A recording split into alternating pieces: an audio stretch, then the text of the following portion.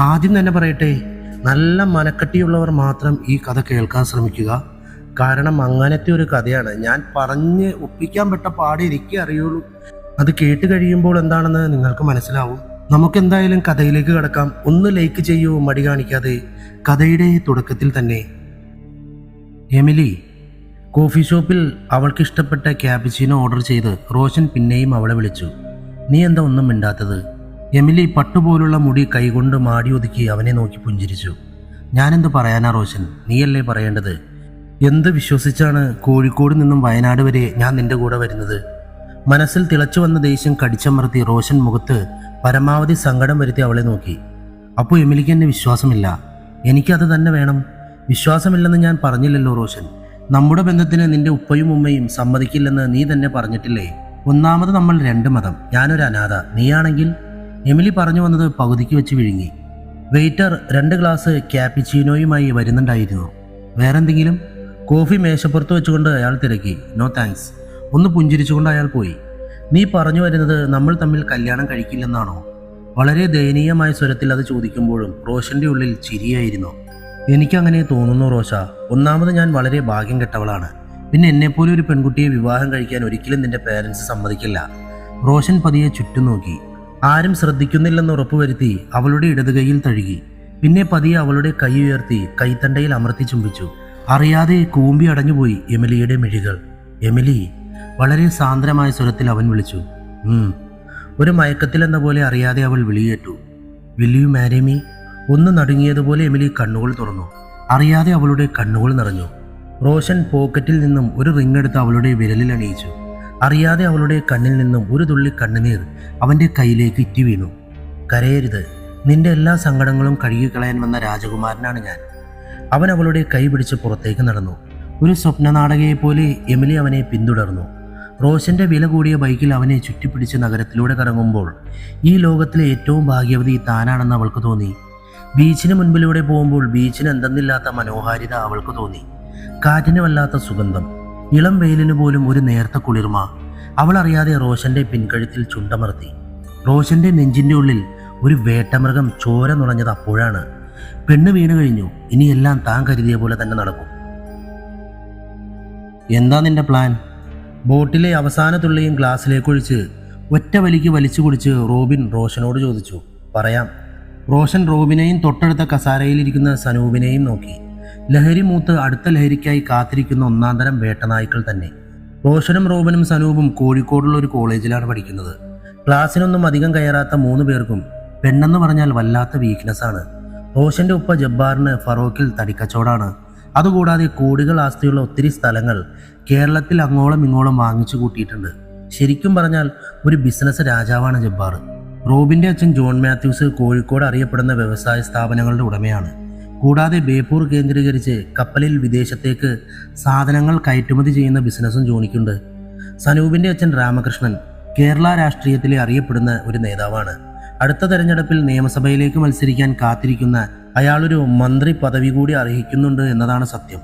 മലബാർ മേഖലയിൽ പാർട്ടി വളർത്തുന്നതിൽ ഏറ്റവും വലിയ പങ്ക് വഹിച്ച ആളാണ് അദ്ദേഹം. തന്തമാര് 3 പേരും നല്ല മനുഷ്യരാണെങ്കിൽ മക്കൾ നേരെ തിരിച്ചാണ്.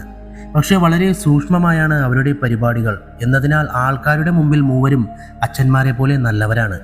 കൂട്ടത്തിൽ ഏറ്റവും സുന്ദരനും നന്നായി സംസാരിക്കാൻ കഴിയുന്നവനുമാണ് റോഷൻ. റോഷനാണ് തൻ്റെ പേഴ്സണാലിറ്റി ഉപയോഗിച്ച് പെൺകുട്ടികളെ വശീകരിക്കുന്നത്. കോളേജിൽ പഠിക്കുന്ന കുട്ടികളെയാണ് റോഷൻ നോട്ടമിടുന്നത്. വളരെ മാന്യമായി കുട്ടികളോട് ഇടപെടുന്ന റോഷൻ അവരുടെ വിശ്വാസം ആർജിച്ച ശേഷം വയനാട്ടിലുള്ള ഏതെങ്കിലും റിസോർട്ടുകളിൽ കൊണ്ടുപോയി ശാരീരികമായി ചൂഷണം ചെയ്ത് വീഡിയോ പകർത്തി ഭീഷണിപ്പെടുത്തി സനൂപിനും റോബിനും കാഴ്ചവെക്കുന്നു. ഒട്ടേറെ പെൺകുട്ടികളെ അവരങ്ങനെ വലയിൽ വീഴ്ത്തിയിട്ടുണ്ട്. മാനക്കേടും ഭയവും കാരണം അവരൊക്കെ അത് മൂടി വെക്കുകയാണ് ചെയ്തത്. കേസിന് പോവുമെന്ന വാശിയിൽ നിന്ന് 2-3 പേരെ ആരും അറിയാതെ വയനാടുള്ള റോബിൻ്റെ അച്ഛൻ്റെ എസ്റ്റേറ്റിൽ കുഴിച്ചു മൂടിയിട്ടുമുണ്ടവർ. ഞാൻ നാളെ രാവിലെ എമിലിയെയും കൊണ്ട് വയനാടിന് പോകും. തൊട്ടു പിന്നാലെ നിങ്ങൾ 2 പേരും ഞങ്ങളെ ഫോളോ ചെയ്യണം. റോബിനും സനൂപും റോഷനെ തന്നെ ആവേശത്തോടെ ശ്രദ്ധിച്ചു. വയനാട് കൽപ്പറ്റയിൽ നിന്നും മേപ്പാടി വഴി ചൂരൽമലയിലേക്ക് പോകുന്ന വഴി ഒരു സ്ഥലമുണ്ട്. സൂചിപ്പാറ വെള്ളച്ചാട്ടത്തിന്റെ മറുവശം. കാട് മൂടിക്കിടക്കുന്ന അവിടെ ജനങ്ങളധികം പോവാറില്ല. വേട്ടയാടി തിന്നാൻ പറ്റിയ സ്ഥലം. നേരിൽ ആ സ്ഥലം കാണുന്ന പോലെ മൂവരും പുഞ്ചിരിച്ചു. വയനാടിന്റെ നിഗൂഢത നിറഞ്ഞ തണുപ്പ് നിറഞ്ഞ കാട്ടിൽ മാൻപേടയെ പോലൊരു പെൺകുട്ടി. അവളെ ഓടിച്ചിട്ട് വേട്ടയാടി രസിക്കാൻ കാത്തിരിക്കുന്ന 3 കരിമ്പുലികൾ. എമിലിയുടെ ഒതുങ്ങിയ അരക്കെട്ടും വലിയ മാറിടവും വടിവൊത്ത വെളുത്ത ശരീരവും ഓർത്തപ്പോൾ മൂവരുടെയും നെഞ്ചിൽ ആസക്തിയുടെ കരിമൂർക്കൻ പത്തി വിടർത്തിയാടി. റോഷൻ പറഞ്ഞതനുസരിച്ച് തൻ്റെ ഹോസ്റ്റലിൽ നിന്നിറങ്ങി ആൾക്കാരില്ലാത്ത ബസ് സ്റ്റോപ്പിൽ എമിലി കാത്തിരുന്നു. എമിലി മെല്ലെ തൻ്റെ വിരലിലുള്ള ചെറിയ റിങ്ങിലേക്ക് നോക്കി. അവളുടെ മനസ്സിൽ റോഷനോടുള്ള ഇഷ്ടം നിറഞ്ഞു നിന്നു. പതിയെ റോഷന്റെ ബ്ലാക്ക് കിയോ അവളുടെ അടുത്തേക്ക് വന്നു നിന്നു. ചുറ്റും നോക്കി അവൾ വേഗം ഡോറ് തുറന്ന് അകത്തേക്ക് കയറിയിരുന്നു. റോഷൻ എമിലിയെ തന്നെ സൂക്ഷിച്ചു നോക്കി. നീല ജീൻസിലും വീക്കട്ട് പിങ്ക് ഷർട്ടിലും അവൾ മനോഹരമായിരിക്കുന്നു. എന്തിനാ വയനാട്? നമുക്ക് ഇവിടെ എവിടെയെങ്കിലും കറങ്ങിയാൽ പോരെ? You are A looking so beautiful. അവളുടെ ചോദ്യത്തിന് പക്ഷേ അവൻ്റെ മറുപടി അതായിരുന്നു. അറിയാതെ അവളുടെ മുഖം നാണത്താൽ കൂമ്പി വിടർന്നു. വണ്ടി അതിവേഗം വയനാട് ലക്ഷ്യമാക്കി കുതിച്ചുകൊണ്ടേയിരുന്നു. റോഷൻ വളരെ മനോഹരമായൊരു റൊമാൻറ്റിക് ഗാനം പ്ലേ ചെയ്തു. സുഖകരമായ തണുപ്പിൽ അവൻ്റെ വിരലുകൾ അവളുടെ വിരലുകളിൽ കുരുത്തു. റോഷൻ ഗ്ലാസ്സിലൂടെ പിറകിലേക്ക് നോക്കി. തൊട്ടു പിന്നാലെ റോബിൻ്റെ പജീറോ വരുന്നത് അവൻ കണ്ടു. വയനാട് ചുരം കയറുമ്പോൾ തന്നെ കോട വന്ന് കാറിനെ പൊതിഞ്ഞു. ഗ്ലാസുകളൊന്ന് താഴ്ത്തിയിടാമോ? പുഞ്ചിരിച്ചുകൊണ്ട് എമിലി പറഞ്ഞു. ഗ്ലാസ് താഴ്ത്തിയതും ചുരത്തിലെ പൂത്തുലഞ്ഞ കാട്ടുപൂക്കളുടെ മണം തണുത്ത കാറ്റിൻ്റെ കൂടെ അകത്തേക്ക് ഇരമ്പിക്കയറി. വല്ലാത്തൊരു അനുഭൂതിയായിരുന്നു എമിലിക്കത്. ചുരത്തിൻ്റെ വ്യൂ പോയിന്റിൽ വണ്ടി നിർത്തിച്ച് റോഷന്റെ കയ്യിൽ തൂങ്ങി അവൾ താഴ്വരയിലേക്ക് നോക്കി. നേരം ഉച്ചയോടെടുത്തിട്ടും കോട കാരണം താഴേക്ക് കാണുന്നില്ല. വെളുത്ത പഞ്ഞിക്കെട്ടുകൾ പോലെ പറന്ന് നടക്കുകയാണ് കോട. ചുരത്തിന്റെ സംരക്ഷണ വേലിയിലിരുന്ന് ചെറിയ കുട്ടിക്കുരങ്ങന്മാർ കരണം മറിയുന്നതും നോക്കി എമിലി കുറേ നേരം നിന്നു. പിറകിലൂടെ റോഷൻ അവളുടെ വയറിൽ ചുറ്റിപ്പിടിച്ചതും ഇലക്ട്രിക് ഷോക്ക് ഏറ്റതുപോലെ അവൾ പിടഞ്ഞു മാറി. പോവാം, ലജ്ജയോടെ അവൾ അവൻ്റെ മുഖത്ത് നോക്കാതെ പറഞ്ഞു. ഏകദേശം 2 മണിയോടെ അവർ കൽപ്പറ്റ ടൗണിലെത്തി. അവിടുന്ന് ഭക്ഷണം കഴിച്ച് അവർ പിന്നെയും യാത്ര തിരിച്ചു. മേപ്പാടിയിൽ നിന്നും ചൂരൽമലയിലേക്ക് പോകുന്ന റോഡിന്റെ 2 ഭാഗവും മനോഹരമായ കാഴ്ചകളാണ്. ഇടയ്ക്കൊരു തേയില എസ്റ്റേറ്റിന്റെ അടുത്തെത്തിയപ്പോൾ റോഷൻ വണ്ടി നിർത്തി. എന്തൊരു ഭംഗിയാണല്ലേ? മനോഹരമായി പുഞ്ചിരിച്ചുകൊണ്ട് എമിലി പറഞ്ഞു. ആ തേയിലത്തോട്ടത്തിലൂടെ റോഷന്റെ കൈയും പിടിച്ച് നടക്കാൻ അവൾക്ക് ആഗ്രഹം തോന്നി. യഥാർത്ഥത്തിൽ റോഷൻ പിറകിൽ വരുന്ന സനൂപിനെയും റോബിനെയും വണ്ടി കാത്തിരിക്കുകയായിരുന്നു. പിറകിൽ അവരുടെ വണ്ടി കണ്ടതും അവൻ വണ്ടി മുന്നോട്ടെടുത്തു. ഷോ, അവിടെ ഇറങ്ങാമായിരുന്നു. നേരിയ ഇച്ഛാഭംഗത്തോടെ എമിലി പറഞ്ഞു. സാരമില്ല, അതിനേക്കാൾ ഭംഗിയുള്ള സ്ഥലത്തേക്കാണ് നമ്മൾ പോകുന്നത്. ഒരു വല്ലാത്ത പുഞ്ചിരിയോടെ റോഷൻ മറുപടി കൊടുത്തു. ഇപ്പോൾ വണ്ടി ഒരു വലിയ കയറ്റം കയറുകയാണ്. കയറ്റത്തിന്റെ ഏറ്റവും മുകളിൽ വെച്ച് വണ്ടി വലത്തോട്ടുള്ള ചെറിയ വഴിയിലൂടെ കാട്ടിലേക്ക് കയറി പാർക്ക് ചെയ്തു. വാ. വണ്ടി നിർത്തി സൈഡ് ഡോർ തുറന്ന് അവൻ എമിലിയെ ക്ഷണിച്ചു. എമിലി പുറത്തേക്കിറങ്ങി ചുറ്റും നോക്കി. കാട്ടുമരങ്ങളും വള്ളികളും നിറഞ്ഞൊരു കാട്, ചലിച്ചുകൊണ്ട് പറന്നു നടക്കുന്ന നാനാവിധ പക്ഷികൾ, പൂത്തുലഞ്ഞു നിൽക്കുന്ന കാട്ടുമരങ്ങൾ, തഴുകി വരുന്ന കാറ്റിന് പോലും ഒരു പ്രത്യേക സുഗന്ധം. അവൻ അവളുടെ കൈ പിടിച്ച് വള്ളികളിൽ പിടിച്ച് താഴേക്കിറങ്ങി. വാവ്! എമിലി അറിയാതെ അവളുടെ വായിൽ നിന്നും ഒരു ആശ്ചര്യ സ്വരമുയർന്നു. കുറച്ചു താഴെയായി മനോഹരമായൊരു കാട്ടരുവി, തെളിഞ്ഞ ജലം, പാറക്കെട്ടുകളിൽ നിന്ന് വെള്ളം കുടിക്കുന്ന 4-5 മാൻപേടകൾ. അവൾ സ്നേഹത്തോടെ അവനെ നോക്കി. അവൻ്റെ കൈകൾ അവളെ പൊതിഞ്ഞു. പിന്നെ അവളുടെ ചുണ്ടുകൾക്ക് നേരെ അവൻ്റെ മുഖം അമർന്നു. അവൾ ചിരിച്ചുകൊണ്ട് അവനെ തള്ളിമാറ്റി. പിന്നെ തിരിഞ്ഞ് അരുവിക്ക് നേരെ നടന്നു. തൊട്ടു പിന്നാലെ അവനും. അതേസമയം റോബിനും സനൂപും വണ്ടി നിർത്തി അവരുടെ അടുത്തേക്ക് വരികയായിരുന്നു. നീ അവരെ നോക്ക്, ഞാനൊന്ന് മൂത്രമൊഴിക്കട്ടെ. തണുത്ത കാറ്റേറ്റ് മൂത്രമൊഴിക്കാൻ സിബ്ബ് തുറന്നതാണ് റോബിൻ. പെട്ടെന്ന് മരത്തിന്റെ മുകളിൽ നിന്നും ഒരു ശബ്ദം കേട്ട് അവൻ മുകളിലേക്ക് നോക്കി. അറിയാതെ അവന്റെ നെഞ്ചിലൊരു ആന്തൽ ഉയർന്നു. മരത്തിന് മുകളിൽ ഒരാൾ നിൽക്കുന്നുണ്ടായിരുന്നു. ഒരു കുരങ്ങനെ പോലെ അയാൾ വള്ളിയിൽ തൂങ്ങി അവന്റെ മുന്നിലേക്ക് ചാടി. ആരാ? വിറച്ചുകൊണ്ട് റോബിൻ തിരക്കി. അയാൾ ഒന്നും മിണ്ടാതെ അവനെ തന്നെ നോക്കിക്കൊണ്ടേയിരുന്നു. സനൂപ്! കരഞ്ഞുകൊണ്ട് റോബിൻ ഉറക്കെ വിളിച്ചു. ആരും വിളി കേട്ടില്ല. പേടിയോടെ റോബിൻ തിരിഞ്ഞു നോക്കി. എവിടെയും സനൂപിനെയും കണ്ടില്ല. ഒരു പേടിയോടെ അവൻ വീണ്ടും തിരിഞ്ഞപ്പോൾ മുമ്പിൽ അയാളെ കണ്ടില്ല. അവന്റെ നെഞ്ചിലൊരു തണുപ്പ് വീണു. ആശ്വാസത്തോടെ അവൻ ഒന്ന് ശ്വാസം വിട്ടതും പിറകിലാരോ ശ്വാസം എടുക്കുന്നത് പോലെ ഒരു ശബ്ദം കേട്ടു. അവൻ തിരിഞ്ഞു നോക്കാതെ അങ്ങനെ തന്നെ നിന്നു. പിറകിൽ നിന്നും അയാൾ പതുക്കെ മുൻപിലേക്ക് വന്നു.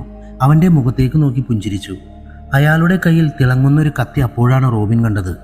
എന്തെങ്കിലും ചെയ്യാൻ കഴിയുന്നതിന് മുമ്പേ ആ കത്തി അവന്റെ വലത്തെ കണ്ണിലേക്ക് തുളച്ചു കയറി. കാട് നടുങ്ങുമാർ ഉച്ചത്തിൽ അലറിക്കരയാൻ വാ തുറന്നതാണ് റോബിൻ. അവന്റെ നിലവിളി പുറത്തേക്ക് വരുന്നതിന് മുമ്പേ കൂർത്ത മുള്ളുകളുള്ള ഇരുമ്പുലക്ക പോലെ ഒരു ദണ്ട് അയാൾ അവന്റെ വായിലേക്ക് കുത്തിയിറക്കി. മുൻപിലുള്ള മരത്തിൽ നിന്ന് തൂങ്ങിയ വള്ളികൾ വകഞ്ഞു മാറ്റി സനൂപ് താഴെ അരുവിയിലേക്ക് നോക്കി. അവിടെ മുട്ടൊപ്പം വെള്ളത്തിൽ നനഞ്ഞു കുതിർന്ന എമിലി നിൽപ്പുണ്ടായിരുന്നു. അവളെ വട്ടം ചുറ്റിപ്പിടിച്ച് കറക്കുകയാണ് റോഷൻ. 4-5 വട്ടം കറക്കി അവൻ അവളെ വെള്ളത്തിലേക്ക് ഇട്ടു. വെള്ളത്തിൽ നിന്ന് എണീറ്റ് നിന്ന് എമിലിയുടെ പിൻകാഴ്ച കണ്ട് സനൂപിന്റെ കണ്ണുകൾ കാമവെറി നിറഞ്ഞു. ഡാ പുല്ലേ, നീ ഇത് കണ്ടോ? മറുപടിയൊന്നും കേൾക്കാഞ്ഞിട്ട് അവൻ തിരിഞ്ഞു നോക്കി. അവിടെ ആരും ഉണ്ടായിരുന്നില്ല. വായിൽ വന്ന തെറി കടിച്ചു പിടിച്ചുകൊണ്ട് സനൂപ് തിരിച്ചു നടന്നു. അവന്റെ വിളിക്ക് ഉത്തരം നൽകാൻ അവിടെ ആരും ഉണ്ടായിരുന്നില്ല.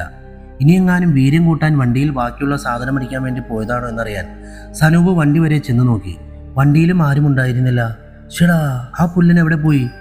ആത്മഹത്യം ചെയ്തുകൊണ്ട് സനൂപ് തിരിച്ച് കാട്ടിലേക്ക് തന്നെ കയറി. നേരത്തെ റോബിൻ മൂത്രമൊഴിക്കാൻ നിന്ന മരത്തിന്റെ ചുവട്ടിലെത്തിയപ്പോൾ സനൂപ് ഒന്ന് നിന്നു. നിലത്ത് കരിയിലകളിൽ എന്തോ നനവ് പോലെ തോന്നിയിട്ട് അവൻ ആശങ്കയോടെ കുനിഞ്ഞു പരിശോധിച്ചു. പച്ചച്ചോരയുടെ മണം മൂക്കിലേക്ക് അടിച്ചു കയറിയതും അവനൊരു ഞെട്ടലോടെ ചുറ്റും നോക്കി. പെട്ടെന്നാണ് അവന്റെ തലയിലേക്ക് ഇളം ചൂടുള്ള എന്തോ ഇറ്റി വീണത്. അറിയാതെ അവൻ തല തടവി നോക്കി. കൈവിരലുകളിൽ പറ്റിയ ചോരപ്പാട് കണ്ട് ഭീതിയോടെ അവൻ മുകളിലേക്ക് നോക്കി. ചക്കക്കെട്ട് പോലെ എന്തോ മുകളിൽ കിടന്ന് ആടുന്നത് ഒരു മിന്നൽ പോലെ അവൻ കണ്ടു. മുകളിൽ തല കീഴായി തൂങ്ങിയാടുന്നത് റോബിനാണെന്ന് മനസ്സിലായതും അവന്റെ നെഞ്ചിന്റെ ഉള്ളിൽ ഒരു അഗ്നിഗോളം എരിഞ്ഞു. അടുത്തെവിടെയോ മരണത്തിന്റെ ദൂതുമായി ഒരു ശത്രുവിന്റെ അദൃശ്യ സാന്നിധ്യം ഒരു ഞെട്ടലോടെ അവൻ അറിയുകയായിരുന്നു. മനസ്സിനെ ഏകാഗ്രമാക്കി അവൻ ഭീതിയോടെ ചുറ്റും നോക്കി. പെട്ടെന്നാണ് എന്തോ ഒന്ന് മരച്ചില്ലകൾക്കിടയിലൂടെ പറന്നുപോയത് അവൻ കണ്ടത്. അടുത്ത നിമിഷം കെട്ടറ്റ റോബിൻ സനൂപിന്റെ മുകളിലേക്ക് വീണു. മരത്തിന്റെ പേരിൽ തലയിടിച്ചു വീണ സനൂപ് തലയിലെ പെരുപ്പ് വകവയ്ക്കാതെ പിടഞ്ഞെണീറ്റു. പിന്നെ ഒരൊറ്റ കുതിപ്പിന് റോബിന്റെ അടുത്തെത്തി. ചാവാറായ അറവുമൃഗം കിതയ്ക്കുന്നത് പോലെ ഉഗ്രമായി കിതയ്ക്കുകയാണ് റോബിൻ. അവന്റെ കണ്ണുകൾ രണ്ടും ചൂഴ്ന്നെടുത്തിരിക്കുകയാണ്.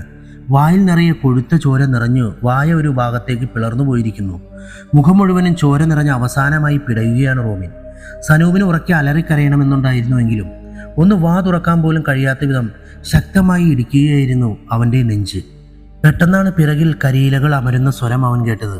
ഒരു ഞെട്ടലോടെ തിരിഞ്ഞു നോക്കി അവൻ കണ്ടത് മനോഹരമായി പുഞ്ചിരിച്ചു നിൽക്കുന്ന ഒരാളെയാണ്. കറുത്ത ജീൻസും ടീഷർട്ടും ബൂട്ടും തലയിൽ തൊപ്പിയും വെച്ച അജാനുബാഹുവായ ഒരാൾ. അയാൾ ഓരോ അടിയും മുന്നോട്ട് വയ്ക്കുമ്പോൾ അറിയാതെ സനൂപ് പിന്നിലേക്ക് നീങ്ങി. പെട്ടെന്ന് അയാൾ പിറകിൽ നിന്നും ചാട്ടുളി പോലെ എന്തോന്ന് സനൂപിന്റെ നേരെ ആഞ്ഞെറിഞ്ഞു. തിളങ്ങുന്ന എന്തോ ഒരു വസ്തു തന്റെ നേരെ വരുന്നത് ഒരു മിന്നായം പോലെ അവൻ കണ്ടു. അടുത്ത നിമിഷം ആ ചാട്ടുളി അവന്റെ നെഞ്ചും കൂടി തുളച്ചു കയറി. ഒന്ന് പിടയാൻ പോലും കഴിയാതെ സനൂപ് താഴെ വീണു. അവന്റെ ദേഹം മൊത്തം മുള്ളുകൊണ്ട് കീറുന്നത് പോലെ വേദന അവൻ അനുഭവപ്പെട്ടു. അയാൾ തിളങ്ങുന്ന ഒരു കത്തിയുമായി റോബിന്റെ അടുത്തിരിക്കുന്നത് സനൂപ് കണ്ടു. അവന് കാണാൻ പാകത്തിൽ അഭിമുഖമായാണ് അയാൾ ഇരുന്നിരുന്നത്. അയാൾ കത്തികൊണ്ട് റോബിന്റെ രണ്ട് ചെവികളും ഹൽവ മുറിക്കും പോലെ മുറിച്ചെടുത്ത് സനൂപിന്റെ മുഖത്തേക്ക് നീട്ടിയെറിഞ്ഞു. പിന്നെ അവന്റെ മുഖത്തേക്ക് നോക്കി പുഞ്ചിരിച്ചുകൊണ്ട് റോബിന്റെ കഴുത്തിൽ കത്തിവെച്ച് ആഞ്ഞമർത്തി. തൊണ്ടനാളം മുറിഞ്ഞ് ചുവന്ന ചുടുചോര സനൂപിന്റെ മുഖത്തേക്ക് ചീറ്റി.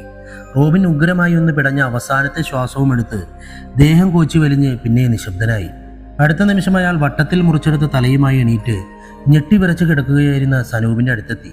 മരണവെപ്രാളത്തോടെ പിറകിലേക്ക് പിടഞ്ഞു മാറുന്ന സനൂപിന്റെ കണ്ണിലേക്ക് അയാൾ കൂർത്ത കമ്പികഷ്ണം ക്രൂരമായി മാറി മാറി കുത്തിയിറക്കി. വേദന കൊണ്ട് അലറി കരഞ്ഞു സനൂപ്. അടുത്ത നിമിഷം ചോരയൊലിക്കുന്ന ആ കത്തി അയാൾ അവന്റെ കഴുത്തിലേക്ക് കുത്തിയിറക്കി.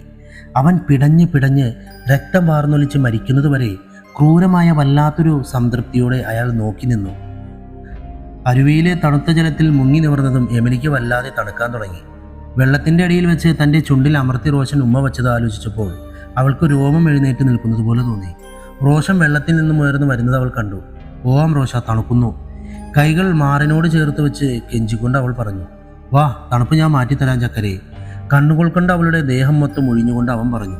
അയ്യടാ, ആ പൂതി മനസ്സിൽ വെച്ചാൽ മതി മോനെ. ഗൗരവം നടിച്ചുകൊണ്ട് അവൾ പറഞ്ഞു. അവൻ പതിയെ വെള്ളത്തിൽ നിന്നും എണീറ്റ് അവളുടെ അടുത്തേക്ക് ചെന്നു. വേണ്ട വേണ്ട. അവൾ പതിയെ പിറകിലേക്ക് നീങ്ങി വലിയ പാറയിൽ തട്ടി നിന്നു. അവന്റെ കാമം നിറഞ്ഞ മുഖം കണ്ട് അവൾക്കെന്തൊരു വല്ലായ്മ തോന്നി. അവന്റെ കൈകൾ അവളുടെ അരക്കെട്ടിലമർന്നു. പ്ലീസ് റോഷ, വേണ്ട. അവളുടെ എതിർപ്പുകളെ ശക്തമായി അടിച്ചമർത്തി അവളുടെ ദേഹത്തേക്ക് പടരാനായിരുന്നു അവനിഷ്ടം. അവളുടെ എതിർപ്പ് കൂടുന്തോറും അവന്റെ ലഹരി കൂടിക്കൊണ്ടേയിരുന്നു. നനഞ്ഞൊട്ടി അവളുടെ വസ്ത്രങ്ങൾ അവൻ കീറിയെറിഞ്ഞു. ദേഹമാകെ പൊള്ളിപ്പിടയുന്ന പോലെ എമിലി അലറിക്കരഞ്ഞു. റോഷൻ അവന്റെ ഉരുക്കുപോലെയുള്ള കൈകൊണ്ട് അവളുടെ മുഖത്ത് ആഞ്ഞടിച്ചു. പിന്നെ അവളുടെ മുഖത്ത് കുത്തിപ്പിടിച്ച് തല പാറക്കെട്ടിലേക്ക് അമർത്തിപ്പിടിച്ചു. നീ എന്താടി കരുതിയ ചൂലേ? ഞാൻ നിന്നെ അങ്ങ് കെട്ടി കൂടെ പുറപ്പിക്കുമെന്നോ? അരുതാത്തതെന്തോ കേട്ടതുപോലെ എമിലിയുടെ കണ്ണുകൾ എരിഞ്ഞു. ഇതിനു വേണ്ടി തന്നെയാടി നിന്നോട് പ്രണയം അഭിനയിച്ചത്. വേട്ടയാടി രസിക്കാനാണ് എനിക്കിഷ്ടം. എനിക്ക് മാത്രമല്ല, എൻ്റെ കൂട്ടുകാർക്കും. തൊണ്ടയിൽ കുനിയ കഫം മാഞ്ഞു വലിച്ചവൾ വെറുപ്പോടെ അവൻ്റെ മുഖത്തേക്ക് ആഞ്ഞു തുപ്പി. പിന്നെ അവൻ്റെ മുഖത്ത് കൈ വീശി ആഞ്ഞടിച്ചു.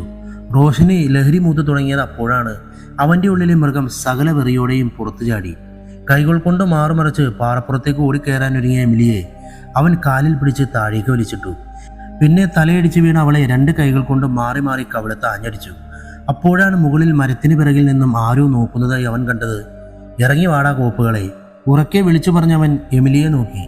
പാറയിൽ ഇടിച്ച് അവളുടെ തലയുടെ പിൻഭാഗത്ത് മുറിവ് പറ്റിയത് അയാൾ അപ്പോഴാണ് കണ്ടത്. റോഷൻ ബാക്കിയുള്ള അവളുടെ വസ്ത്രങ്ങൾ കൂടെ അഴിച്ചു കളഞ്ഞു.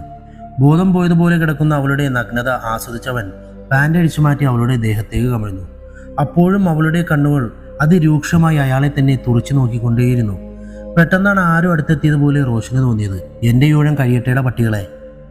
വിറളി പിടിച്ച പോലെ അലറിക്കൊണ്ട് തല ഉയർത്തി നോക്കിയ റോഷനൊന്ന് ഞെട്ടിയത് അപ്പോഴാണ്. വന്നത് റൂമിനും സനൂപുമായിരുന്നില്ല, മറ്റൊരാളായിരുന്നു. റോഷൻ മെല്ലെ എണീറ്റുകൊണ്ട് അയാളെ രൂക്ഷമായി നോക്കി. അയാൾ പക്ഷേ നിർജീവമായി കണ്ണുകൾ കൊണ്ട് എമിലിയെ നോക്കുമായിരുന്നു. നിനക്ക് വേണോടാ പുല്ലേ? വെള്ളത്തിൽ നിന്നും തപ്പിക്കിട്ടിയ ഒരു പാറക്കഷ്ണവുമായി അയാളുടെ തലയ്ക്ക് നേരെ വീശുമ്പോൾ അവൻ അലറി. മിന്നൽ പോലെ അയാൾ പിറകിലേക്ക് പിടിച്ച കൈയിലെ കത്തികൊണ്ട് അവൻ്റെ കൈത്തണ്ടയിൽ ആഞ്ഞുകുത്തി. ഒരു മിന്നൽ തൻ്റെ കയ്യിലൂടെ ഉണ്ടായതുപോലെയാണ് റോഷന് തോന്നിയത്. അവൻ്റെ കയ്യിൽ നിന്നും കല്ല് താഴെ വീണു. താഴെ വീണ ആ കല്ലെടുത്ത് അയാൾ തിരിച്ചും മറിച്ചു നോക്കി. അപ്പോഴാണ് മയങ്ങി വീണ എമിലി ഞെട്ടി ഉണർന്നത്. 1-2 നിമിഷം മന്ദം വിട്ടുനിന്ന അവൾ ഒരു ഞെട്ടലോടെ സ്വന്തം നഗ്നത കൈകൊണ്ട് മറച്ചു. അയാൾ കത്തി കയ്യിൽ പിടിച്ച് രണ്ടുപേരെയും മാറി മാറി നോക്കി. പിന്നെ അയാൾ സാവധാനം റോഷന്റെ അടുത്തേക്ക് നീങ്ങി. അയാളുടെ കയ്യിലിരുന്ന കത്തി കൊണ്ട് അയാൾ റോഷന്റെ നഗ്നമായ നെഞ്ചിൽ പതിയെ അമർത്തി. കത്തിയുടെ തുമ്പിൽ ചോര പൊടിഞ്ഞു വന്നു. റോഷൻ വിശ്വസിക്കാൻ പോലും മറന്ന് അയാളെ തന്നെ നോക്കി നിന്നു. അയാൾ തലചരിച്ച് എമിലിയെ നോക്കി. ഭയം കൊണ്ട് കിടുകിട വിറക്കുകയായിരുന്നു അവൾ. അയാൾ കത്തി സാവധാനം താഴേക്ക് കൊണ്ടുവന്ന് നഗ്നമായ തുടയിടുക്കിലേക്ക് താഴ്ത്തി. ആദ്യം എന്താണ് സംഭവിച്ചതെന്ന് അവന് മനസ്സിലായില്ല. പിന്നെ പൈപ്പിൽ നിന്നും വെള്ളം ചീറ്റുന്ന പോലെ നാഭിക്ക് താഴെ നിന്നും ചോര ചീറ്റുന്നത് കണ്ടപ്പോഴാണ് അവന് കാര്യം മനസ്സിലായത്. ഒരലർച്ചയോടെ വേദന കൊണ്ട് അവൻ പിറകിലേക്ക് മറിഞ്ഞു വീണു. അയാൾ റോഷൻ ഊരിയെറിഞ്ഞ് അവൻ്റെ ഡ്രസ്സ് എടുത്ത് അവളുടെ നേരെ നീട്ടി. വിറയ്ക്കുന്ന കൈകൾ കൊണ്ട് പേടിയോടെ അവളത് ഏറ്റുവാങ്ങി നഗ്നത മറച്ചു. അയാൾ തിരിഞ്ഞ് റോഷനെ നോക്കി. അസഹ്യമായ വേദന കൊണ്ട് നിലത്ത് കിടന്ന് പിടയുകയാണവൻ. അയാൾ അവൻ്റെ കഴുത്തിൽ പിടിച്ച് നിസ്സാരമായി ഉയർത്തി എമിലിയുടെ കാൽ ചുവട്ടിലേക്കിട്ടു. പേടികൊണ്ട് കണ്ണുകൾ മിഴിച്ച് ശ്വാസമെടുക്കാൻ പോലും മറന്ന് എമിലി 2 അടി പിറകിലേക്ക് മാറി. അയാൾ അവളുടെ മുഖത്തേക്ക് സൂക്ഷിച്ചു നോക്കിയിട്ട് കത്തികൊണ്ട് അവൻ്റെ കഴുത്തിൽ ആഴത്തിൽ വരഞ്ഞുകൊണ്ടേയിരുന്നു. ചീറ്റിയ ചോര കണ്ടിട്ടും നിർത്താതെ തല അറുത്ത് മാറ്റിയതിനു ശേഷമാണ് അയാൾ എമിലിയുടെ മുഖത്ത് നിന്നും കണ്ണുകൾ മാറ്റിയത്. ഒരു വല്ലാത്ത ഞെട്ടലോടെ കണ്ണുകൾ തുറിച്ച് അത് കാണുമായിരുന്നു എമിലി. അടുത്ത നിമിഷം അവൾ അലറിക്കരഞ്ഞുകൊണ്ട് പാറപ്പുറത്ത് തള്ളിക്കയറി മുകളിലേക്ക് സർവ്വശക്തിയും എടുത്ത് ഓടി. താഴെ നിന്ന് നിർജീവമായ കണ്ണുകളോടെ അയാൾ അത് നോക്കി നിന്നു. ഏറ്റവും മുകളിൽ എത്തിയതിനു ശേഷം അവൾ അറിയാതെ തിരിഞ്ഞു നോക്കി. അപ്പോഴും അയാൾ അതേ നോട്ടം നോക്കിക്കൊണ്ടേയിരിക്കുന്നു. പെട്ടെന്ന് അയാളുടെ വലത്തേ കൈയിൽ മിന്നൽ പോലെ ഒന്ന് ഉയർന്നതാണ്. എന്താണെന്ന് മനസ്സിലാവുന്നതിന് മുമ്പേ ആ കത്തി പറന്നു വന്ന് എമിലിയുടെ നെഞ്ചിൽ തറച്ചു കയറി. വല്ലാത്ത അവിശ്വസനീയതോടെ അവൾ നെഞ്ചിലേക്ക് നോക്കി. പിന്നെ ഒന്ന് ആടി നേരെ മുന്നിലേക്ക് മറിഞ്ഞു. ചെരിഞ്ഞ പാർപ്പുറത്തുകൂടെ മലക്കം മറിഞ്ഞൊടുവിൽ അവൾ അയാളുടെ കാൽച്ചുവട്ടിലേക്ക് ചെന്നു വീണു. Kozhikode Nadakkavu police station. Circle inspector Bilal Yusuf തൻ്റെ ഔദ്യോഗിക വാഹനത്തിൽ വന്നിറങ്ങി സ്റ്റേഷന്റെ അകത്തേക്ക് നടക്കുമ്പോൾ കാത്തു നിന്നിരുന്ന വെളുത്ത മെലിഞ്ഞ പെൺകുട്ടി എഴുന്നേറ്റ് നിന്നു. അവളെ നോക്കി ഒന്ന് പുഞ്ചിരിച്ച അദ്ദേഹം തൻ്റെ ക്യാബിനിലേക്ക് കയറി. ആരാ രാമേട്ടത്? തൻ്റെ പിന്നാലെ വന്ന് സല്യൂട്ട് ചെയ്ത ഹെഡ് കോൺസ്റ്റബിൾ രാമനാഥനോട് ചോദിച്ചുകൊണ്ട് ബിലാൽ തൻ്റെ കസാരയിലേക്ക് അമർന്നു. രാമനാഥൻ ഈ സ്റ്റേഷനിലെ ഏറ്റവും സീനിയറായ പോലീസുകാരനാണ്. അഴിമതി തെല്ലും തൊട്ടു തീണ്ടാത്ത വളരെ അർപ്പണ മനോഭാവമുള്ള ഒരു പോലീസുകാരൻ. അതുകൊണ്ട് തന്നെ ബിലാലിന് അദ്ദേഹത്തോട് ഒരു പ്രത്യേക ബഹുമാനവും സ്നേഹവും ഉണ്ട്. ഞാൻ ഇന്നലെ പറഞ്ഞ പെൺകുട്ടിയാണത്. സ്വകാര്യം പറയുന്ന പോലെ രാമനാഥൻ ബിലാലിനോട് പറഞ്ഞു. ഓ. ബിലാലിന്റെ കണ്ണുകളിൽ പെട്ടെന്നൊരു തിളക്കമുണ്ടായി. അയാൾ കണ്ണുകൾ കൊണ്ട് വിളിക്കാൻ മെല്ലെ ആംഗ്യം കാണിച്ചു. വാ മോളെ. ഒരു വിറച്ചിലൂടെ അവൾ എഴുന്നേറ്റ് അയാളെ നോക്കി. മോള് പേടിക്കണ്ട, ബിലാൽ സാർ നല്ല ആളാണ്. വിറയ്ക്കുന്ന കാലുകളോടെ അവൾ ബിലാലിന്റെ ക്യാബിനിലേക്ക് കയറി. ഇരിക്കൂ. ഘനഗംഭീരമായ സ്വരത്തിൽ ബിലാൽ പറഞ്ഞു. എന്താ മോളുടെ പേര്? അമൃത. എന്താ മോളുടെ പ്രശ്നം? അവൾ കയ്യിൽ കരുതിയിരുന്ന പരാതി അയാളെ ഏൽപ്പിച്ചു. പരാതി വായിച്ചു തീർന്നതും അയാളുടെ നെറ്റിയിൽ നീണ്ട ചുളിവുകൾ വീണു. നിന്റെ കൂട്ടുകാരി എമിലിയെ കാണാതായിട്ട് ഇന്നേക്ക് എത്ര ദിവസമായി? 3. അതെന്താ പരാതി നൽകാൻ ഇത്രയും താമസിച്ചേ? ബിലാലിന്റെ ചോദ്യത്തിന് അവളൊന്നും മിണ്ടാതെ നിലത്തേക്ക് നോക്കി നിന്നു. അവളുടെ കൈകൾ വിറയ്ക്കുന്നത് കണ്ടിട്ട് അയാൾക്ക് സഹതാപം തോന്നി. ഒന്നും ഒളിക്കാതെ പറയൂ, എങ്കിലേ പോലീസിന് കാര്യമായി നിങ്ങളെ ഹെൽപ്പ് ചെയ്യാൻ പറ്റൂ. അവൾ പതിയെ മൊബൈലെടുത്ത് ഗാലറി തുറന്ന് ഒരു ഫോട്ടോ അദ്ദേഹത്തെ കാണിച്ചു. അതിസുന്ദരിയായ ഒരു പെൺകുട്ടി കോ ഡ്രൈവർ സീറ്റിലിരുന്ന് എടുത്ത സെൽഫി ആയിരുന്നു അത്. വണ്ടി ഓടിച്ചുകൊണ്ട് പോകുന്ന ആളെ വ്യക്തമായി അതിൽ കാണാമായിരുന്നു. റോഷൻ. അറിയാതെ ബിലാലിന്റെ വായിൽ നിന്നും ആ പേര് പുറത്തു ചാടി. 3 ദിവസം മുമ്പ് ഇവന്റെ കൂടെ വയനാട്ടിൽ പോകുമ്പോൾ അവൾ എനിക്ക് എടുത്തയച്ചു തന്ന ഫോട്ടോയാണത്. പിന്നീട് അവളെ വിളിച്ചിട്ട് കിട്ടിയില്ല. ആദ്യം കവറേജിന് പുറത്തെന്നാണ് പറഞ്ഞത്. ഇപ്പോൾ സ്വിച്ച് ഓഫ് ആണ്. റോഷനെ നിങ്ങൾക്കറിയാമോ? ഇല്ല സാർ, പേര് റോഷനാണെന്ന് മാത്രം അറിയാം. ഈ കുട്ടി നിന്റെ ആരാണ്? എൻ്റെ റൂംമേറ്റാണ് സാർ. കോഴിക്കോട് വിമൻസ് കോളേജിൽ പഠിക്കുകയാണ് ഇവൾ. തൃശ്ശൂരാണ് സ്ഥലമെന്നറിയാം. അവളുടെ വീട്ടിൽ ആരൊക്കെയുണ്ട്? ആരുമില്ല സാർ, അവളൊരു ഓർഫനാണ്. ഒന്നും വിടാതെ ബിലാൽ കുറച്ചു നേരം ആലോചിച്ചിരുന്നു. കുട്ടി ഒന്ന് പുറത്തിരിക്കെ. അമൃത എഴുന്നേറ്റ് പുറത്തേക്ക് പോയി. രാമേട്ടാ. ബിലാലിന്റെ വിളി പ്രതീക്ഷിച്ചു നിന്ന അയാൾ പെട്ടെന്ന് ക്യാബിനിലേക്ക് വന്നു. സാർ. അയാളുടെ വിളി കേട്ട് ക്യാബിനിലേക്ക് മുഖം ചേർത്ത് കിടന്നിരുന്ന ബിലാൽ മുഖമുയർത്തി. അയാളുടെ കണ്ണുകൾ രണ്ടും നിറഞ്ഞിരിക്കുന്നത് കണ്ട് രാമനാഥൻ വല്ലാതെയായി. സാർ. രാമേട്ടന് ഓർമ്മയില്ല എൻ്റെ നൂർജയെ? പല്ലുകൾ കടിച്ചു പിടിച്ചുകൊണ്ട് അയാൾ തിരക്കി. എന്തെന്നറിയാതെ രാമനാഥൻ്റെ കണ്ണുകൾ നിറഞ്ഞു. ബിലാലിൻ്റെ വീട്ടിൽ പോകുമ്പോൾ രാമേട്ട എന്ന് വിളിച്ച് ഓടി വന്നിരുന്ന നൂർജയെ അയാൾ ഓർത്തു. ബിലാലിൻ്റെ ഇളയ പെങ്ങളായിരുന്നു നൂർജ. +2 കഴിഞ്ഞ് എൻട്രൻസ് കോച്ചിങ്ങിന് പോയിക്കൊണ്ടിരുന്ന അവൾ ഒരു ദിവസം ആരോടും പറയാതെ ഒരു മുഴം കയറിൽ ജീവിതം അവസാനിപ്പിച്ചപ്പോൾ പൊട്ടിക്കരഞ്ഞു പോയിരുന്നു അയാളും. എൻ്റെ നൂർജമോളോട് നീതി ചെയ്യാൻ പോലും നിവൃത്തിയില്ലാത്ത ഒരു പോലീസുകാരനായി പോയല്ലോ രാമേട്ട ഞാൻ, വിതുമ്പിക്കൊണ്ട് ബിലാൽ പറഞ്ഞു. രാമേട്ടൻ്റെ കണ്ണുകളിൽ ഒരു തീപ്പന്തം എരിഞ്ഞത് അപ്പോഴായിരുന്നു. ആ പന്നിയെ നമുക്ക് പൂട്ടണ്ട സാറേ. ബിലാലിൻ്റെ കണ്ണുകളിലേക്ക് ഉറ്റുനോക്കിക്കൊണ്ട് അയാൾ തിരക്കി. പിന്നെ വേണ്ടേ, ഞാൻ കാത്തിരിക്കുമായിരുന്നു എൻ്റെ കുട്ടിയുടെ മരണത്തിന് കാരണമായവനെ കിട്ടാൻ. ബിലാലിൻ്റെ കണ്ണുകൾ ചുവന്നു വന്നു. ആ കുട്ടി പരാതിയിൽ ഉറച്ചു നിൽക്കുമോ സാറേ? സംശയത്തോടെ രാമേട്ടൻ ചോദിച്ചു. നിന്നാലും ഇല്ലെങ്കിലും ആ ഫോട്ടോ രാമേട്ടൻ വാങ്ങി വെക്കണം, ആ പരാതിയും. പിന്നെ എന്താ വേണ്ടതെന്ന് രാമേട്ടൻ അറിയാലോ. രാമേട്ടൻ്റെ ചുണ്ടിൽ ഒരു പുഞ്ചിരി വിടർന്നു. കോഴിക്കോട് ജില്ലയിലെ ഏറ്റവും മികച്ച ഒരു ഓഫീസറാണ് ബിലാല്. യാതൊരു രാഷ്ട്രീയ സമ്മർദ്ദത്തിനും വഴങ്ങാതെ നെഞ്ചുറപ്പുള്ള ഒരു പോലീസ് ഓഫീസർ. സാധുക്കളോട് അങ്ങേയറ്റം മമത കാണിക്കുന്നത് കൊണ്ട് ഇന്നേ വരെ ഒരു പോലീസുകാർക്കും ഇല്ലാത്തൊരു അംഗീകാരമാണ് ബിലാലിന് ജനങ്ങൾക്കിടയിൽ. സ്വന്തം പെങ്ങളുടെ ആത്മഹത്യക്ക് കാരണം റോഷനും അവൻ്റെ കൂട്ടുകാരനുമാണെന്ന് വ്യക്തമായി അറിഞ്ഞിട്ടും തെളിവുകളില്ലാത്തതിൻ്റെ പേരിൽ യാതൊരു നിയമ നടപടിയും സ്വീകരിക്കാൻ കഴിയാത്തതിൻ്റെ കലിപ്പ് ഇപ്പോഴും ബിലാലിൻ്റെ നെഞ്ചിലുണ്ട്. അന്ന് നിറത്തോക്കുമായി ഒരു ചീറ്റപ്പുലിയെ പോലെ റോഷനെയും കൂട്ടരെയും തീർക്കാൻ ഒരുങ്ങി പുറപ്പെട്ട ബിലാലിനെ തടഞ്ഞു വച്ചത് താനായിരുന്നു. നിയമപരമായി തന്നെ അവനെ വേട്ടയാടാൻ കാത്തിരിക്കുകയായിരുന്നു താനും.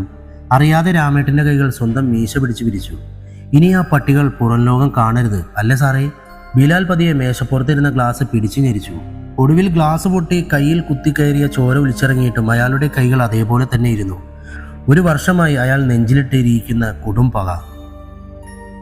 ഫറോക്ക് പേട്ടയിലുള്ള ജബ്ബാറിന്റെ കൂറ്റൻ ഇരുനില വീടിന്റെ മുമ്പിൽ പോലീസ് ജീപ്പ് ബ്രേക്കിട്ട് നിന്നു. ജീപ്പിൽ നിന്നിറങ്ങി ബിലാലൊന്ന് മൂരി നിവർന്നു. പുറത്താരും ഉണ്ടായിരുന്നില്ല. ബിലാലൊന്ന് അലസമായി ചുറ്റും നോക്കി. സമ്പന്നതയുടെ എല്ലാ അടയാളങ്ങളും ഒത്തിണങ്ങിയ വീടും പരിസരവും. അയാൾ തിരിഞ്ഞ് രാമേട്ടനെ നോക്കി. രാമേട്ടൻ ചെന്ന് കോളിംബെല്ലിൽ അമർത്ത്. എവിടെയോ പോവാനിറങ്ങിയ പോലെ ജബ്ബാർ വന്ന് വാതിൽ തുറന്നു. എന്താ സാറേ? മുറ്റത്ത് നിൽക്കുന്ന ബിലാലിനെയും രാമനാഥനെയും കണ്ട ഒരു അങ്കലാപ്പോടെ അയാൾ ചോദിച്ചു. ആ റോഷനെ ഇങ്ങോട്ട് ഇറക്കിവിട്, പരിപരുത്ത സ്വരത്തിൽ ബിലാൽ പറഞ്ഞു. അവനെ 3 ദിവസമായി കാണാനില്ല സാറേ. കരയും പോലെയായിരുന്നു ജബ്ബാറിന്റെ മറുപടി. എവിടെ പോയി? രാമേട്ടന്റെ വകയായിരുന്നു ചോദ്യം. വയനാട്ടിലേക്കെന്നും പറഞ്ഞു പോയതാണ്. കൂടെ സനൂപും റോബിനും ഉണ്ടെന്നും പറഞ്ഞിരുന്നു. പോലീസ് സ്റ്റേഷനിൽ ഒരു പരാതി തരാൻ വേണ്ടി വരാനിരിക്കുമായിരുന്നു ഞങ്ങൾ. ബിലാൽ അർത്ഥഗർഭമായി രാമേട്ടനെ നോക്കി. ഇനിയിപ്പോൾ നിങ്ങൾ പരാതി തരണ്ട കേട്ടോ, പരാതി വേറെ കിട്ടിയിട്ടുണ്ട്. എന്താ സാറേ? ഒരു ഞെട്ടലോടെ ജബ്ബാർ തിരക്കി. നിങ്ങളുടെ പുന്നാര പൂമോൻ ഒരു പെൺകുട്ടിയെയും കൊണ്ടാണ് ചുരം കയറിയത്. അവളും 3 ദിവസമായി മിസ്സിംഗ് ആണ്. ചിലപ്പോൾ കൊന്നുകുഴിച്ചു മൂടിക്കാണും നിങ്ങളുടെ പൊന്നുമക്കൾ. ഇനി തിരിച്ചു വന്നാലും അവൻ പുറം ലോകം കാണാതെ പോലീസ് നോക്കിക്കോളും. മക്കളെ ഉണ്ടാക്കിയാൽ പോരാ ജബ്ബാറെ. ബിലാൽ ജബ്ബാറിന്റെ മുഖത്തേക്ക് കത്തുന്ന ഒരു നോട്ടം വായിച്ചുകൊണ്ട് മുരണ്ടു. മക്കളെ തെറ്റ് കാണുമ്പോൾ തല്ലി നന്നാക്കുക വേണം. എൻ്റെ മോൻ എന്ത് പറ്റിയിക്ക? പെട്ടെന്നാണ് പിറകിൽ നിന്നും ജബ്ബാറിന്റെ ഭാര്യ സുലൈല ഒരു കരച്ചിലൂടെ ചോദിച്ചത്. മിണ്ടരുത് നാണമില്ലാത്തവളെ, ദേഷ്യം കൊണ്ട് അലറി ജബ്ബാർ.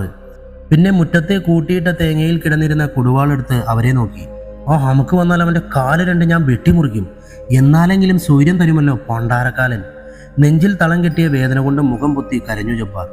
ബിലാൽ രാമേട്ടനെ നോക്കി മെല്ലെ ജീപ്പിൽ കയറി. വിശാലമായ ആ മുറ്റത്ത് ഒന്ന് വട്ടം കറക്കി ജീപ്പ് അതിവേഗം മുന്നോട്ട് കുതിച്ചു. വയനാട് കൽപ്പറ്റ. ഇവിടെയാണ് സാർ അവസാനമായി റോഷന്റെയും എമിലിയുടെയും പിന്നെ ആ പിള്ളേരുടെയും മൊബൈലിൽ അവസാനമായി റേഞ്ച് കാണിച്ചത്. ഇത് ഏതാണ് സ്ഥലം? ഇത് കൽപ്പറ്റ, മേപ്പാടി ചൂരൽമല പോകുന്ന വഴിയാണ് സാർ. ഇവിടെ നിന്ന് മുകളിലേക്ക് കുറേ സ്ഥലത്ത് റേഞ്ചില്ല. നമുക്ക് കിട്ടിയ ദൃശ്യങ്ങൾ വെച്ച് റോഷനും എമിലിയും ഒരു വണ്ടിയിലും തൊട്ടു പിന്നാലെ റൂബിനും സനൂപും വേറെ വണ്ടിയിലുമാണ്. എനിക്ക് തോന്നുന്നത് അവരിവിടെ എന്തെങ്കിലും റിസോർട്ടുകളിൽ കാണുമെന്നാണ്. പക്ഷെ അവരുടെ മൊബൈൽ ഫോണുകൾ ഒരുമിച്ച് സ്വിച്ച് ഓഫ് ആയതാണ് മനസ്സിലാവാത്തത്. അല്ല രാമേട്ട, മീനങ്ങാടി പോലീസ് സ്റ്റേഷനിൽ ഇവരുടെ പേരിൽ ഒരു അടിപിടി കേസുണ്ടെന്നല്ലേ പറഞ്ഞത്? അതെ. ബിലാലിന്റെ ചോദ്യത്തിനൊന്ന് മൂളി രാമേട്ടൻ അയാളെ നോക്കി. ഇനി അയാളെങ്ങാനും പണി കൊടുത്തതാവുമോ? അങ്ങനൊരു സാധ്യതയും തള്ളിക്കളയാൻ പറ്റില്ല. എങ്കിൽ പിന്നെ നമുക്ക് അയാളെ ഒന്ന് തപ്പിയാലോ? ഇവിടെ അടുത്ത് എവിടെയോ ആണ് അയാളുടെ വീട്. സജീവൻ എന്നാണ് അയാളുടെ പേര്. എറണാകുളത്താണ് വീട്. ഇവിടെ എന്തൊക്കെയോ കൃഷിയായിട്ട് കഴിയുന്നു. എല്ലാ വിവരങ്ങളും മീനങ്ങാടി സ്റ്റേഷനിൽ നിന്നും കിട്ടിയിട്ടുണ്ട്. കുറെ നേരത്തെ ഡ്രൈവിങ്ങിന് ശേഷം ജീപ്പ് മീനങ്ങാടിയിൽ നിന്ന് കുറച്ച് ഉള്ളിലേക്ക് കയറി. മരങ്ങൾ തിങ്ങി നിറഞ്ഞൊരു സ്ഥലത്ത് ഒറ്റയിട്ടൊരു വീടിന് മുമ്പിൽ ചെന്ന് വണ്ടി നിന്നു. ബിലാൽ വണ്ടിയിൽ നിന്നിറങ്ങി ചുറ്റും നോക്കി. ആകപ്പാടെ ദുരൂഹത നിറഞ്ഞ ഒരു സ്ഥലവും വീടും. അവർ കോണിമ്പെല്ലടിക്കാൻ ഒരുങ്ങിയതും അകത്തെന്തോ ഒരു ഭയങ്കര ശബ്ദം കേട്ടു. എന്താണെന്ന് മനസ്സിലാവുന്നതിന് മുമ്പേ മുൻവശത്തെ ജനാലയുടെ ചില്ലുകൾ തകർത്തുകൊണ്ട് എന്തോ വന്നു ബിലാലിന്റെ നെഞ്ചിലിടിച്ചു. ഒരലർച്ചയോടെ ബിലാലും രാമേട്ടനും പിന്നിലേക്ക് മാറി. അടുത്ത നിമിഷം മുറ്റത്തെ കൂറ്റൻ പ്ലാവിൻ്റെ മുകളിൽ നിന്ന് എന്തോ ഒരു ശബ്ദം കേട്ട് അവർ മുകളിലേക്ക് നോക്കി. കറുത്ത വസ്ത്രമണിഞ്ഞ അജാനുബാഹുവായ ഒരു മനുഷ്യൻ പരുന്തിനെ പോലെ അവരുടെ മുന്നിലേക്ക് പറന്നു വീണു. അയാളുടെ കയ്യിലെ മൂർച്ചയുള്ള കത്തിയിലേക്ക് രാമേട്ടനും ബിലാലും ഭയത്തോടെ നോക്കി. പിന്നെ ഒരു വല്ലാത്ത ഞെട്ടലോടെ അവർ പിറകിലേക്ക് മാറി. ബിലാലും രാമേട്ടനും പരസ്പരം മുഖത്തോട് മുഖം നോക്കി. ബിലാലിന്റെ കൈകൾ അറിയാതെ സർവീസ് റിവോൾവറിലേക്ക് നീണ്ടു. ഒരൊറ്റ നിമിഷം കൊണ്ട് ബിലാൽ തോക്ക് കയ്യിലെടുത്ത് അയാളുടെ നേരെ ചൂണ്ടി. അയാൾ പതുക്കിയ നിലത്ത് നിന്നും എഴുന്നേറ്റു. കത്തി താഴെയിട്. രാമേട്ടന്റെ അലർച്ച കേട്ടപ്പോൾ അയാൾ അറിയാതെ കത്തി താഴേക്കിട്ടു. പെട്ടെന്നാണ് അടച്ചിട്ട വാതിൽ തുറന്ന് 2 കുട്ടികൾ പുറത്തേക്ക് ഓടി വന്നത്. 10-12 വയസ്സ് തോന്നിക്കുന്ന ഒരു പയ്യനും പിന്നെ 6-7 വയസ്സുള്ള മറ്റൊരാളും. അച്ഛാ അച്ഛാ, തമ്പുരു ജനാലച്ചില്ല് പൊട്ടിച്ചു. വലിയ കുട്ടിയുടെ പറച്ചിൽ കേട്ട് സജി ചുറ്റും നോക്കി. ചേട്ടൻ പമ്പരം ചോദിച്ചിട്ട് തന്നില്ല. അപ്പോൾ ഞാൻ അച്ഛൻ്റെ പുതിയ മൊബൈൽ കൊണ്ടെറിഞ്ഞു. എൻ്റെ ദൈവമേ! ജനൽച്ചില്ല് തകർത്ത് മുറ്റത്ത് വീണ് കിടക്കുന്ന ഡിസ്പ്ലേ പൊട്ടിയ മൊബൈലെടുത്ത് സജി ദേഷ്യത്തോടെ തമ്പുരുവിനെ നോക്കി. അവനപ്പോൾ അത്ഭുതത്തോടെ ബിലാലിൻ്റെ കയ്യിലെ തോക്ക് കാണുമായിരുന്നു. മാമ, ഇത് പൊട്ടുമോ? ബിലാലിൻ്റെ കയ്യിലെ തോക്കിൽ പിടിച്ച് അവൻ ചോദിച്ചു. വിടടാ. സജി അവനെ പിടിച്ച് തോക്ക് പിടിവിച്ചു. ബിലാലിനും രാമേട്ടനും ചിരി വന്നുപോയിരുന്നു തമ്പുരുവിൻ്റെ ചോദ്യം കേട്ടപ്പോൾ. എന്തിനാണ് നീ ആ പ്ലാവിൻ്റെ മുകളിൽ കയറിയ? സജിയുടെ കണ്ണിൽ ഉറ്റുനോക്കിക്കൊണ്ട് രാമേട്ടൻ തിരക്കി. ഒന്നു സാറേ, ഈ കൊച്ചുങ്ങളെ നിർബന്ധം കൊണ്ട് ചക്കയിടാൻ കയറിയതാ. അപ്പോഴാ നിങ്ങളെ കണ്ടത്. തിരിച്ചിറങ്ങാൻ നോക്കുമ്പോഴാ ജനാലച്ചില്ല് പൊട്ടുന്ന ശബ്ദം കേട്ട് നിങ്ങളുടെ ചാട്ടവും കണ്ടത്. അതോടെ പിടിവിട്ട് താഴേക്ക് വീഴുമായിരുന്നു. പേടിപ്പിച്ചു കളഞ്ഞല്ലോടോ. രാമേട്ടൻ തലയിലിരുന്ന് തൊപ്പി ഒന്നുകൂടി ശരിയാക്കി വെച്ചു. അല്ല, സാറുമാരെന്തിനാ എന്നെ തിരക്കി ഇവിടെ വന്നത്? നിനക്കൊരു റോഷനെ അറിയുമോ? സജിയുടെ കണ്ണുകളിലേക്ക് തറപ്പിച്ചു നോക്കി ബിലാൽ തിരക്കി. സജിയുടെ കണ്ണുകളിലെ പിടച്ചിൽ കണ്ട് ബിലാൽ രാമേട്ടനെ നോക്കി. സനൂപ്, റോബിൻ. സജി പെട്ടെന്ന് ചുറ്റും നോക്കി. മക്കൾ അകത്തു പോ, അയാൾ മെല്ലെ മക്കളോട് പറഞ്ഞു. പോട്ടെ മാമ. ബിലാലിൻ്റെയും രാമേട്ടൻ്റെയും മുഖത്ത് നോക്കി പുഞ്ചിരിച്ചുകൊണ്ട് 2 ആളും അകത്തേക്ക് പോയി. അറിയാം സാർ, സജി പതുക്കെ പറഞ്ഞുകൊണ്ട് അവരെ നോക്കി. പിന്നെ ഷർട്ടൂരി പുറത്തെ മുറിവുണങ്ങിയ വലിയ പാട് കാണിച്ചു കൊടുത്തു. അവർ തന്ന സമ്മാനമാണ്. 6 അടിയോളം ഉയരമുള്ള സജിയുടെ സൗമ്യമായ മുഖത്ത് ഉടനെ പകയുടെ കനലുകൾ നിറഞ്ഞു. എന്തായിരുന്നു പ്രശ്നം? രാമേട്ടൻ്റെ ചോദ്യത്തിന് സജി ഒന്ന് പുഞ്ചിരിച്ചു. പ്രശ്നമെന്ന് പറയാനൊന്നുമില്ലായിരുന്നു സാർ. ഞാനും എൻ്റെ കൂട്ടുകാരൻ കൽപ്പറ്റയിലുള്ള മജീദും മീനങ്ങാടി ടൗണിൽ ഇരിക്കുമ്പോൾ അവരുടെ വണ്ടി ഒരു സ്ത്രീയെ ഇടിച്ചു. ഇടിച്ചതും പോരാഞ്ഞ് വീണെടുത്ത് നിന്നും എണീറ്റ അവരെ ഇവന്മാർ വായിൽ കൊള്ളാത്ത തെറിയും വിളിച്ചു. എൻ്റെ കൂട്ടുകാരൻ മജീദ് ഒരു ചൂടനായിരുന്നു. അവൻ അവരെ 3 പേരെയും നന്നായി ചീത്ത പറഞ്ഞു. ഞങ്ങൾ 2 പേരും ആ സ്ത്രീക്ക് ചികിത്സയ്ക്കുള്ള പണവും കൂടി വാങ്ങിയാണ് അവരെ വിട്ടത്. അവർ പക്ഷേ കൊടും പകയുമായി ഞങ്ങളെ കാത്തിരുന്നു. മജീദിനെ കൽപ്പറ്റയിൽ കൊണ്ടാക്കാൻ പോകുന്ന വഴിയിൽ അവർ ഞങ്ങളുടെ പിന്നാലെ വന്ന് വണ്ടി ഇടിപ്പിച്ചു. പിന്നെ അവർ കത്തിയും ഹോക്കി സ്റ്റിക്കുമായി ഞങ്ങളെ ക്രൂരമായി മർദ്ദിച്ചു. ഞങ്ങളെ കൊണ്ട് പറ്റുന്ന പോലെ ഞങ്ങൾ തിരിച്ചടിച്ചു. പക്ഷെ അവസാനം ഞങ്ങളെ 2 പേരെയും കുത്തിവീഴ്ത്തി അവർ പോയി. അപ്പോഴത്തെ ഒരു ആവേശത്തിന് ഞങ്ങൾ മീനങ്ങാടി സ്റ്റേഷനിൽ പരാതി കൊടുത്തു. പക്ഷേ അവരുടെ സ്വാധീനം ഉപയോഗിച്ച് ആ കേസ് അവർ ഒതുക്കി തീർത്തു. അപ്പോൾ മജീദ് എവിടെ? അവനിപ്പോൾ കൽപ്പറ്റയിൽ ഗുഡ്സ് ഒഴുകിയാണ്. ഒന്ന് മൂളി ബിലാൽ രാമേട്ടനെ നോക്കി. അല്ല, എന്താ സാറേ ശരിക്കുള്ള പ്രശ്നം? സംശയത്തോടെ സജി തിരക്കി. ഒന്നുമില്ല സജി, ആ പിള്ളേരെ 3 ദിവസമായി കാണാനില്ല. കൂടെ ഒരു പെണ്ണുമുണ്ട്. എന്നാ പിന്നെ ഒന്നുകിൽ ആ പെണ്ണിനെയും കൊണ്ട് അവരെവിടെയെങ്കിലും കാണും, ഇല്ലെങ്കിൽ ആരെങ്കിലും അവരെ തല്ലി കൊന്നിട്ടുണ്ടാവും. ഒരു ഞെട്ടലോടെ രാമേട്ടൻ സജിയെ നോക്കി. അത്തരം കയ്യിലിരിപ്പല്ലേ അവർക്ക്? ചിരിച്ചുകൊണ്ട് സജി പറഞ്ഞു. ഞങ്ങൾക്ക് മജീദിനെ ഒന്ന് കാണണമായിരുന്നു. അതിനെന്താ, ഞാൻ വിളിച്ചു നോക്കാം. മൊബൈലെടുത്ത് പൊട്ടിയ ഡിസ്പ്ലേയിലൂടെ ഒരുവിധം മജീദിന്റെ നമ്പർ കണ്ടുപിടിച്ച് സജി ഡയൽ ചെയ്തു. ആദ്യത്തെ ഡയലിന് തന്നെ കോള് കണക്റ്റായി. എന്താ സജി? അപ്പുറത്തു നിന്നും ഗാംഭീര്യമായൊരു സ്വരം മുഴങ്ങി. നീ എവിടെയാ?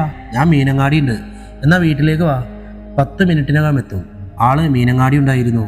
5 മിനിറ്റ് കഴിഞ്ഞില്ല, ഒരു ബുള്ളറ്റിന്റെ പടപട ശബ്ദം കേട്ട് അകത്തു നിന്നും കുട്ടികൾ പുറത്തേക്ക് വന്നു. ബുള്ളറ്റ് മാമൻ വരുന്നു. കറുത്ത പഴയ ഡീസൽ ബുള്ളറ്റിൽ ആർമി ഹെൽമറ്റും വെച്ച് ഇരുനിറത്തിൽ അജാനുബാഹുവായ ഒരാൾ വരുന്നത് ബിലാൽ കണ്ടു. പോലീസ് ജീപ്പിന് സമാന്തരമായി അയാൾ വണ്ടി നിർത്തി. വണ്ടിയിൽ നിന്നും ഇറങ്ങി മുണ്ട് മടക്കി കുത്തി മജീദ് നടന്നു വരുമ്പോൾ കീരിക്കാടൻ ജോസ് വരുന്നത് പോലെയാണ് രാമേട്ടന് തോന്നിയത്. ഇതാണ് മജീദ്. എന്താ സാറേ പ്രശ്നം? പരുക്കൻ സ്വരത്തിലായിരുന്നു മജീദിന്റെ ചോദ്യം. കാര്യം കേട്ട് കഴിഞ്ഞപ്പോൾ മജീദിന്റെ നെറ്റി ചുളിഞ്ഞു. അവർ എവിടെ പോയെന്നാ പറഞ്ഞ? സംശയത്തോടെ അയാൾ തിരക്കി. ചൂരൽമല എന്ന് കേട്ടത് മജീദിന്റെ മിഴികളൊന്ന് കത്തി. ആനയും പുലിയും കരടിയും ഒക്കെ ഇറങ്ങുന്ന കാടുള്ള സ്ഥലമാണ്. മജീദിന്റെ സ്വരത്തിൽ ഒരു ചിരി നിറഞ്ഞു. കാട്ടിൽ കയറിയിട്ടുണ്ടെങ്കിൽ വല്ല കാട്ടുമൃഗങ്ങളും തീർത്തു കാണും. നമുക്ക് അവിടെ വരെ ഒന്ന് പോകാമോ? ബിലാലിന്റെ ചോദ്യം കേട്ട് മജീദും സജിയും പരസ്പരം നോക്കി. ഒടുവിൽ മജീദും സജിയും ബുള്ളറ്റിലും ബിലാലും രാമേട്ടനും ജീപ്പിലുമായി ചൂരൽമലയിലേക്ക് തിരിച്ചു.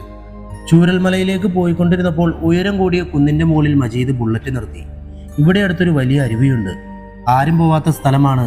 കാട്ടുമൃഗങ്ങളും പിന്നെ പിശാച് ബാധയൊക്കെ ഉണ്ടെന്ന് നാട്ടുകാർ വിശ്വസിക്കുന്ന സ്ഥലം. ഇടയ്ക്കൊക്കെ ഇവിടെ വരുന്ന ആളുകളെ കാണാതെ പോവാറുണ്ട്. അരുവിയിൽ നല്ല ഒഴുക്കുള്ള സമയത്ത് വീണാൽ പിന്നെ പാറക്കെട്ടുകൾക്കിടയിലെ വലിയ ഗുഹകളിൽ ചുഴിയിൽ കുടുങ്ങിയാൽ പിന്നെ ശവം പോലും പുറത്തു കിട്ടില്ല. എന്നാ പിന്നെ അവിടെ ഒന്ന് പോവാമല്ലേ? വണ്ടി നിർത്തി 4 പേരും വള്ളിപ്പടർപ്പുകൾ നിറഞ്ഞ വീതി കൂടിയ വഴിയിലൂടെ അകത്തേക്ക് കയറി. ഇവിടെ 1-2 വണ്ടി നിർത്തിയിടാനുള്ള സ്ഥലമുണ്ടല്ലോ. രാമേട്ടന്റെ പറച്ചിൽ കേട്ട ബിലാല് ശ്രദ്ധയോടെ കരിയിലകൾ വീണ് കിടക്കുന്ന സ്ഥലത്ത് നോക്കുന്നത് കണ്ട് മോര് നിന്നു. ഇവിടെ ഏതോ വണ്ടികൾ വന്നു പോയിട്ടുണ്ട്. ടയർ പതിഞ്ഞതുപോലെയുള്ള പാടുകൾ കണ്ട് ബിലാല് പറഞ്ഞു, ഉണ്ടാവാം സാർ, ചില വെള്ളമടി പാർട്ടികൾ ഇങ്ങോട്ട് വണ്ടി കയറ്റിയിടാറുണ്ട്. റോഡിൽ നിന്നും കാണില്ല എന്നതാണ് അതിൻ്റെ ഗുണം. ഒന്ന് മൂളി ബിലാല് മുൻപോട്ട് നടന്നു. കുറച്ചു മുന്നോട്ട് ചെന്നപ്പോൾ താഴെ ഒരു അരുവി അവർ കണ്ടു. അരുവിക്കടുത്ത് നടന്നെത്തിയപ്പോഴാണ് പാറകൾക്കിടയിൽ പെണ്ണുങ്ങൾ ധരിക്കുന്ന ജീൻസും കീറിയ പിങ്ക് ഷർട്ടും അവർ കണ്ടത്. മൊബൈലെടുത്ത് ബിലാൽ അമൃതയുടെ ഫോണിൽ നിന്നും സെൻഡ് ചെയ്ത ഫോട്ടോസ് നോക്കി. എമിലി റോഷന്റെ കൂടെ പോകുന്ന അന്ന് ധരിച്ച അതേ ഡ്രസ്സുകൾ. അയാളുടെ കണ്ണുകൾ കൗശലത്തോടെ ചുറ്റും നോക്കി. മറ്റൊന്നും അവിടെ ഉണ്ടായിരുന്നില്ല. അതെടുത്തോ. രാമേട്ടൻ ആ തുണികൾ ടവൽ കൊണ്ടെടുത്ത് പോക്കറ്റിൽ കരുതിയിരുന്ന കവറിലേക്ക് മാറ്റി. നാശം, ഇവിടെ ഒന്നും റേഞ്ചില്ലല്ലോ. ഫോണിൽ നോക്കിയ രാമേട്ടൻ പെറുപിറുത്തു. അപ്പോൾ ഇവിടെ അവർ വന്നിട്ടുണ്ട്. ബിലാൽ ആരോടൊന്നില്ലാതെ പറഞ്ഞ് പോക്കറ്റിൽ നിന്നും സിഗരറ്റ് എടുത്ത് ചുണ്ടിൽ വെച്ച് കത്തിച്ച് ആഞ്ഞു പുകയൂതി. വേണോ? മജീദിന്റെയും സജീയുടെയും നേരെ തിരിഞ്ഞ് അയാൾ തിരക്കി. 2 പേരും വേണ്ടെന്ന ആംഗ്യം കാട്ടി. ഗുഡ്. പുഞ്ചിരിച്ചുകൊണ്ട് ബിലാൽ ആ ഏരിയ മുഴുവനും നടന്നു പരിശോധിച്ചു. തിരിച്ചു പോരുന്ന വഴി മുഴുവൻ പരിശോധിച്ചിട്ടും മറ്റൊന്നും കണ്ടെത്താൻ അവർക്ക് കഴിഞ്ഞില്ല. അവരിവിടെ വന്നിരുന്നു. ചുണ്ടിൽ കത്തിയിരിക്കുന്ന സിഗരറ്റ് ഒന്നുകൂടെ ആഞ്ഞു വലിച്ച് നിലത്തേക്കിട്ടുകൊണ്ട് ചവിട്ടിയിരിക്കാൻ തുടങ്ങിയതാണ് ബിലാൽ. പെട്ടെന്നാണ് മുകളിലത്തെ മരക്കൊമ്പിൽ നിന്നും എന്തോ ശബ്ദം കേട്ടത്. 4 പേരും ഒരു ഞെട്ടലോടെ മുകളിലേക്ക് നോക്കി. ഒരു കുരങ്ങനായിരുന്നു അത്. അത് അതിവേഗം കൊമ്പുകളിൽ നിന്ന് കൊമ്പുകളിലേക്ക് ചാടി അപ്രത്യക്ഷനായി. പേടിപ്പിച്ചു കളഞ്ഞു പുല്ലൻ, ചിരിച്ചുകൊണ്ട് സജി പറഞ്ഞു. ഒരിക്കൽ കൂടെ മുഴുവൻ അരിച്ചുപെറുക്കി അവർ തിരിച്ച് റോഡിലേക്ക് കയറി. ആ പെൺകുട്ടിക്ക് ഇവിടെ വെച്ച് എന്തോ സംഭവിച്ചിട്ടുണ്ട്, ആലോചനയോടെ രാമേട്ടൻ പറഞ്ഞു. ഒന്ന് മൂളിക്കൊണ്ട് ബിലാൽ വണ്ടിയിലേക്ക് കയറി. നമുക്ക് അവരുടെ വണ്ടി കണ്ടുപിടിക്കണം. പുറത്തോട്ടുള്ള ഒരു ചെക്ക് പോസ്റ്റിലും ടൗണുകളിലുമുള്ള ഒരു ക്യാമറയിലും ആ 2 വണ്ടിയും പതിഞ്ഞിട്ടില്ല. അതിനർത്ഥം അവർ ഈ പരിസരത്ത് എവിടെയോ ഉണ്ടെന്നാണ്. ശരിയാണ് സാർ, എനിക്കും അങ്ങനെ തോന്നുന്നു. ഞങ്ങൾ എന്ത് ചെയ്യണം സാർ? മജീദിന്റെ ചോദ്യമാണ് രാമേട്ടനെ ആലോചനയിൽ നിന്നും ഉണർത്തിയത്. നിങ്ങളുടെ 2 പേരുടെയും മൊബൈൽ നമ്പർ തന്നിട്ട് പോയിക്കോ. നമ്പർ കൊടുത്ത് പോകാൻ നേരം മജീദ് ബുള്ളറ്റ് ജീപ്പിനോട് ചേർത്ത് നിർത്തി. ആ പന്നികളെ കിട്ടിയാൽ ഞങ്ങളെയും കൂടെ ഒന്ന് അറിയിക്കണേ സാറേ, പുഞ്ചിരിച്ചുകൊണ്ട് മജീദ് പറഞ്ഞു. ബിലാലിന്റെ ചുണ്ടിലും ഒരു പുഞ്ചിരി നിറഞ്ഞു. പിന്നെ നമുക്ക് നാളെ ഇവിടെയുള്ള എല്ലാ റിസോർട്ടുകളും ഒന്ന് പരിശോധിക്കണം. നിങ്ങളൊന്ന് ഹെൽപ്പ് ചെയ്യണം. തീർച്ചയായും. യാത്ര പറഞ്ഞ് അവരെയും വഹിച്ച് കാതടുപ്പിക്കുന്ന സ്വരത്തിൽ മുരണ്ട ആ ബുള്ളറ്റ് മേപ്പാടി ലക്ഷ്യമാക്കി കുതിച്ചു പാഞ്ഞു. നമുക്ക് പോവാലേ പറഞ്ഞുകൊണ്ട് ജീപ്പ് സ്റ്റാർട്ട് ചെയ്തതാണ് ബിലാൽ. പെട്ടെന്നെന്തോ ഓർത്തതുപോലെ ബിലാൽ വണ്ടി ഓഫ് ചെയ്ത് പുറത്തേക്ക് ഇറങ്ങി. എന്താ സാർ? ഞാൻ സിഗരറ്റ് കുറ്റി കെടുത്താൻ മറന്നു രാമേട്ട. കരിയിലകൾ നിറഞ്ഞ സ്ഥലമല്ലേ, കത്തിപ്പടർന്ന് വലിയ കാട്ടുതീയാവാൻ വലിയ പ്രയാസമൊന്നും ഉണ്ടാവില്ല. എന്നാ ഞാനും വരാം. വേണ്ട, അവിടെ ഇരുന്നോ. ഒരു മൂളിപ്പാട്ടും പാടി ബിലാൽ കാട്ടിലേക്ക് കയറി പോകുന്നത് രാമേട്ടൻ നോക്കി നിന്നു.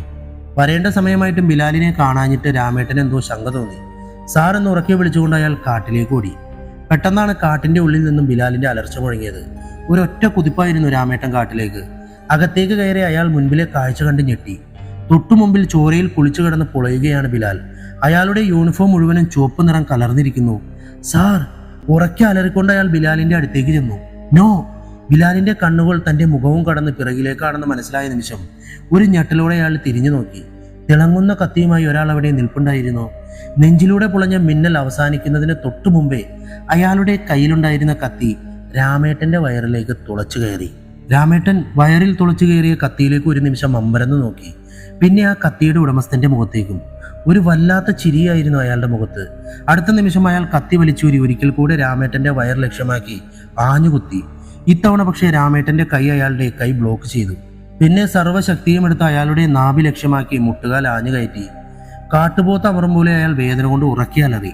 അപ്പോഴേക്കും ബിലാൽ കൈകുത്തി എഴുന്നേറ്റു. അയാൾ ചുവന്ന കണ്ണുകൾ തുറപ്പിച്ച് രാമേട്ടനെ ഒന്ന് നോക്കി.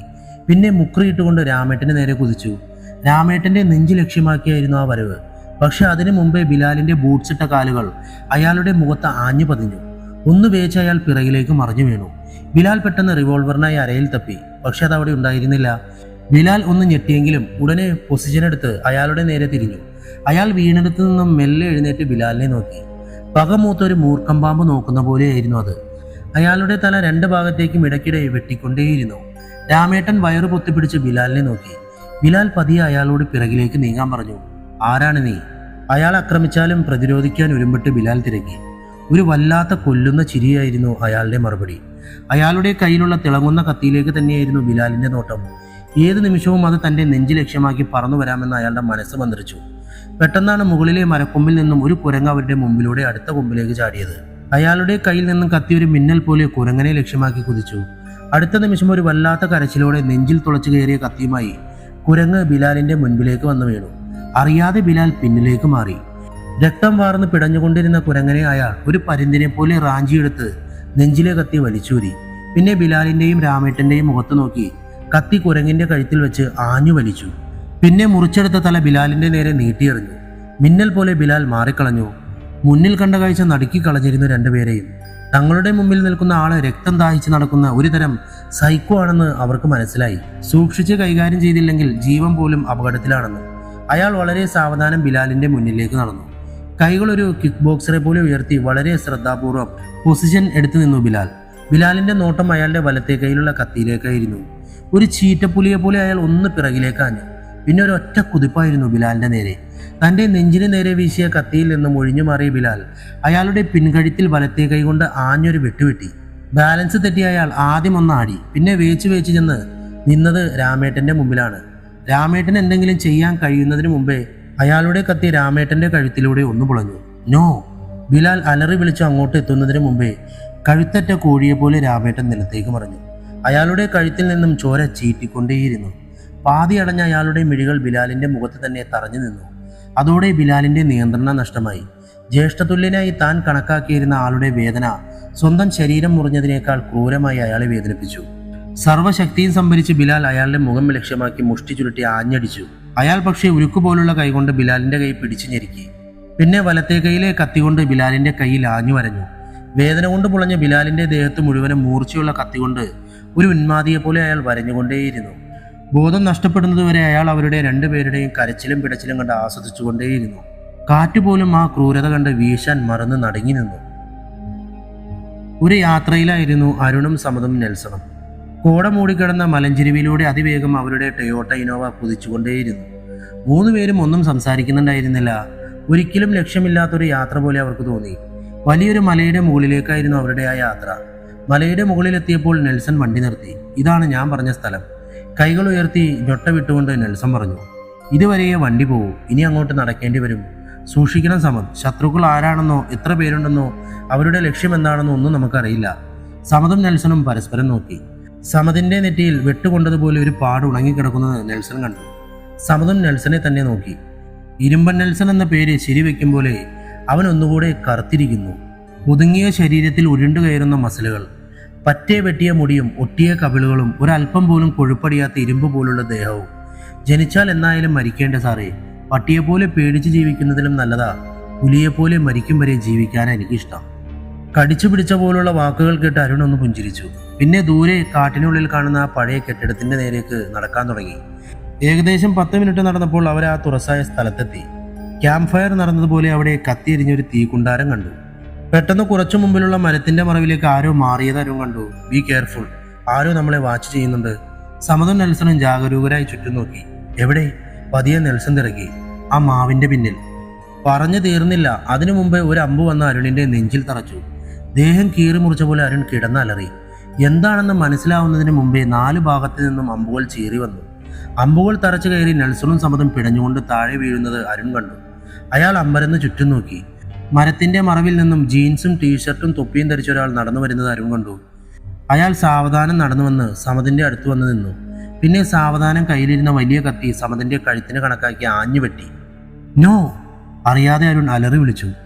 സമതിന്റെ കഴുത്തിൽ നിന്നും കട്ടച്ചോര അരുണിന്റെ മുഖത്തേക്ക് തെറിച്ചു. പരിസരം മറന്ന് അലറി കരഞ്ഞു അരുൺ.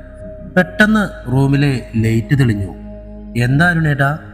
ലൈറ്റിട്ട് പരിഭ്രാന്തിയായി നിൽക്കുന്ന ഭാര്യയെ കണ്ട അരുൺ അമ്പരന്നു. പിന്നെ വിശ്വാസം വരാതെ സ്വന്തം നെഞ്ചു തടവി നോക്കി. പല സ്വപ്നം കണ്ടു പേടിച്ചോ? അലിവോടെ അവൾ അരുണിന്റെ മുഖം തന്റെ മാറോട് ചേർത്ത് പുറന്നൊഴുകി. അരുൺ അറിയാതെ ക്ലോക്കിലേക്ക് നോക്കി. സമയം വെളുപ്പിന് 4 മണി. വെളുപ്പാങ്കാലത്ത് കാണുന്ന സ്വപ്നങ്ങൾ ഫലിക്കുമെന്ന് ആരോ പറഞ്ഞത് അയാൾക്ക് വെറുതെ ഓർമ്മ വന്നു. അരുൺ മേശപ്പുറത്ത് വെച്ചിരുന്ന കേസ് ഫയൽ എടുത്ത് തുറന്നു നോക്കി. കിടക്കുന്നില്ല അരുണേട്ടാ, നീ കിടന്നോ? ലൈറ്റ് ഉണ്ടെങ്കിൽ എനിക്ക് ഉറക്കം കിട്ടില്ലെന്ന് ഏട്ടൻ അറിയില്ലേ? അവളുടെ പറച്ചിൽ കേട്ട് അരുൺ ഫയലെടുത്ത് ലൈറ്റ് ഓഫ് ചെയ്ത് ഓഫീസ് റൂമിലേക്ക് പോയി. കണ്ടത് വെറും സ്വപ്നമായി തള്ളിക്കളയാൻ അരുണിന് തോന്നിയില്ല. അയാൾ ആ കേസ് ഫയൽ ഒന്നുകൂടെ വായിച്ചു. 6 മിസ്സിംഗ് കേസുകൾ. കോഴിക്കോട് നിന്നും 2 വാഹനങ്ങളുമായി വയനാട് ചൂരൽമലയിലേക്ക് പോകുന്ന വഴി ആ 4 പേരും വണ്ടിയോടെ കാണാതാവുന്നു. കാണാതായ പെൺകുട്ടിയുടെ കൂട്ടുകാരിയുടെ പരാതി പ്രകാരം നടക്കാവ് സ്റ്റേഷനിലെ 2 പോലീസുകാർ അവർ പോയ വഴിയെ സഞ്ചരിക്കുന്നു. വഴിയെ വെച്ച് 2 പേര് അവർക്ക് വഴികാട്ടികളാവുന്നു. എവിടെയൊക്കെയോ പരിശോധിച്ചു കഴിഞ്ഞ് വഴി കാട്ടാൻ വന്നവർ തിരിച്ചു പോകുന്നു. പിന്നീട് ആരും ആ 2 പോലീസുകാരെ കണ്ടിട്ടില്ല. അത് കഴിഞ്ഞ് ഇന്നേക്ക് 3 ദിവസം കഴിയുന്നു. ലോക്കൽ പോലീസിന്റെ അന്വേഷണത്തിൽ പോലീസ് ജീപ്പ് മേപ്പാടി ടൗണിൽ ഒരു ഹോട്ടലിന്റെ മുമ്പിൽ പാർക്ക് ചെയ്ത നിലയിൽ കണ്ടെടുക്കുന്നു. ആദ്യം കാണാതായ 2 വണ്ടികളും മേപ്പാടി തന്നെയുള്ള ഒരു ഹോം സ്റ്റേയുടെ മുമ്പിൽ പാർക്ക് ചെയ്ത നിലയിൽ പോലീസ് കണ്ടെത്തുന്നു. അതിശയകരമായ സംഗതി എന്താണെന്ന് വെച്ചാൽ ഈ 2 സ്ഥാപനങ്ങളും മാസങ്ങളായി പ്രവർത്തിക്കുന്നില്ല എന്നതാണ്. ആരാണ് വണ്ടി അവിടെ കൊണ്ടിട്ടതെന്ന് ആർക്കും അറിയില്ല. കാണാതായ 6 പേരും എവിടെ പോയി എന്നും ആർക്കും അറിയില്ല. ആകപ്പാടെ ദുരൂഹത നിറഞ്ഞ കേസ്. ഫയൽ മടക്കി വെച്ച് അരുൺ ഒരു സിഗരറ്റ് എടുത്ത് കത്തിച്ച് ആഞ്ഞു പുകയൂതി. പെട്ടെന്ന് അയാൾക്ക് നേരത്തെ കണ്ട സ്വപ്നം ഓർമ്മ വന്നു. ഈ കേസും സ്വപ്നവും തമ്മിൽ എന്തെങ്കിലും ബന്ധമുണ്ടോ എന്ന് അരുൺ ചിന്തിച്ചു. പെട്ടെന്നാണ് ആ കഴുത്തു വെട്ടുന്ന ആളെ എവിടെയോ കണ്ടതുപോലെ അരുണിന് തോന്നിയത്.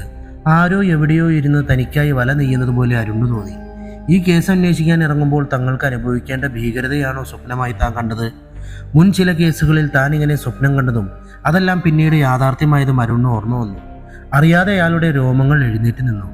ഇന്നോളം താൻ കാണാത്ത അത്രയ്ക്ക് അപകടകാരിയായ ഒരാൾ തന്നെ കാത്തിരിക്കുന്നു എന്ന തോന്നൽ ഒരു വല്ലാത്ത ലഹരി നിറച്ചു അയാളുടെ സിരകളിൽ. എവിടെ നിന്നും തുടങ്ങണമെന്നാണ് അരുൺ അപ്പോൾ ആലോചിച്ചത്. ദുരൂഹത നിറഞ്ഞ കേസിലെ ദുരൂഹത നിറഞ്ഞ 2 പേരുകളാണ് അയാളുടെ മനസ്സിൽ പെട്ടെന്ന് തെളിഞ്ഞത്: സജീവനും മജീദും. അവരിൽ നിന്ന് തന്നെ ആവട്ടെ അന്വേഷണത്തിന്റെ തുടക്കം. അയാൾ ഫോണെടുത്ത് സമതിന്റെ നമ്പർ ഡയൽ ചെയ്തു. ആ സാർ. ഉറക്കപ്പിച്ചോടെയുള്ള സമതിന്റെ സ്വരം അയാൾ കേട്ടു. രാവിലെ 7 മണിക്ക് നെൽസണും സമതും കോഴിക്കോട് ഓഫീസിലെത്തണം. ആ കേസ് നമ്മൾ ഏറ്റെടുക്കുന്നു. സമത പെട്ടെന്ന് ബെഡിൽ എഴുന്നേറ്റിരുന്നു. 2 ദിവസം കഴിഞ്ഞ് പോവാമെന്നല്ലേ സാർ പറഞ്ഞത്? അതെ. അരുണിന്റെ സ്വരത്തിൽ വന്ന മാറ്റം സമത അറിഞ്ഞു. ആരോ നമ്മളെ ക്ഷണിക്കുകയാണ് സമത്. നമ്മൾ ഇന്നേ വരെ കാണാത്ത അത്രയ്ക്ക് ക്രൂരനായ ഒരു എതിരാളി നമ്മളെയും കാത്ത വയനാടിന്റെ മലഞ്ചെരിവിൽ എവിടെയോ രാഗിമിനിക്കിയ കത്തിയുമായി ഉറങ്ങാതെ ഇരിപ്പുണ്ട്. ഒരു വിറയൽ മേലാകെ പടർന്നു കയറുന്നത് സമത അറിഞ്ഞു. നമ്മുടെ കൂട്ടത്തിൽ നിന്ന് 2 ആളെയാണ് കാണാതായത്. അവരുടെ മരണത്തിന് നമ്മൾ കണക്ക് തീർക്കണ്ടേ സമത്? ഫോണിലൂടെ തീക്കാറ്റ് പോലെ അരുണിന്റെ വാക്കുകൾ സമത കേട്ടു. അവരെ കാണാനില്ല എന്നല്ലേ ഉള്ളൂ സാർ? സമതിന്റെ ചോദ്യം കേട്ട് അരുൺ ഒന്ന് പുഞ്ചിരിച്ചു. അല്ല സമത്, അവർ 6 പേരും കൊല്ലപ്പെട്ടു എന്ന് എൻ്റെ മനസ്സ് പറയുന്നു. സമതിന്റെ കണ്ണുകൾ അറിയാതെ ഒന്ന് വിടർന്നു. ചിലപ്പോൾ നമ്മളും കൊല്ലപ്പെട്ടേക്കാം സമത്. Be careful. കാരണം ഞാൻ കരുതിയ പോലെയാണെങ്കിൽ എതിരാളി രക്തദാഹിയായ ഒരു ഒന്നാന്തരം സൈക്കോയാണ്. അറിയാതെ ഒരു തരിപ്പ് സമതിന്റെ നെഞ്ചിലൂടെ പടർന്നു കയറി. രാവിലെ 10 മണിയോടെ അരുണും സംഘവും കൽപ്പറ്റയിലെത്തി. മജീദും സജിയും അവിടെ കാത്തിരിക്കുന്നുണ്ടായിരുന്നു. ആദ്യം അരുൺ വണ്ടി കണ്ടെടുത്ത ഹോട്ടലിലും ഹോം സ്റ്റേയും മൊത്തം മരിച്ചു പരിശോധിച്ചു. മാസങ്ങളായി അടഞ്ഞു കിടക്കുന്നതിനാൽ 2 സ്ഥലത്തും CCTV വർക്ക് ചെയ്യുന്നുണ്ടായിരുന്നില്ല. ഒടുവിൽ പോലീസ് ജീപ്പും മറ്റ് 2 വണ്ടികളും മൊത്തം പരിശോധിച്ചിട്ടും അസ്വാഭാവികമായി ഒന്നും കണ്ടെത്താൻ അരുണിന് കഴിഞ്ഞില്ല. 6 പേർക്കും അപകടം പറ്റിയത് വണ്ടിക്കകത്ത് വെച്ചല്ല, അവർ അവസാനം നിർത്തിയ സ്ഥലത്ത് വെച്ചാണ്. അരുൺ ആരോടൊന്നില്ലാതെ പറഞ്ഞു. അരുണിന്റെ അതേ നിഗമനം തന്നെയായിരുന്നു മറ്റുള്ളവർക്കും. ഇതിനിടെ അരുൺ മജീദും സജിയും അറിയാതെ അവരുടെ ചലനങ്ങൾ നിരീക്ഷിക്കുകയായിരുന്നു. ഒരു കുറ്റവാളികളുടേതായ യാതൊരു സൂചനയും അരുണിന്റെ നിരീക്ഷണം അയാൾക്ക് സമ്മാനിച്ചില്ല. നമുക്ക് വല്ലതും കഴിക്കണ്ടേ സാർ? സമതമല്ലേ അരുണിനോട് തിരക്കി. പോകുന്ന വഴിക്ക് വല്ല നല്ല ഹോട്ടലുകളും ഉണ്ടോ? അരുൺ മജീദിനെ നേരെ തിരിഞ്ഞു ചോദിച്ചു. വെജോ നോൺ വെജോ? നോൺ. എങ്കിൽ മേപ്പാടി കഴിഞ്ഞ് ഒന്നാന്തരം ഒരു ഹോം സ്റ്റേ ഉണ്ട്. അവിടെ പോയാൽ നല്ല ഉഗ്രം വെടിയിറച്ചി ഉണ്ടാവും. പറഞ്ഞു തീർന്നതും അബദ്ധം പറ്റിയതുപോലെ മജീദ് അറിയാതെ തല കുടഞ്ഞു. പോലീസുകാരോടാണ് വെടിയിറച്ചിയെ പറ്റി പറയുന്നത്. വല്ലപ്പോഴും അവിടെ ഉണ്ടാവാറുണ്ട്. തല ചൊറിഞ്ഞുകൊണ്ട് മജീദ് അരുണിനെ നോക്കി. ആ ആ ആ നീട്ടിയൊന്ന് മൂളി അരുൺ. എന്നാ പിന്നെ അവിടെ തന്നെ പോവാമല്ലേ സമത്? അരുണിന്റെ ചോദ്യം കേട്ട് സമതും നെൽസണും ഒന്ന് പുഞ്ചിരിച്ചു. അരുണിന്റെ ഇന്നോവ മേപ്പാടിയിലേക്ക് യാത്ര തിരിച്ചു. നെൽസൺ ആയിരുന്നു വണ്ടി ഓടിച്ചത്. അരുൺ പോകുന്ന വഴിയെല്ലാം ശരിക്കും നോക്കുന്നുണ്ടായിരുന്നു. മേപ്പാടി ടൗൺ കഴിഞ്ഞ് ചൂരൽമലയിലേക്ക് പോകുന്ന റോഡിലേക്ക് തിരിഞ്ഞു. പാറൂസ് ഹോം സ്റ്റേ എന്നെഴുതിയ ബോർഡ് വെച്ച ചെറിയ കോൺക്രീറ്റ് റോഡ് മജീദ് കാണിച്ചു കൊടുത്തു. ഇന്നോവ സാവധാനം അങ്ങോട്ട് തിരിഞ്ഞു. കൂറ്റൻ മരങ്ങൾക്കിടയിൽ നിർമ്മിച്ച ചെറിയ ചെറിയ വില്ലകളായിരുന്നു അത്. തണുത്തുറഞ്ഞ അന്തരീക്ഷം. എല്ലാ വില്ലകളുടെയും ഇടയിലൂടെ വളഞ്ഞു പുളഞ്ഞു പോകുന്ന ചെറിയ ചാലുകളിൽ തെളിഞ്ഞ വെള്ളം, അതിൽ നീന്തി തുടിക്കുന്ന പുഴ മത്സ്യങ്ങൾ, വലിയ മരങ്ങളുടെ ശിഖരങ്ങൾ, കെട്ടിയുണ്ടാക്കിയ ഏറുമാടങ്ങളിൽ കയറാനുള്ള കയറുകൾ, ഗോണികൾ തൂങ്ങിക്കിടക്കുന്നു. ചെറിയ ചെറിയ ഗാർഡനുകളിൽ പൂത്തുലഞ്ഞു നിൽക്കുന്ന റോസും മറ്റു പുഷ്പങ്ങളും കാണാൻ നല്ല ഭംഗിയായിരുന്നു. അതിനപ്പുറത്ത് കായ്ച്ചു നിൽക്കുന്ന പച്ചക്കറി തോട്ടങ്ങൾ. കൊള്ളാലോ സെറ്റപ്പ്, അത്ഭുതത്തോടെ അരുൺ പറഞ്ഞു. 1-2 വില്ലകളുടെ മുൻപിൽ 3-4 ബൈക്കുകളും കാറുകളും പാർക്ക് ചെയ്തിരിക്കുന്നു. ഇപ്പോൾ ഓഫ് സീസൺ ആയതുകൊണ്ടാണ്. സീസൺ ആണെങ്കിൽ ഇവിടെ കാല് കുത്താൻ സ്ഥലം ഉണ്ടാവില്ല. മജീദ് ഫുഡ് കോർണർ എന്നെഴുതിയ പുറത്തേക്ക് ഷെഡ് കിട്ടിയ ചെറിയ വീടിന് നേർക്ക് നടന്നു. അവിടെ പുറത്തു തൂക്കിയ വലിയ ഓട്ടുമണിയിന്മേൽ 3 വട്ടം മണിയടിച്ചു. ഇതെന്താ ആചാരവെടിയോ? പുഞ്ചിരിച്ചുകൊണ്ട് നെൽസൺ ചോദിച്ചു. പെട്ടെന്ന് അകത്തു നിന്നും വാതിൽ തുറന്നുകൊണ്ടൊരു സ്ത്രീ പുറത്തിറങ്ങി. 5 അടി മാത്രം ഉയരമുള്ള തടിച്ചൊരു പെണ്ണ്. അല്പം ചുരുണ്ട മുടി, കഴുത്തൊപ്പം മുറിച്ചത് പിറകിലേക്ക് വലിച്ചു കെട്ടിയിരിക്കുന്നു. അല്പം ഇരുണ്ട മുഖത്ത് ഗൗരവം തുടിക്കുന്ന ഭാവം, മൂക്കിൽ വജ്രം പോലെ തിളങ്ങുന്ന ഒരു മൂക്കൂത്തി, നെറ്റിയിൽ ചുവന്ന വട്ടപ്പൊട്ട്. ആ മജീദിക്കയോ? മജീദിനെ കണ്ട് അവളൊന്ന് പുഞ്ചിരിച്ചു. അപ്പോഴാണ് അവർ അരുണിനെയും കൂടെയുള്ളവരെയും അവർ വന്ന വണ്ടിയും കണ്ടത്. അവരുടെ വിടർന്ന വലിയ കണ്ണുകളൊന്ന് തീക്ഷ്ണമായത് അരുൺ കണ്ടു. ഇപ്പോൾ വലിയ കൊമ്പത്തെ ആളുകളുമൊക്കെയായാണ് ഇക്കാടെ കളിയല്ലേ, ഒന്ന് പുഞ്ചിരിച്ചുകൊണ്ട് അവർ പറഞ്ഞു. അപ്പോഴാണ് അവർ അരുണിനെ കണ്ടത്. അവരുടെ വലിയ നെറ്റിയിൽ പൊടുന്നനെ ചുളിവുകൾ വീണു. കണ്ണുകളിൽ എന്തോ ഒരു പരിചയഭാവം തെളിഞ്ഞു. അരുണും അവളെ തന്നെ നോക്കുകയായിരുന്നു. എവിടെയോ കണ്ട പോലുള്ള ഒരു മുഖം. അരുൺ സാർ എന്നെ മറന്നോ? കുപ്പിച്ചെല്ല് തറക്കും പോലുള്ള ആ സ്വരം കേട്ട് അരുണിന്റെ ഓർമ്മകൾ ആ രാത്രിയിലേക്ക് കുതിച്ചു. എറണാകുളത്ത് പണ്ട് ജോലി ചെയ്യുന്ന സമയം അവിടെ മയൂരി ഹോട്ടലിൽ അനാശാസ്യം നടക്കുന്നുവെന്ന് റിപ്പോർട്ട് കിട്ടി രാത്രി ഹോട്ടലിലേക്ക് ചെന്ന ദിവസം. മുട്ടിയിട്ടും തുറക്കാത്ത 417 നമ്പർ ഡബിൾ സ്യൂട്ട് ഒടുവിൽ ചവിട്ടിപ്പൊളിച്ച് അകത്ത് കടക്കുമ്പോൾ ആദ്യം കണ്ടത് കീറിപ്പറഞ്ഞ വസ്ത്രങ്ങളോടെ നിൽക്കുന്ന ഒരു 12 വയസ്സുകാരിയെയാണ്. അവളുടെ തൊട്ടപ്പുറത്ത് ദേഹമാസകലം ചോരയിൽ കുളിച്ച് ഭദ്രകാളിയെപ്പോലെ മറ്റൊരു പെൺകുട്ടി. അവളുടെ കയ്യിൽ അപ്പോഴും ചോരയൊലിക്കുന്ന ഒരു കൊടുവാൾ. അവളുടെ പിന്നിൽ തുറന്നു കിടക്കുന്ന ബെഡ്റൂമിൽ ചോരയിൽ കുളിച്ച് മരണത്തോട് മല്ലടിച്ച് കിടക്കുന്ന കൊച്ചിയിലെ 3 വമ്പൻ സ്രാവുകൾ. ചത്തിട്ടില്ല സാറേ, കൊല്ലാനായിരുന്നു പ്ലാൻ. അപ്പോഴേക്കും വിറച്ചുകൊണ്ടിരുന്ന ആ ചെറിയ പെൺകുട്ടിയെ സ്വന്തം ദേഹത്തേക്ക് ചായച്ചു പിടിച്ചുകൊണ്ട് അവൾ മുരണ്ടു. അരുണിന് കാര്യങ്ങൾ മനസ്സിലായി. അയാൾ ഒന്നും മിണ്ടാതെ പരിക്കേറ്റവരെ ആശുപത്രിയിൽ കൊണ്ടുപോകാനുള്ള ഏർപ്പാടുകൾ ചെയ്തു. പിന്നെ ആ 2 പെൺകുട്ടികളെ ആരും കാണാതെ അവിടുന്ന് കൊണ്ടുപോയി. പാർവതി അറിയാതെ അരുണിന്റെ ചുണ്ടുകൾ മന്ത്രിച്ചു. അപ്പോൾ എന്നെ മറന്നിട്ടില്ല. അവൾ ഓടി വന്ന അരുണിന്റെ തൊട്ടു മുമ്പിൽ വന്ന് കിതച്ചുകൊണ്ട് കൈകൾ കൂപ്പി. അന്ന് എന്നെ രക്ഷിച്ചത് സാറാ. പിന്നെ സാറിനെ കാണാൻ പറ്റിയില്ല. എല്ലാവരും അത്ഭുതത്തോടെ അവരെ തന്നെ നോക്കി. പാർവതിയെ ഞാൻ പിന്നെ അന്വേഷിച്ചിരുന്നു, കണ്ടില്ല. ഞാൻ പിന്നെ കൊച്ചി വിട്ടു, എൻ്റെ നാടായ കണ്ണൂരിലേക്ക് പോയി. പഠനമെല്ലാം ആ സമയത്ത് ഉപേക്ഷിച്ചു. എന്നെ ആരും സഹായിക്കാനില്ലാത്ത 8-10 പാവപ്പെട്ട പെണ്ണുങ്ങളെ കൂട്ടി ഇവിടെ ഇങ്ങനെ ഒരു സംരംഭം തുടങ്ങി. മായേച്ചി, അവൾ അകത്തേക്ക് നോക്കി ഉറക്കെ വിളിച്ചു. സാറന്മാരിരിക്കെ. അവൾ എല്ലാവരോടും ഇരിക്കാൻ പറഞ്ഞു. അപ്പോഴേക്കും ഷെഫിന്റെ യൂണിഫോം ധരിച്ചൊരു പെണ്ണ് അവിടേക്ക് വന്നു. അവരുടെ മുഖം മുഴുവൻ പൊള്ളിപ്പോയിരുന്നു. ചേച്ചിയുടെ സ്പെഷ്യൽ ഇഡ്ഡലിയും ചട്നിയും വേഗം ഉണ്ടാക്കണം, പിന്നെ താറാവ് പൊരിച്ചതും പെട്ടെന്ന് വേണം. അരുണിനെയും കൂട്ടരെയും നോക്കി പുഞ്ചിരിച്ച് അവർ അകത്തേക്ക് പോയി. ആരാത്? അമ്പരപ്പോടെ അരുൺ തിരക്കി. സൗന്ദര്യം കുറഞ്ഞെന്നും പറഞ്ഞ അമ്മായിയമ്മ സ്റ്റൗ കത്തിച്ച് കൊല്ലാൻ നോക്കിയതാ. ഇങ്ങനെ അങ്ങ് രക്ഷപ്പെട്ടു. ആരും നോക്കാനില്ലാതെ ഹോസ്പിറ്റലിൽ നിന്നും ഇറങ്ങിയപ്പോൾ ഞാനിങ്ങ് കൂടെ കൂട്ടി. അറിയാതെ അരുണിന്റെ മിഴികൾ നനഞ്ഞു. അല്ല, നല്ല വെടിയേർച്ചുണ്ടെന്നും പറഞ്ഞ് മജീദ് കൂട്ടിക്കൊണ്ടു വന്നതാ, അതൊന്നുമില്ലേ? വിഷയം മാറ്റാൻ വേണ്ടി അരുൺ ചോദിച്ചു. ഉണ്ടായിരുന്നു സാറേ, നല്ല വെടിയേർച്ചയും നല്ല സ്വയംഭം വാറ്റുമെല്ലാം. പിന്നെ അതൊക്കെ അങ്ങ് നിർത്തി. പുഞ്ചിരിച്ചുകൊണ്ട് അവർ പറഞ്ഞു. 10 മിനിറ്റിന്റെ ഉള്ളിൽ ആവി പറക്കുന്ന ഇഡ്ഡലിയും ചട്നിയും നല്ല ചൂടുള്ള താറാവ് പൊരിച്ചതും അവരുടെ മുമ്പിലെത്തി.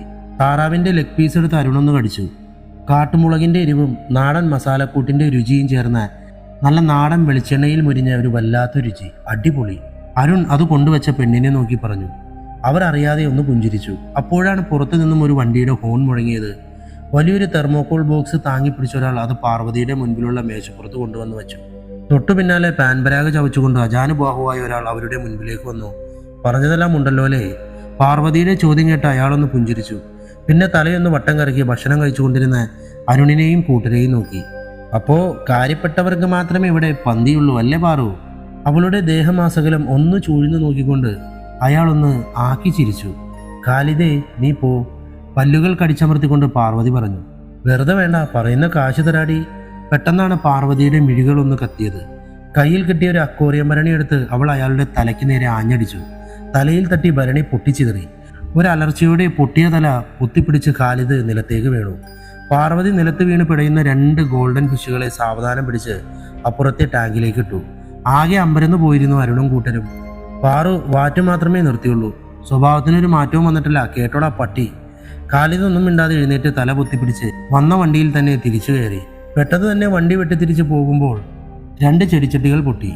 പാർവതി മീനിന്റെ ബില്ലെടുത്തു. എന്നിട്ട് അതിന്റെ തുകയുടെ താഴെ 2 ചെടിച്ചട്ടി എന്നെഴുതി 500 രൂപ കുറച്ചെഴുതി ബില്ല് മേശവലിപ്പിലേക്ക് ഇട്ടു. അപ്പോഴാണ് അരുണും സംഘവും തന്നെ നോക്കി നിൽക്കുന്നത് അവർ കണ്ടത്. അയ്യോ സാറന്മാര് കഴിക്കേ, ഇതൊക്കെ ഇവിടെ പതിവാ. ആ ചെക്കൻ്റെ ജീവൻ കിട്ടിയത് ഭാഗ്യം. പുഞ്ചിരിച്ചുകൊണ്ട് അരുൺ പറഞ്ഞു. ഭക്ഷണം കഴിച്ച് പൈസയും കൊടുത്ത് അവർ പുറത്തേക്ക് ഇറങ്ങിയപ്പോൾ പാർവതി കൂടെ വന്നു. അല്ല, അരുൺ സാറെന്താ ഇവിടെ? അരുൺ കാര്യങ്ങൾ അവളോട് പറഞ്ഞു. എന്നാ പിന്നെ ഇവിടെ താമസിക്കരുതോ? അവളുടെ ചോദ്യം കേട്ട് അരുൺ അതൊരു നല്ല ഐഡിയ ആയി തോന്നി. ബാഗും കാര്യങ്ങളൊക്കെ റൂമിലേക്ക് ഇറക്കി വെച്ച് അവർ യാത്ര തുടർന്നു. അവരിത്ര ടെററാണെന്ന് എനിക്ക് അറിയില്ലായിരുന്നു, അത്ഭുതത്തോടെ മജീദ് പറഞ്ഞു. ഞാൻ എത്ര തമാശ അവരോട് പറഞ്ഞിരിക്കുന്നു. ഒരു ഉൾക്കിടലത്തോടെ മജീദ് പറഞ്ഞത് കേട്ട് അരുൺ പുഞ്ചിരിച്ചു. അതൊക്കെ അവൾക്ക് മനസ്സിലാവും, അരുൺ മെല്ലെ പറഞ്ഞു. പക്ഷെ അപ്പോഴും അരുണിന്റെ മനസ്സിന്റെ ഉള്ളിൽ പോരാ നേരം പാർവതി അയാളെ മാത്രം മാറ്റി നിർത്തി പറഞ്ഞ കാര്യങ്ങളായിരുന്നു. ഇവിടുത്തെ പരിശോധന കഴിഞ്ഞാൽ മജീദിനെയും സജിയെയും ഒഴിവാക്കി അവിടെ വരെ ഒന്ന് പോകണമെന്ന് അയാൾ നിശ്ചയിച്ചു. മജീദ് ചൂണ്ടിക്കാണിച്ച സ്ഥലത്തെത്തിയപ്പോൾ നെൽസൺ വണ്ടി നിർത്തി. ഇവിടെയാണെന്ന് ജീപ്പ് നിർത്തിയത്. വണ്ടിയിൽ നിന്നും പുറത്തേക്ക് ഇറങ്ങുമ്പോൾ മജീദ് പറഞ്ഞു, സജി നെൽസണും ഇവിടെ മാറി നിൽക്കണം. തൊട്ടപ്പുറത്തുള്ള പാറക്കല്ല് ചൂണ്ടിക്കാണിച്ചുകൊണ്ട് അരുൺ പറഞ്ഞു. മജീദും സമ്മതം മുമ്പിൽ പോകണം. അരുൺ പറഞ്ഞുകൊണ്ട് ഫുൾ ലോഡായ റിവോൾവർ കയ്യിലെടുത്തു. മജീദും സമ്മതം കാട്ടിലേക്ക് കയറി. പിന്നാലെ അരുണും അകത്തേക്ക് കയറി. അവരുടെ ഏകദേശം 10 മീറ്ററോളം പിന്നിലായി അരുൺ വളരെ ശ്രദ്ധയോടെ പരിസരം വീക്ഷിച്ചുകൊണ്ട് നടന്നു. ഒരു വലിയ മരത്തിന് പിന്നിലെത്തിയപ്പോൾ മരത്തിന്റെ താഴെയുള്ള ചോരക്കറ കണ്ട് അരുൺ നിന്നു. പിറകിലുള്ള മരത്തിന്റെ മുകളിൽ തന്റെ കഴുത്ത് ലക്ഷ്യമാക്കി ഒരാൾ കത്തിയെറിയാൻ ഉന്നം പിടിക്കുന്നത് അരുൺ കണ്ടില്ല. ഇന്നേ വരെ ഉന്നം തെറ്റാത്ത അയാളുടെ കയ്യിൽ നിന്നും വായു തുളച്ച് മൂർച്ചയേറിയ കത്തി അരുണിന്റെ കഴുത്ത് ലക്ഷ്യമാക്കി കുതിച്ചു. മരത്തിന്റെ ചുവട്ടിലെ ചോര പരിശോധിക്കാൻ അതേ നിമിഷം തന്നെയാണ് അരുൺ കുനിഞ്ഞതും. അത് പക്ഷേ അയാൾ പ്രതീക്ഷിക്കാത്ത ഒന്നായിരുന്നു. ആദ്യമായി അയാളുടെ കത്തി ലക്ഷ്യം തെറ്റി മരത്തിൽ തുളഞ്ഞു കയറി. അപകടം മണത്ത് അരുൺ പെട്ടെന്ന് നിലത്തേക്ക് കമിഴ്ന്നു. തൊട്ടുമുകളിൽ മരത്തിൽ തുളച്ചു കയറി നിൽക്കുന്ന കത്തി അരുൺ കണ്ടു.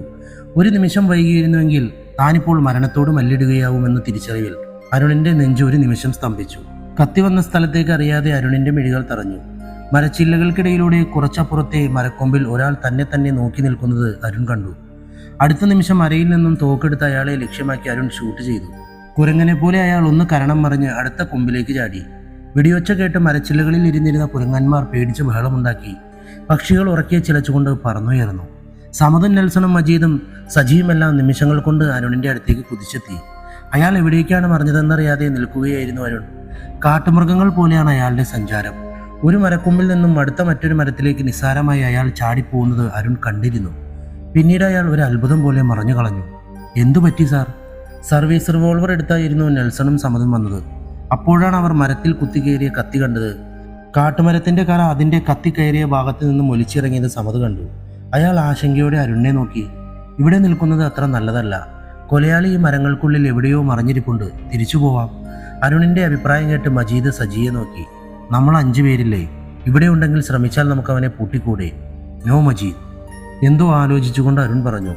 കാരണമില്ലാതെ കാണുന്ന മനുഷ്യനെയെല്ലാം വേട്ടയാടി കുന്നുകളയുന്ന ഒന്നാന്തര സൈക്കോയാണവൻ. ഇതവന്റെ സാമ്രാജ്യവും.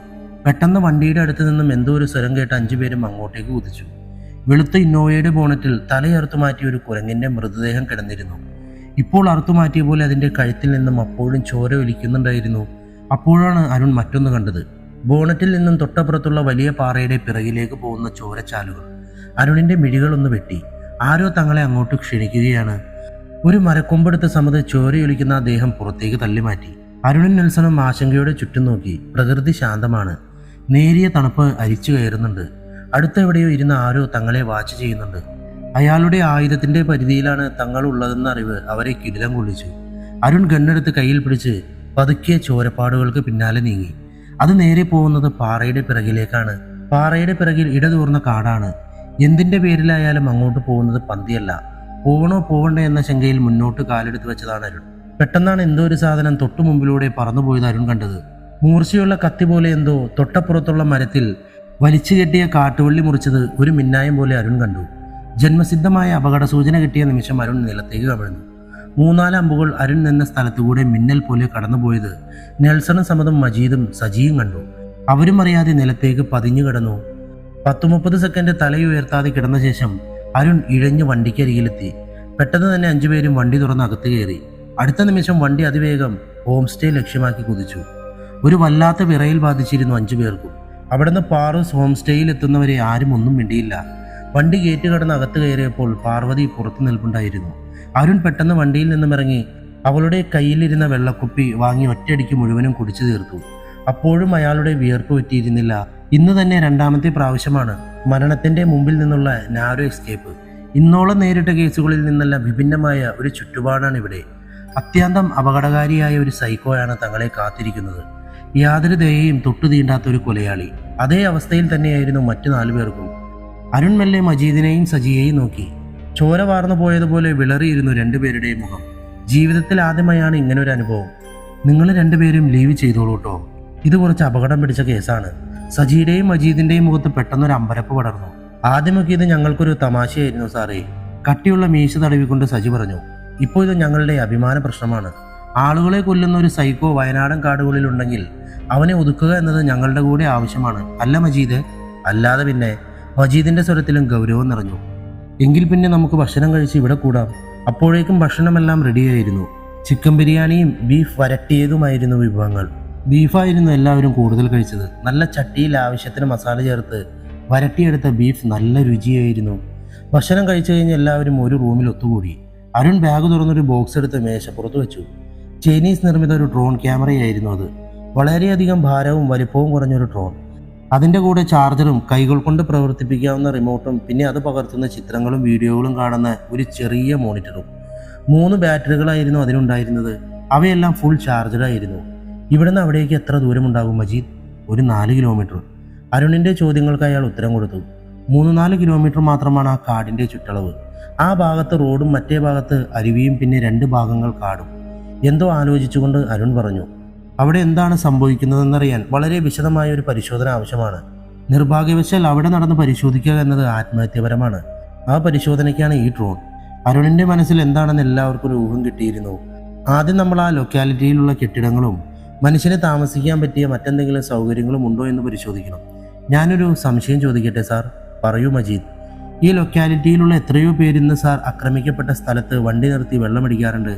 അവരെയൊന്നും ആരും ഇതേവരെ ആക്രമിച്ചിട്ടില്ല. ഈ നാട്ടിലുള്ള ആരും ഇതുവരെ അവിടെ മിസ്സായിട്ടുമില്ല. മജീദ് എന്താണ് ഉദ്ദേശിക്കുന്നത്? ഇപ്പോൾ അടുത്ത് കാണാതായ 6 പേരും പുറത്തു നിന്ന് വന്നവരാണ്. ഈ നാട്ടിലുള്ളവരെ വിട്ട് കൊലയാളി പുറത്തുള്ളവരെ ആക്രമിക്കാൻ കാരണം എന്തായിരിക്കും? എല്ലാവരും ഒരു നിമിഷം ആലോചിച്ചു. കൊല്ലപ്പെട്ടവരുടെ 3 വണ്ടികൾ അങ്ങനെയാണെങ്കിൽ ഇവിടുന്ന് കൊണ്ടുപോയി വേറെ സ്ഥലങ്ങളിൽ ഇട്ടത് എന്തിനായിരിക്കും? നെൽസന്റെ സംശയമായിരുന്നു അത്. കാണാതായ ബിലാലിൻ്റെയും രാമനാഥൻ്റെയും കൂടെ മജീദും സജിയും ഉണ്ടായിരുന്നു. 4 പേരെയും നിസ്സാരമായി കൊല്ലാൻ കഴിയുമെന്നിരിക്കെ ഇവർ പോകുന്നതുവരെ എന്തുകൊണ്ട് കൊലയാളി കാത്തിരുന്നു? സമതിൻ്റെയും സംശയം എല്ലാവരെയും ഇരുത്തി ചിന്തിപ്പിച്ചു. എനിക്ക് തോന്നുന്നത് കൊലയാളി ഈ നാട്ടുകാരെ ഭയപ്പെടുന്നു എന്നതാണ്. എല്ലാവരെയും ഒന്ന് നോക്കി അരുൺ തുടർന്നു. ആദ്യം കൊല്ലപ്പെട്ട 4 പേര് പുറത്തുനിന്നും വന്നവരാണ്. അവരുടെ വണ്ടി ആദ്യമേ പോലീസ് കണ്ടെത്തിയിരുന്നുവെങ്കിൽ ആരും ഒരിക്കലും ആ സ്ഥലത്തേക്ക് അന്വേഷണവുമായി പോവില്ലായിരുന്നു അല്ലേ? ശരിയാണ്, നെൽസൺ പെട്ടെന്ന് പറഞ്ഞു. ഒരിക്കലും ഒരാളും ആ സ്ഥലം സംശയിക്കില്ല. എല്ലാ തെളിവുകളും നശിപ്പിച്ച പ്രതി എന്തിന് എമിലിയുടെ കീറിപ്പറഞ്ഞ വസ്ത്രങ്ങൾ ബാക്കി വെച്ചു? അത് കണ്ടുകിട്ടിയിരുന്നു എന്നല്ലേ മജീദും സജിയും പറഞ്ഞത്? സമതിൻ്റെ ചോദ്യത്തിന് ആർക്കും മറുപടി ഉണ്ടായിരുന്നില്ല. എനിക്ക് തോന്നുന്നത് കൊലയാളി ഒരു കളിയാണ് കളിക്കുന്നത്. എല്ലാവരെയും പൊട്ടൻ കളിപ്പിച്ചുകൊണ്ടുള്ള ബുദ്ധിപരമായ ഒരു കളി. ഒന്നുകിൽ കൊലയാളി വെറും ഒരു സൈക്കോ മാത്രമല്ല, നല്ല ഒന്നാന്തരം ബുദ്ധി രാക്ഷസം കൂടെയാണ്. അതല്ലെങ്കിൽ അതിക്രൂരമായ ഒരു അരവട്ടൻ. അരുണിന്റെ സംശയം കേട്ട് സമതൊന്ന് പുഞ്ചിരിച്ചു. രണ്ടായാലും പണി നമുക്കാണ്. ഇന്ന് തന്നെ ഡ്രോൺ ഉപയോഗിച്ച് ചെക്ക് ചെയ്യുന്നുണ്ടോ? ഇല്ല. നെൽസന്റെ ചോദ്യത്തിനൊന്ന് പുഞ്ചിരിച്ചുകൊണ്ട് അരുൺ പറഞ്ഞു. ആദ്യം നമുക്ക് ഇത് ഇവിടെ ഒന്ന് പരിശോധിക്കണം. 1/2 കിലോമീറ്റർ മാത്രമാണ് ഇത് നമുക്ക് നിയന്ത്രിക്കാൻ പറ്റുക. ഇത് എത്രത്തോളം ഫലപ്രദമാണെന്ന് നമുക്കൊന്ന് ചെക്ക് ചെയ്യണം. ഡ്രോൺ ഒന്ന് ചെക്ക് ചെയ്ത് ബാറ്ററിയൊക്കെ ഘടിപ്പിച്ച അരുണും സംഘവും പതിയെ പുറത്തേക്ക് ഇറങ്ങി. ഹോം സ്റ്റേക്ക് പുറത്തുള്ള പുല്ല് വിരിച്ച ചെറിയ മൈതാനത്തെത്തിയപ്പോൾ അവർ നിന്നു. ഡ്രോൺ ഓൺ ചെയ്ത് റിമോട്ടിലെ ലിവർ ഉയർത്തിയപ്പോൾ ഡ്രോൺ ഉയർന്നു പൊങ്ങി. അരുൺ റിമോട്ടിലെ ക്യാമറ പകർത്തുന്ന വീഡിയോ പരിശോധിച്ചു. നല്ല ക്ലിയർ ഉണ്ട്. അരുൺ ഡ്രോൺ ഒന്ന് വട്ടം കറക്കി നോക്കി. ആകാശക്കാഴ്ചയിൽ കാടിന്റെ ദൃശ്യങ്ങൾ തെളിഞ്ഞു. മരങ്ങൾ തിങ്ങി നിറഞ്ഞതിനാൽ താഴേക്കുള്ള കാഴ്ചകൾ ലഭ്യമല്ല. ദൂരെ ഒരു വലിയ കെട്ടിട സമുച്ചയം കണ്ട് അരുൺ ഡ്രോൺ അങ്ങോട്ട് വായിച്ചു. 6ഓളം 4 നില കെട്ടിടങ്ങളായിരുന്നു അത്. എന്താണിത്? ഡിസ്പ്ലേയിൽ കാണുന്ന വലിയ കെട്ടിടങ്ങളെ നോക്കി അരുൺ ചോദിച്ചു. അതാണ് കരീബിയൻ കോബ്രാസ്, വയനാട്ടിലെ ഏറ്റവും വില കൂടിയ താമസ സ്ഥലങ്ങളിൽ ഒന്ന്. വിദേശികൾ മാത്രം വന്ന് താമസിക്കുന്ന 7 സ്റ്റാർ ഹോട്ടൽ. മജീദ് അരുണിനെ നോക്കി പറഞ്ഞു. മലയാളികളൊന്നും അങ്ങോട്ട് പോവാറില്ല അല്ലേ? അരുണിന്റെ ചോദ്യം കേട്ട് മജീദ് ഒന്ന് പുഞ്ചിരിച്ചു. വിദേശികൾ മാത്രമാണ് അവിടെ വരാറ്. കള്ള് കഞ്ചാവ് എന്ന വേണ്ട അവിടെ കിട്ടാത്തത് ഒന്നുമില്ല. അത് ശരി. അതും പറഞ്ഞ് ഡ്രോൺ തിരിക്കാൻ തുടങ്ങിയതാണ് അരുൺ. പെട്ടെന്ന് ഡ്രോണിന്റെ ക്യാമറയിൽ ഒരു രൂപം പതിഞ്ഞു. തലയിൽ തൊപ്പി വെച്ചൊരു രൂപം ക്യാമറയിലേക്ക് തന്നെ നോക്കി നിൽക്കുകയാണ്. അരുൺ ക്യാമറ ഒന്ന് സൂം ചെയ്ത് നോക്കി. അയാൾ കയ്യിൽ എന്തോ പിടിച്ചിരിക്കുന്നു. മിന്നൽ പോലെ എന്തോ ഒന്ന് ക്യാമറയ്ക്ക് നേരെ വരുന്നത് അരുൺ കണ്ടു. അടുത്ത നിമിഷം ഡിസ്പ്ലേ ഓഫായി. ഇറ്റ്സ് ഹിം, അരുൺ പറഞ്ഞു. അരുണിന്റെ മിഴികൾ അഗ്നി നിറഞ്ഞു. 1/2 കിലോമീറ്റർ മാത്രം അപ്പുറത്താണ് അയാളെ കണ്ടത്. അതിനർത്ഥം അയാൾ തങ്ങളെ തേടി വരികയാണെന്നാണോ? അതോ കരീബിയൻ കോബ്രയിൽ വരുന്ന ലഹരി കയറിയ വിദേശികളെ കൂട്ടക്കശാപ്പ് നടത്താനോ? ഓർത്തപ്പോൾ തന്നെ അരുണിന്റെ രോമം മുഴുവനും എഴുന്നേറ്റ് നിന്നു. ശത്രു വളരെ അടുത്തെത്തിയെന്ന അറിവ് എല്ലാവരെയും കിടിലം കൊള്ളിച്ചു. ഡ്രോണിന് എന്ത് പറ്റി സാർ? സജിയുടെ ചോദ്യത്തിന് അരുൺ ഒന്നും മിണ്ടിയില്ല. അതാ പട്ടി എറിഞ്ഞു വീഴ്ത്തി. കൈകൾ കൂട്ടിപ്പിടിച്ച് ഞെരിച്ചുകൊണ്ട് സമത് പറഞ്ഞു. മജീദ് പക്ഷേ ഡിസ്പ്ലേയിൽ അവസാനം കണ്ട ആളിനെ തന്നെ ഓർക്കുകയായിരുന്നു. 10 വർഷം മുമ്പ് കൽപ്പറ്റയുടെ ചുറ്റുഭാഗങ്ങൾ വിറപ്പിച്ചിരുന്ന ഒരാളെ പറ്റി പെട്ടെന്ന് അയാൾക്ക് ഓർമ്മ വന്നു. റിപ്പർ സുര. അറിയാതെ മജീദ് പറഞ്ഞു. സജി ഒരു ഉൾക്കിടലത്തോടെ അയാളെ നോക്കി. അയാൾ ചത്തില്ലേ? സജിയുടെ ചോദ്യം കേട്ട് അരുണും സംഘവും പരസ്പരം നോക്കി. ആരാണത്? അരുൺ മജീദിനെ നോക്കി. 10 വർഷങ്ങൾക്ക് മുമ്പ് കൽപ്പറ്റയെ നടക്കിയിരുന്ന ഒരു റിപ്പറുണ്ടായിരുന്നു, റിപ്പർ സുര. ഇയാൾ ജീവിച്ചിരുന്ന കാലത്ത് കൽപ്പറ്റക്കാരുടെ പേടി സ്വപ്നമായിരുന്നു അയാൾ. പകൽ കാടുകളിൽ ഉറങ്ങി അർദ്ധരാത്രി പുറത്തിറങ്ങുന്ന ഒന്നാന്തരം സൈക്കോ. രാത്രി വീടിന് പുറത്തിറങ്ങുന്ന ആൾക്കാരെ തിരക്കി അവൻ പുറത്ത് കാത്തിരിക്കും. എന്നിട്ട് പുറത്തിറങ്ങുന്നവരെ കത്തികൊണ്ട് കഴുത്തു മുറിച്ചിട്ട് കൊന്ന് മൃതദേഹങ്ങൾ എവിടെയെങ്കിലും ഒളിപ്പിക്കും. മജീദിന്റെ മറുപടി കേട്ട് അരുണിന്റെ കണ്ണുകൾ തിളങ്ങി. അവൻ കൂടുതലും പുറം നാട്ടുകാരെയായിരുന്നു നോട്ടമിട്ടിരുന്നത്. ഏകദേശം 30ഓളം ആളുകളെ അവൻ കൊന്നുകളഞ്ഞു. എന്നിട്ട് അറിയാതെ അരുണിന്റെ സ്വരത്തിൽ ജിജ്ഞാസ പടർന്നു. ഒടുക്കം നാട്ടുകാരും പോലീസും കാട് വളഞ്ഞവനെ പിടികൂടാൻ ശ്രമിച്ചു. പോലീസുകാരുടെ വെടിയേറ്റിട്ടും അവൻ ഓടി കാട്ടിൽ മറഞ്ഞു. പിന്നാലെ കൂടിയ നാട്ടുകാരെ വെട്ടിച്ച് അവൻ അവിടെയുള്ള ഒരു കൊക്കയിലേക്ക് ചാടി ആത്മഹത്യ ചെയ്തു. ഓ, അവൻ ചത്തുവല്ലേ? ചത്തെന്നാണ് ലോകം വിശ്വസിക്കുന്നത്. പക്ഷേ ഈ ഫോട്ടോ കാണുമ്പോൾ അവനൊന്ന് ചത്തിട്ടില്ലായിരുന്നു എന്ന് എനിക്ക് തോന്നുന്നു. വാട്ട്? എല്ലാവരും അന്തം വിട്ട് മജീദിനെ നോക്കി. റിപ്പർ സുര ഇതുപോലെ തന്നെയായിരുന്നു. ഏത് മരത്തിലും കുരങ്ങിനെ പോലെ വലിഞ്ഞു കയറും. ഓടുന്ന മാനിനെ പോലും കത്തിയെറിഞ്ഞ് വീഴ്ത്തും. മറഞ്ഞിരുന്ന് കത്തിയെറിഞ്ഞ് കൊല്ലുക എന്നതും അവന്റെ ശീലമായിരുന്നു. അപ്പോൾ റിപ്പർ സുര ചത്തിട്ടില്ലെന്നാണോ മജീദ് പറയുന്നത്? എനിക്ക് അങ്ങനെ തോന്നുന്നു സാർ. കാരണം അത് കഴിഞ്ഞ് ആ കൊക്ക മുഴുവനും നാട്ടുകാർ അരിച്ചുപറിക്കിയിട്ടും സുരയുടെ ബോഡി കിട്ടിയില്ല. വന്യമൃഗങ്ങളുള്ള സ്ഥലമായതുകൊണ്ട് ജനം വല്ല മൃഗങ്ങളും വലിച്ചുകൊണ്ട് പോയി കാണുമെന്ന് നാട്ടുകാരും കരുതി. അത് കഴിഞ്ഞിട്ടിപ്പോൾ 10 വർഷം കഴിയുന്നു. ഇപ്പോൾ അതെല്ലാം നാട്ടുകാർ മറന്നു കഴിഞ്ഞു. മജീദ് പറഞ്ഞത് കേട്ട് അരുണും മറ്റുള്ളവരും പരസ്പരം നോക്കി. അങ്ങനെ ഒരു സാധ്യത തള്ളിക്കളയാൻ ആവില്ലെന്നായിരുന്നു എല്ലാവരുടെയും അഭിപ്രായം. ഒടുവിൽ അവർ തിരിച്ച് റൂമിലേക്ക് നടക്കുമ്പോഴും അരുണിന്റെ മനസ്സിൽ അയാളും ആ കരീബിയൻ കോബ്ര എന്ന ദുരൂഹമായ ഹോട്ടലും നിറഞ്ഞു നിന്നു. നാളെ നേരം വെളുത്താൽ ഉടനെ ആ ഹോട്ടലിൽ പോകണമെന്ന് അരുൺ തീർച്ചയാക്കി. അവർ തിരിച്ചു ചെല്ലുമ്പോൾ പാർവതി ചെടികൾ നനക്കുകയായിരുന്നു. രാത്രി എന്താ ഉണ്ടാക്കേണ്ടത്? അരുണിനെ നോക്കി പുഞ്ചിരിച്ചുകൊണ്ട് അവൾ ചോദിച്ചു. ചപ്പാത്തി മതി. ഉച്ചക്കത്തെ ബീഫ് ഉണ്ടാവുമോ? നെൽസന്റെ ചോദ്യം കേട്ട് പാർവതി പൊട്ടിച്ചിരിച്ചു. ആ ബീഫ് കഴിഞ്ഞു. ഇനി രാത്രി വേണേൽ ബീഫ് വിളിച്ചു പറയണം. നല്ല രുചിയായിരുന്നു. സമത് പറഞ്ഞത് കേട്ട് എല്ലാവരും അത് ശരിവച്ചു. അത് സ്പെഷ്യൽ ബീഫാണ്. ചെറിയ പോത്തിനെ അറുത്തുകൊണ്ട് വരുന്നതാണ്. Cobra special beef. What? Arun പെട്ടെന്ന് ചോദിച്ചു. ഇവിടെ അടുത്ത് കരീബിയൻ കോബ്രാസ് എന്നൊരു ഹോട്ടലുണ്ട്. അവിടെ ഇടയ്ക്കിടെ ചെറിയ പോത്തിനെ അറുക്കും. അതിൻ്റെ ഇറച്ചി നല്ല രുചിയാണ്. അവിടുത്തെ മാനേജർ ബ്രാവോ എൻ്റെ ഫ്രണ്ടാണ്. ചിലപ്പോഴൊക്കെ അയാൾ എനിക്ക് 1-2 കിലോ കൊടുത്തയക്കും. ഇവിടുന്ന് ചില നാടൻ ഡിഷുകൾ അയാൾ ഇടയ്ക്കിടെ ഓർഡർ ചെയ്യാറുണ്ട്. ബ്രാവോ എന്ന പേരാണ് അരുണിന് പെട്ടെന്ന് ക്യാച്ചായത്.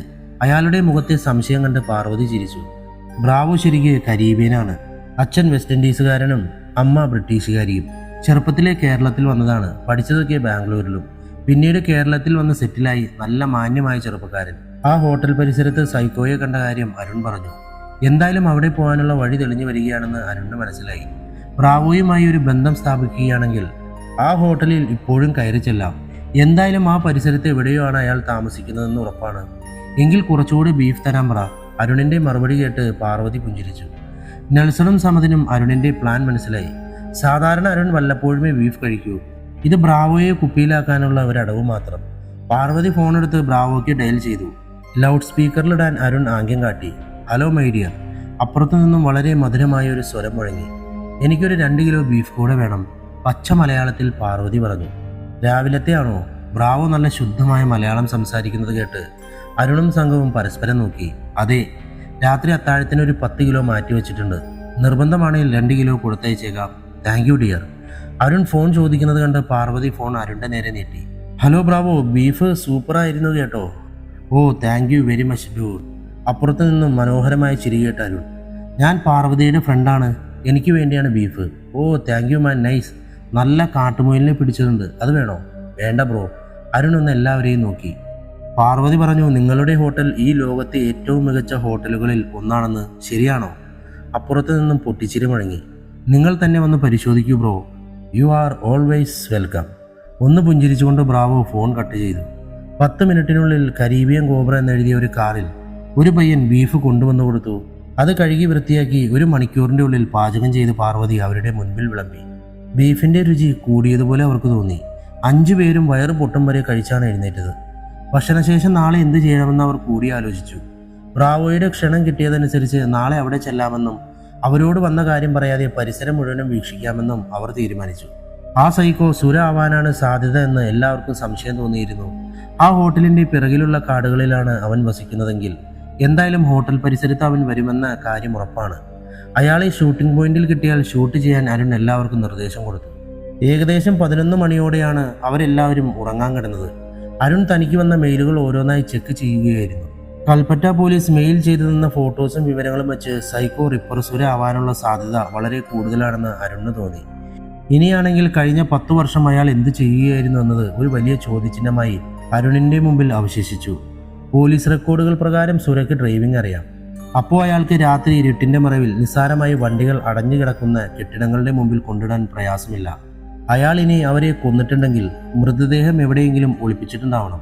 അയാളെ നന്നായി നിരീക്ഷിക്കുക എന്നല്ലാതെ മറ്റു മാർഗങ്ങളൊന്നുമില്ലെന്ന് അരുണിന് മനസ്സിലായി. ഇനി ഒരു പക്ഷേ കൊലയാളി സുര തന്നെയാണെങ്കിലും അവനെ ജീവനോടെ പിടികൂടുക എന്നത് വളരെ അപകടം പിടിച്ചതാണ്. ഇനി പിടിച്ചാലും മൃതദേഹങ്ങൾ ഒളിപ്പിച്ചു വച്ചത് എവിടെയെന്ന് അവൻ വെളിപ്പെടുത്തില്ല എന്നത് ഉറപ്പാണ്. അവനെ പിടികൂടിയാലും കാട് ഒന്നടങ്കം മരിച്ചു പിറക്കുക എന്നതും അപകടമാണ്. കാരണം സുര എന്തൊക്കെയാണ് കാടിൻ്റെ ഉള്ളിൽ എതിരാളികൾക്കായി ഒരുക്കി വച്ചിരിക്കുന്നതെന്ന് അവനും ദൈവത്തിന് മാത്രമേ അറിയൂ. ലാപ്പ് ഓഫ് ചെയ്ത് കിടക്കാൻ ഒരുങ്ങിയതാണ് അരുൺ. പെട്ടെന്നാണ് റൂമിന് പുറത്തുകൂടെ ആരോ നടക്കുന്ന പോലെ അരുണിന് തോന്നിയത്. അരുൺ മെല്ലെ എണീറ്റ് ഫാൻ ഓഫ് ചെയ്തു. പതിയെ റൂമിലെ ഇരമ്പൽ അവസാനിച്ചു. സമതും നെൽസണും താമസിക്കുന്ന വില്ലയുടെ പുറത്തിരിയുന്ന ലൈറ്റിന്റെ വെളിച്ചം അരുണിന്റെ ജനാലയിലൂടെ അവ്യക്തമായി കാണാമായിരുന്നു. പെട്ടെന്ന് ആരോ ജനാലയ്ക്ക് മുന്നിലൂടെ പാസ് ചെയ്തതുപോലെ അരുണിന് തോന്നി. അരുൺ മെല്ലെ എഴുന്നേറ്റ് ജനവാതിലിന് തൊട്ടടുത്ത് നിന്ന് ചെവിയോർത്തു. പുറത്ത് കരിയിലകൾ ഞെരിഞ്ഞ വരുന്ന സ്വരം കേട്ട് അരുൺ മെല്ലെ റിവോൾവർ എടുത്ത് അരയിൽ തിരികെ മെല്ലെ ബെഡ്റൂമിൽ നിന്നും പുറത്തെ ഹാളിലേക്ക് ഇറങ്ങി. ഒരു ബെഡ്റൂമും ഒരു ചെറിയ കിച്ചണും ബാത്റൂമും ഒരു ചെറിയ ഹാളും ഉൾപ്പെടുന്നതാണ് വില്ല. വളരെ ശ്രദ്ധയോടെ റിവോൾവർ കയ്യിലെടുത്ത് ശബ്ദമുണ്ടാക്കാതെ അരുൺ വാതിൽ തുറന്ന് പുറത്തിറങ്ങി.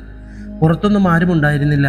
വളരെ ശ്രദ്ധയോടെ മരങ്ങളുടെ മറപറ്റി അരുൺ കുറെ ചുറ്റി നടന്ന് പരിശോധിച്ചു. സംശയാസ്പദമായി അരുൺ ഒന്നും കണ്ടില്ല. ഒടുവിൽ അരുൺ തൻ്റെ റൂമിലേക്ക് തന്നെ തിരിച്ചു വന്നു. വാതിൽ തുറന്ന് മുഖം കഴുകി ഫ്രിഡ്ജിൽ നിന്നും വെള്ളമെടുത്ത് കുടിച്ച് ബെഡിൽ കയറി കിടന്നു അരുൺ. എന്തോ ആലോചിച്ച് കുറേ സമയം കിടന്നു. നാളെ എന്ത് ചെയ്യണമെന്ന് ആലോചിച്ച് കിടന്ന് ഒടുവിൽ അയാൾ ഉറങ്ങി. അല്പനേരം കഴിഞ്ഞപ്പോൾ വലിയൊരു ശബ്ദം കേട്ടിട്ട് അരുൺ ഞെട്ടി ഉണർന്നു. തൊട്ടു പിന്നാലെ ആരോ ഉഗ്രമായി അലറി വിളിക്കുന്നത് അരുൺ കേട്ടു. അരുണിന്റെ തലച്ചോറിൽ അപായ സൂചന മുഴങ്ങി. പുറത്തേക്കുള്ള ലൈറ്റുകൾ ഓൺ ചെയ്ത് റിവോൾവർ എടുത്ത് അരുൺ പെട്ടെന്ന് പുറത്തേക്ക് ഓടി. ആരൊക്കെയോ നിലവിളിക്കുന്നത് അയാൾ കേട്ടു.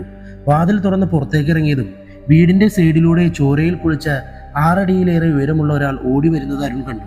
അയാളുടെ കയ്യിൽ ചോരയൊലിക്കുന്ന കത്തി അരുൺ ഒരു മിന്നായം പോലെ കണ്ടു. എന്തെങ്കിലും ചെയ്യാൻ കഴിയുന്നതിന് മുൻപേ ഒരു കാളക്കൂറ്റിനെ പോലെ അയാൾ വന്ന് അരുണിന്റെ ദേഹത്തിടിച്ചു. ഒരു വണ്ടി വന്നിടിച്ച പോലെ അരുൺ പിറകിലേക്ക് തെറിച്ചു വീണു. പെട്ടെന്ന് എല്ലായിടത്തും ലൈറ്റ് തെളിഞ്ഞു. വീണെടുത്ത് നിന്നും എഴുന്നേറ്റ് അരുൺ വന്നിടിച്ച ആളെ നോക്കി. അയാളാകെ അമ്പരന്ന് ചുറ്റും നോക്കുകയാണ്. തന്നെ വളഞ്ഞിരിക്കുന്ന സമതിനെയും നെൽസനെയും മറ്റുള്ളവരെയും അയാൾ പേടിയോടെ നോക്കി. അപ്പോഴേക്കും പാർവതിയും പിന്നിലെത്തിയിരുന്നു. അരുൺ അയാളെ തന്നെ സൂക്ഷിച്ചു നോക്കി.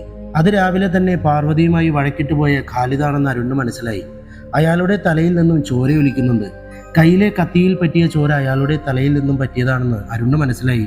പ്രതികാരം ചെയ്യാൻ വന്നിരിക്കുകയാണ് ഈ ചെറ്റ പറഞ്ഞുകൊണ്ട് പാർവതി അവന്റെ കർണത്തൊന്ന് പൊട്ടിച്ചു. അടുത്തത് സമതിന്റെ ഊഴമായിരുന്നു. ഉറക്കം നഷ്ടമായ അരിശത്തിലായിരുന്നു സമത്. ആദ്യം അവനെ ഒന്ന് പൊട്ടിച്ചു. പിന്നെ ഉടുപ്പിൽ പിടിച്ചുയർത്തി ഒന്ന് വട്ടം കറക്കി പുറത്തേക്കെറിഞ്ഞു. നിലത്ത് വീണ ഖാലിദ് അറിയാതെ ഉറക്കെ നിലവിളിച്ചു, മതി.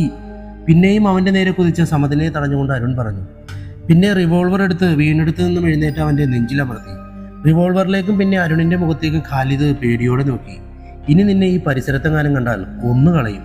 അരുണിന്റെ സ്വരത്തിലെ ഭീഷണി ഖാലിദിനെ ശരിക്കും മനസ്സിലായി. ഒന്നും പറയാതെ അവൻ വേച്ച് പുറത്തേക്ക് പോയി. കുറച്ചു കഴിഞ്ഞപ്പോൾ ഗേറ്റിന് പുറത്ത് അവന്റെ ബൈക്ക് സ്റ്റാർട്ടാവുന്നത് കണ്ടു. കനത്ത ഇരുളിനെ തുളച്ചുകൊണ്ട് ആ ബൈക്ക് അതിവേഗം അവിടുന്ന് മറഞ്ഞു. രാവിലെ 10 മണി. കരീബിയൻ കോബ്രാസ് എന്നെഴുതിയ വിശാലമായ ഗേറ്റ് കടന്ന് അരുണിന്റെ ഇനോവ സെക്യൂരിറ്റി കാണിച്ചു കൊടുത്ത ഭാഗത്തേക്ക് കയറ്റി പാർക്ക് ചെയ്തു. പാർവതി ബ്രാവോയെ വിളിച്ച് പറഞ്ഞതുകൊണ്ട് തന്നെ നല്ല സ്വീകരണമായിരുന്നു അവർക്ക് കിട്ടിയത്. ചെന്ന് കയറുമ്പോൾ തന്നെ മനോഹരമായി ഡിസൈൻ ചെയ്ത കരിക്കാണ് അവർക്ക് കുടിക്കാൻ കിട്ടിയത്. അത് തന്ന 6 അടിയോളം ഉയരമുള്ള ആഫ്രിക്കൻ സുന്ദരിയെ അവർ അത്ഭുതത്തോടെ നോക്കി. ആഡംബരത്തിന്റെ അവസാന വാക്കായിരുന്നു ശരിക്കും ആ ഹോട്ടൽ. വന്നു കയറുമ്പോൾ തന്നെ തുർക്കി നിർമ്മിതമായ വില കൂടിയ ഇളം പിങ്ക് നിറമുള്ള കാർപ്പറ്റിലേക്കാണ്. റിസപ്ഷനിൽ ഇരിക്കുന്നത് 2 വിദേശി പെൺകുട്ടികളാണ്. അല്പവസ്ത്രധാരികളായ അവർ മനോഹരമായി പുഞ്ചിരിച്ചുകൊണ്ട് അതിഥികളുടെ വിവരങ്ങൾ കമ്പ്യൂട്ടറിലേക്ക് പകർത്തുന്നു. അത് കഴിഞ്ഞാൽ പിന്നെ സ്കാനിംഗ് ആണ്. വരുന്ന അതിഥികളുടെ ലഗേജ് മുഴുവനും സ്കാൻ ചെയ്ത ശേഷമാണ് അകത്തേക്ക് എടുക്കുന്നത്. പുറത്തു നിന്നും കൊണ്ടുവരുന്ന ഭക്ഷണമോ വെള്ളമോ ഒന്നും അവിടെ അനുവദിക്കില്ല. Hello sir. പുഞ്ചിരിച്ചുകൊണ്ട് കടന്നു വന്ന എണ്ണക്കറുപ്പ് നിറമുള്ള സുന്ദരനായ ഒരാൾ അരുണിനെ നോക്കി അഭിവാദ്യം ചെയ്തു. I am Bravo. പുഞ്ചിരിച്ചുകൊണ്ട് അയാൾ എല്ലാവർക്കും ഷേക്ക് ഹാൻഡ് നൽകി. കറുപ്പ് നിറമാണെങ്കിലും നീല കണ്ണുകളായിരുന്നു ബ്രാവോയ്ക്ക്. 6 അടിയോളം ഉയരം, വടിവൊത്ത ശരീരം, ആരെയും ആകർഷിക്കുന്ന പുഞ്ചിരിയും വശ്യമായ സംസാര ശൈലിയും. അവരെ സ്വീകരിച്ചുകൊണ്ട് അയാൾ അകത്തേക്ക് കൊണ്ടുപോയി. വിശാലമായ ഒരു ഹാളിലേക്ക് അവർ ആദ്യം പ്രവേശിച്ചു. അതൊരു ഭക്ഷണശാലയായിരുന്നു. ബഫേ രീതിയിൽ തയ്യാറാക്കി വെച്ച ഭക്ഷണത്തിലേക്ക് അരുൺ വെറുതെ ഒന്ന് നോക്കി. 100% വിദേശികൾക്കായി ഒരുക്കി വെച്ച രുചിക്കൂട്ടുകളായിരുന്നു അത്. അവിടെ നിരത്തിയിട്ട ടേബിളുകളിൽ ഇരുന്ന് ഭക്ഷണം കഴിക്കുന്ന വിദേശികളെ അരുൺ കണ്ടു. ചിലർ കുറച്ചു മാറി വലിയ ഹുക്ക വലിക്കുന്നു. അത് കഴിഞ്ഞാൽ പിന്നെ വിനോദത്തിനായി ഉള്ള വലിയ ഹാളാണ്. ചൂതാട്ട കേന്ദ്രമാണത്. പുഞ്ചിരിച്ചുകൊണ്ട് ബ്രാവോ പറഞ്ഞു. വൈകുന്നേരങ്ങളിൽ കോടീശ്വരന്മാരായ വിദേശികൾ ഒരിക്കലും തീരാത്ത അവരുടെ നോട്ടുകെട്ടുകൾ വലിച്ചെറിഞ്ഞു കളയുന്ന സ്ഥലം. അത്തരമൊരു സെറ്റപ്പ് ആദ്യമായിട്ടായിരുന്നു അരുണും സംഘവും കാണുന്നത്. വളരെയധികം രഹസ്യമായി സ്വർഗീയ ആഡംബരങ്ങൾ കുത്തി നിറച്ച ഒരു പറുദീസ. അതായിരുന്നു ശരിക്കും കരീബിയൻ കോബ്രാസ്. ഹോട്ടൽ മുഴുവനും ചുറ്റിക്കറങ്ങിയിട്ടും സംശയാസ്പദമായി ഒന്നും കാണാൻ അവർക്ക് കഴിഞ്ഞില്ല. വിദേശികൾക്കായി നടത്തുന്ന അത്യാഡംബരങ്ങൾ നിറഞ്ഞ ഒരു ഹോട്ടൽ, ചൂതാട്ടവും റമ്മിയും വേശ്യാവൃത്തിയും ലഹരികളും എല്ലാം കിട്ടുന്ന ഒരു സ്ഥലം. പെട്ടെന്നാണ് ബ്രാവോയുടെ ഫോൺ ബെല്ലടിച്ചത്. മൊബൈലിൽ സംസാരിച്ചു കഴിഞ്ഞ ബ്രാവോ ക്ഷമാപണത്തോടെ അരുണിനെ നോക്കി. ബ്രോ, എനിക്ക് അത്യാവശ്യമായി ഒന്ന് പുറത്തേക്ക് പോകണം. മരിയ? അയാൾ വിളിച്ച ഉടനെ ഗോതമ്പിന്റെ നിറമുള്ള ഒരു സുന്ദരി അവിടേക്ക് കടന്നു വന്നു. എന്റെ ഗസ്റ്റാണിവർ, എന്താ വേണ്ടതെന്ന് വെച്ചാ ചെയ്തു കൊടുക്കുക. പുഞ്ചിരിച്ചുകൊണ്ട് യാത്ര പറഞ്ഞ് ബ്രാവോ പോയി. അരുൺ മരിയയോട് പൊക്കോളാൻ പറഞ്ഞു. പിന്നെ ഓരോരോ കാഴ്ചകൾ കണ്ട് പുറത്തേക്ക് ഇറങ്ങി. റോണിന്റെ കാഴ്ചയിൽ 4 നിലയോളം വലിപ്പമുള്ള 4 കെട്ടിടങ്ങളാണ് കണ്ടിരുന്നത്. പക്ഷേ 4 കെട്ടിടങ്ങൾക്കും ഒരൊറ്റ നിലയേ ഉള്ളൂ. നല്ല ഉയരമുള്ള 2 നില കെട്ടിടങ്ങൾ. ഓരോന്നിന്റെയും താഴെ വിനോദങ്ങൾക്കായി ഒരുക്കിയിരിക്കുന്നു. മുകൾ നിലയിലാണ് താമസ സൗകര്യം. ഓരോ കെട്ടിടത്തിന്റെയും മുകളിലേക്ക് പോകാൻ കുറെ ലിഫ്റ്റുകളുമുണ്ട്. അതുകൂടാതെ പുറത്ത് ചെറിയ ചെറിയ വില്ലകളുണ്ട്. പൂർണ്ണമായും എയർ കണ്ടീഷൻ ചെയ്ത ചെറിയ വില്ലകൾ. ഓരോന്നിനും ഓരോ ദമ്പതികൾക്കായി സുഖമായി താമസിക്കാനുള്ളത് ഒരുക്കി വെച്ചിരിക്കുന്നു. ഒരു വില്ലയുടെ പുറത്ത് പരസ്യമായി ചുംബിച്ചുകൊണ്ട് നിൽക്കുന്ന ദമ്പതികളെ കണ്ട് അരുണിന് ചിരിപൊട്ടി. തലേ ദിവസം ട്രോൺ തകർന്നു വീണ സ്ഥലം തിരയുകയായിരുന്നു അരുൺ. ഏകദേശം അതിനോട് സാമ്യമുള്ള ഒരു സ്ഥലം കണ്ടെത്തിയ അയാൾ. പക്ഷെ ഒന്നും അവർക്ക് കാണാൻ സാധിച്ചില്ല. ഏകദേശം ആ പരിസരം മുഴുവനും അവർ ചുറ്റിക്കറങ്ങി നോക്കി. സംശയിക്കേണ്ട യാതൊന്നും അവർക്ക് കാണാൻ കഴിഞ്ഞില്ല. ഹോട്ടലിന്റെ പിറകിൽ വലിയ മതിലാണ്. അതിന്റെ പിറകിലാണെങ്കിലോ നിബിഡ വനം. മതിലിനോട് ചാരി ഒരു ചെറിയ അരുവി പോകുന്നുണ്ട്. അതിന്റെ സൈഡിൽ നിന്നും ഒരു ചെറിയ കനാൽ വെട്ടി ഹോട്ടലിന്റെ പൂന്തോട്ടങ്ങൾക്കിടയിലേക്ക് ഒഴുക്കിയിരിക്കുകയാണ്. ഇവിടെ താമസക്കാർ അധികമില്ലാലേ? മലയാളി എന്ന് തോന്നിച്ച തോട്ടം പണിക്കാരനോട് സൗഹൃദഭാവത്തിൽ അരുൺ തിരക്കി. കുറെ പേരുണ്ട്, എല്ലാം ഒരു ജാതികളാ, ഒക്കെ ഉറങ്ങുകയാവും. ഇനി ഒരു 5 മണിക്ക് ശേഷം നോക്കിയാൽ മതി. അയാൾ സംസാരിക്കാൻ ഒരാളെ കിട്ടിയ ആശ്വാസത്തിൽ സംസാരിക്കാൻ തുടങ്ങി. അരുണിന് സംസാരിക്കാൻ യാതൊരു അവസരവും കൊടുക്കാതെയായിരുന്നു അയാളുടെ സംസാരം. എല്ലാ ഞായറാഴ്ചയും ഇവിടെ പാർട്ടി ഉണ്ടാവും, അന്നാണ് രസം. അതെല്ലാം നേരിൽ കാണുന്ന പോലെ അയാൾ പറഞ്ഞു. എന്ത് പാർട്ടി? അറിയാത്ത പോലെ അരുൺ തിരക്കി. അയാൾ പതിയെ ഒന്ന് ചുറ്റും നോക്കി. പിന്നെ പതിയെ ഒരു വലിയ രഹസ്യം പറയും പോലെ പറയാൻ തുടങ്ങി. കള്ളും കഞ്ചാവും പെണ്ണും എല്ലാമുള്ള പാർട്ടി. കുടിച്ചു കൂത്താടി വെളിവില്ലാതെ അവറ്റകൾ ഓരോന്ന് പച്ചയ്ക്ക് കാട്ടിക്കൂട്ടും. ഓ, കണ്ടാൽ നമ്മുടെയൊക്കെ തൊലി ഉരിഞ്ഞു പോകും. എന്നാ പിന്നെ കാണാതെ ഇരുന്നോടെ ചേട്ടാ? പുഞ്ചിരിച്ചുകൊണ്ട് നെൽസൺ ചോദിച്ചു. കാണാതെ പിന്നെ? ചോദ്യം ഇഷ്ടപ്പെട്ട പോലെ അയാളൊന്ന് പൊട്ടിച്ചിരിച്ചു. സാറന്മാരിവിടെ കാണുമോ? ചുറ്റുപാട് നോക്കി അയാൾ തിരക്കി. 1-2 ദിവസം കാണും. എന്നാ പിന്നെ വൈകിട്ട് കാണാം, കുറച്ച് പണിയുണ്ട്. അയാൾ അടുത്ത ബ്ലോക്കിലേക്ക് പോകുന്നത് അരുൺ നോക്കി നിന്നു. സാറേ, അത് കണ്ടോ? ഹോട്ടലിന്റെ പുറകിൽ കമ്പിവേലി കെട്ടിത്തിരിച്ച സ്ഥലത്തെ കുറെ കൂടുകൾ കണ്ട് സമത പറഞ്ഞു. എല്ലാവരും ഉടനെ അങ്ങോട്ടേക്ക് തിരിച്ചു. വിശാലമായ കുറെ കൂടുകളായിരുന്നു അത്. ഓരോന്നിലും ആടുകളും കോഴികളും താറാവുകളും നിറഞ്ഞിരിക്കുന്നു. ഏറ്റവും ഒടുവിൽ പുറത്ത് ചെറിയ 10-20 പോത്തിൻകുട്ടികൾ പുല്ല് തിന്നുന്നു. അതിനും അപ്പുറത്ത് ചെറിയ ചെറിയ കൂടുകളിൽ മുയലുകളും കാടകളും. എന്തൊരു സെറ്റപ്പാണല്ലേ? അതിശയത്തോടെ മജീദ് പറഞ്ഞു. നമ്മുടെ നാട്ടിൽ ഇത്രയും സെറ്റപ്പ് ഉള്ളത് ഞാൻ അറിഞ്ഞില്ല. ആ പോത്തിൻകുട്ടികളിൽ ഒന്നിനെയാണല്ലോ നമ്മൾ ഇന്നലെ തട്ടിയത്. സജി അത് കേട്ട് പൊട്ടിച്ചിരിച്ചു. ഇനി എന്താണ് പ്ലാൻ? സമതമല്ലേ അരുണിനോട് തിരക്കി. അരുണും അത് തന്നെ ആലോചിക്കുകയായിരുന്നു. ഇവിടെ വന്നതുകൊണ്ട് പ്രത്യേകിച്ച് കാര്യമൊന്നും ഉണ്ടായില്ല. അവിടെ നിന്നിങ്ങോട്ട് മുഴുവനും കാടാണ്. ഇതിലൂടെ സൈക്കോയെ തിരഞ്ഞു പോകുന്നതിനേക്കാൾ നല്ലത് പോവാതിരിക്കുന്നതാണ്. എന്തായാലും വന്നില്ലേ, ബ്രാവോ വന്നിട്ട് നമുക്ക് യാത്ര പറഞ്ഞു പോവാം. പുറത്തെ അതിവിശാലമായ സ്വിമ്മിംഗ് പൂളിൽ 4-5 വിദേശി പെണ്ണുങ്ങൾ നീന്തുന്നുണ്ടായിരുന്നു. അതിൽ ഉയരം കുറഞ്ഞ തടിച്ചൊരു പെണ്ണ് നെൽസനെ നോക്കി പുഞ്ചിരിച്ചു. Are you ജോയിങ് with us? കടക്കണ്ണാൽ ഒരു പ്രത്യേക നോട്ടം പറഞ്ഞ് അവൾ തിരക്കി. ഓ, പോയി ചാടിക്കോട്, പുഞ്ചിരിയോടെ സമത പറഞ്ഞു. നീ പോടാ. നെൽസൺ ഒന്ന് പുഞ്ചിരിച്ച് മെല്ലെ അവിടെ നിന്നും രക്ഷപ്പെട്ടു പോന്നു. അപ്പോഴാണ് അരുണും സജിയും ദൂരെ കാടിന്റെ ഉള്ളിലേക്ക് നോക്കി നിൽക്കുന്നത് അയാൾ കണ്ടത്. ഏകദേശം ഒരു 100 മീറ്ററിന്റെ ഉള്ളിലായി കാടിനോട് ചേർന്ന ഒരു ചെറിയ കെട്ടിടം അവർ കണ്ടു. പെട്ടെന്ന് അതിന്റെ അടുത്തുള്ള മരച്ചില്ലകൾ ഒന്നു കുലുങ്ങി. പുറത്ത് എന്തോ വെച്ചുകൊണ്ട് ഒരാൾ മരത്തിലൂടെ ഊർന്നിറങ്ങുന്നത് അവർ കണ്ടു. അയാൾക്ക് നേരത്തെ ഡ്രോൺ ഉപയോഗിച്ച് കണ്ട ആളുടെ അതേ രൂപഭാവങ്ങളായിരുന്നു. റിപ്പർ സുര. ഇര കണ്ട കടുവയെപ്പോലെ അരുണിന്റെ മിഴികൾ തിളങ്ങി. അയാൾ പരിസരം മുഴുവനും ഒന്ന് നോക്കി. പിന്നെ സാവധാനം ആ കെട്ടിടത്തിന്റെ ഉള്ളിലേക്ക് കയറിപ്പോയി. കുറച്ചു നേരം അരുണും സംഘവും ആ കെട്ടിടം സൂക്ഷിച്ചു നോക്കി. ഇനി ഇതുപോലുള്ള ഒരു അവസരം നമുക്ക് കിട്ടിയെന്ന് വരില്ല. ആവേശത്തോടെ അരുൺ മറ്റുള്ളവരോട് പറഞ്ഞു. അയാൾ പുറത്തിറങ്ങുന്നതിന് മുൻപേ നമ്മൾ ആ കെട്ടിടം വളയണം. പുറത്തേക്ക് ഇറങ്ങുന്ന നിമിഷം ഒരു അവസരവും കൊടുക്കാതെ ഷൂട്ട് ചെയ്യണം. 5 പേരും സാവധാനം മതിൽ ചാടിക്കടന്നു. പിന്നെ ശബ്ദമുണ്ടാക്കാതെ മരങ്ങളുടെ മറപറ്റി അകത്തേക്ക് കുതിച്ചു. അരുണും നെൽസണും മുൻപിലാണ് നിന്നത്. മറ്റുള്ളവർ പിറകുവശത്തേക്ക് നീങ്ങി. പക്ഷേ പിറകിൽ വാതിലുകളൊന്നും ഉണ്ടായിരുന്നില്ല. ആ കെട്ടിടത്തിനകത്തേക്ക് കടക്കാൻ ഒരൊറ്റ വാതിൽ മാത്രമേ ഉണ്ടായിരുന്നുള്ളൂ. വേറെ വാതിലുകളോ കാറ്റ് കടക്കാൻ ജനവാതിലുകളോ അതിനുണ്ടായിരുന്നില്ല. ഏറെ നേരം കാത്തിരുന്നിട്ടും ആരും വാതിൽ തുറന്നില്ല. ഒടുവിൽ വാതിൽ പൊളിച്ച് അകത്തേക്ക് കയറാൻ അവർ തീരുമാനിച്ചു. അരുണും നെൽസണും വാതിൽ ചവിട്ടിപ്പൊളിക്കാനും മറ്റുള്ളവർ ആക്രമിക്കാൻ തയ്യാറായി പിറകിലും ചെല്ലാൻ അവർ തീരുമാനിച്ചു. എന്തിനും തയ്യാറായി അരുണും നെൽസണും മുൻപോട്ട് നീങ്ങിയതേ ഉള്ളൂ. കാലിൽ എന്തോ കുരുങ്ങിയതുപോലെ തോന്നി നെൽസൺ കാൽ വലിച്ചു. അടുത്ത നിമിഷം ചുറ്റിലും ഒരുപാട് കയറുകൾ ഒരേ നിമിഷം വലിഞ്ഞു മുറുകി. എന്താണെന്ന് മനസ്സിലാവും മുമ്പേ നിലത്തെ കരിയിലകൾക്ക് താഴെ വിരിച്ച വലിയ വല അവരെ 5 പേരെയും കൊണ്ട് വായുവിലേക്ക് ഉയർന്നു. പിന്നെ ഒരു പന്ത് പോലെ ചുരുണ്ട് മുറ്റത്തെ വലിയ മരത്തിന്റെ കൊമ്പിലേക്ക് തൂങ്ങി. എന്താണ് സംഭവിക്കുന്നതെന്ന് മനസ്സിലാവാതെ 5 പേരും നിസ്സഹായരായി ആ വലയ്ക്കുള്ളിൽ കുരുങ്ങിക്കിടന്നു. അടുത്ത നിമിഷം വല കയറുപൊട്ടി താഴേക്ക് പതിച്ചു. തലയ്ക്കുള്ളിൽ എന്തോ ഒരു പെരുപ്പ് പോലെ അരുണിന് തോന്നി. സാവധാനം അരുണിന്റെ ബോധം മറഞ്ഞു. കുറെ കഴിഞ്ഞ് ബോധം തെളിയുമ്പോൾ അനങ്ങാൻ കഴിയാത്ത വിധം ബന്ധനത്തിലാണ് താനെന്ന് കണ്ട് അയാൾ അമ്പരന്നു. പതിയെ അരുണിന്റെ കാഴ്ച തെളിഞ്ഞു. ആ കെട്ടിടത്തിന്റെ ഉള്ളിൽ പിടിപ്പിച്ച വലിയ ഇരുമ്പിന്റെ പൈപ്പിൽ കൈകൾ ചേർത്ത് വെച്ച് കെട്ടിയിരിക്കുകയാണ് തന്നെ. തൊട്ടപ്പുറത്തും ഇപ്പുറത്തുമായി ബാക്കി എല്ലാവരെയും അരുൺ കണ്ടു. നെൽസ, സമത്, എത്ര വിളിച്ചിട്ടും ആരും അനങ്ങുന്നില്ലെന്ന് ഒരു ഞെട്ടലോടെ അരുൺ കണ്ടു. പെട്ടെന്നാണ് പിറകിൽ നിന്നും കത്തിരാകുന്ന സ്വരം അയാൾ കേട്ടത്. കത്തിരാക്കിക്കൊണ്ട് ജീൻസും ടീഷർട്ടും തൊപ്പിയും ധരിച്ച അജാനുബാഹുവായ ഒരാൾ അരുണിന്റെ മുൻപിലേക്ക് വന്നു.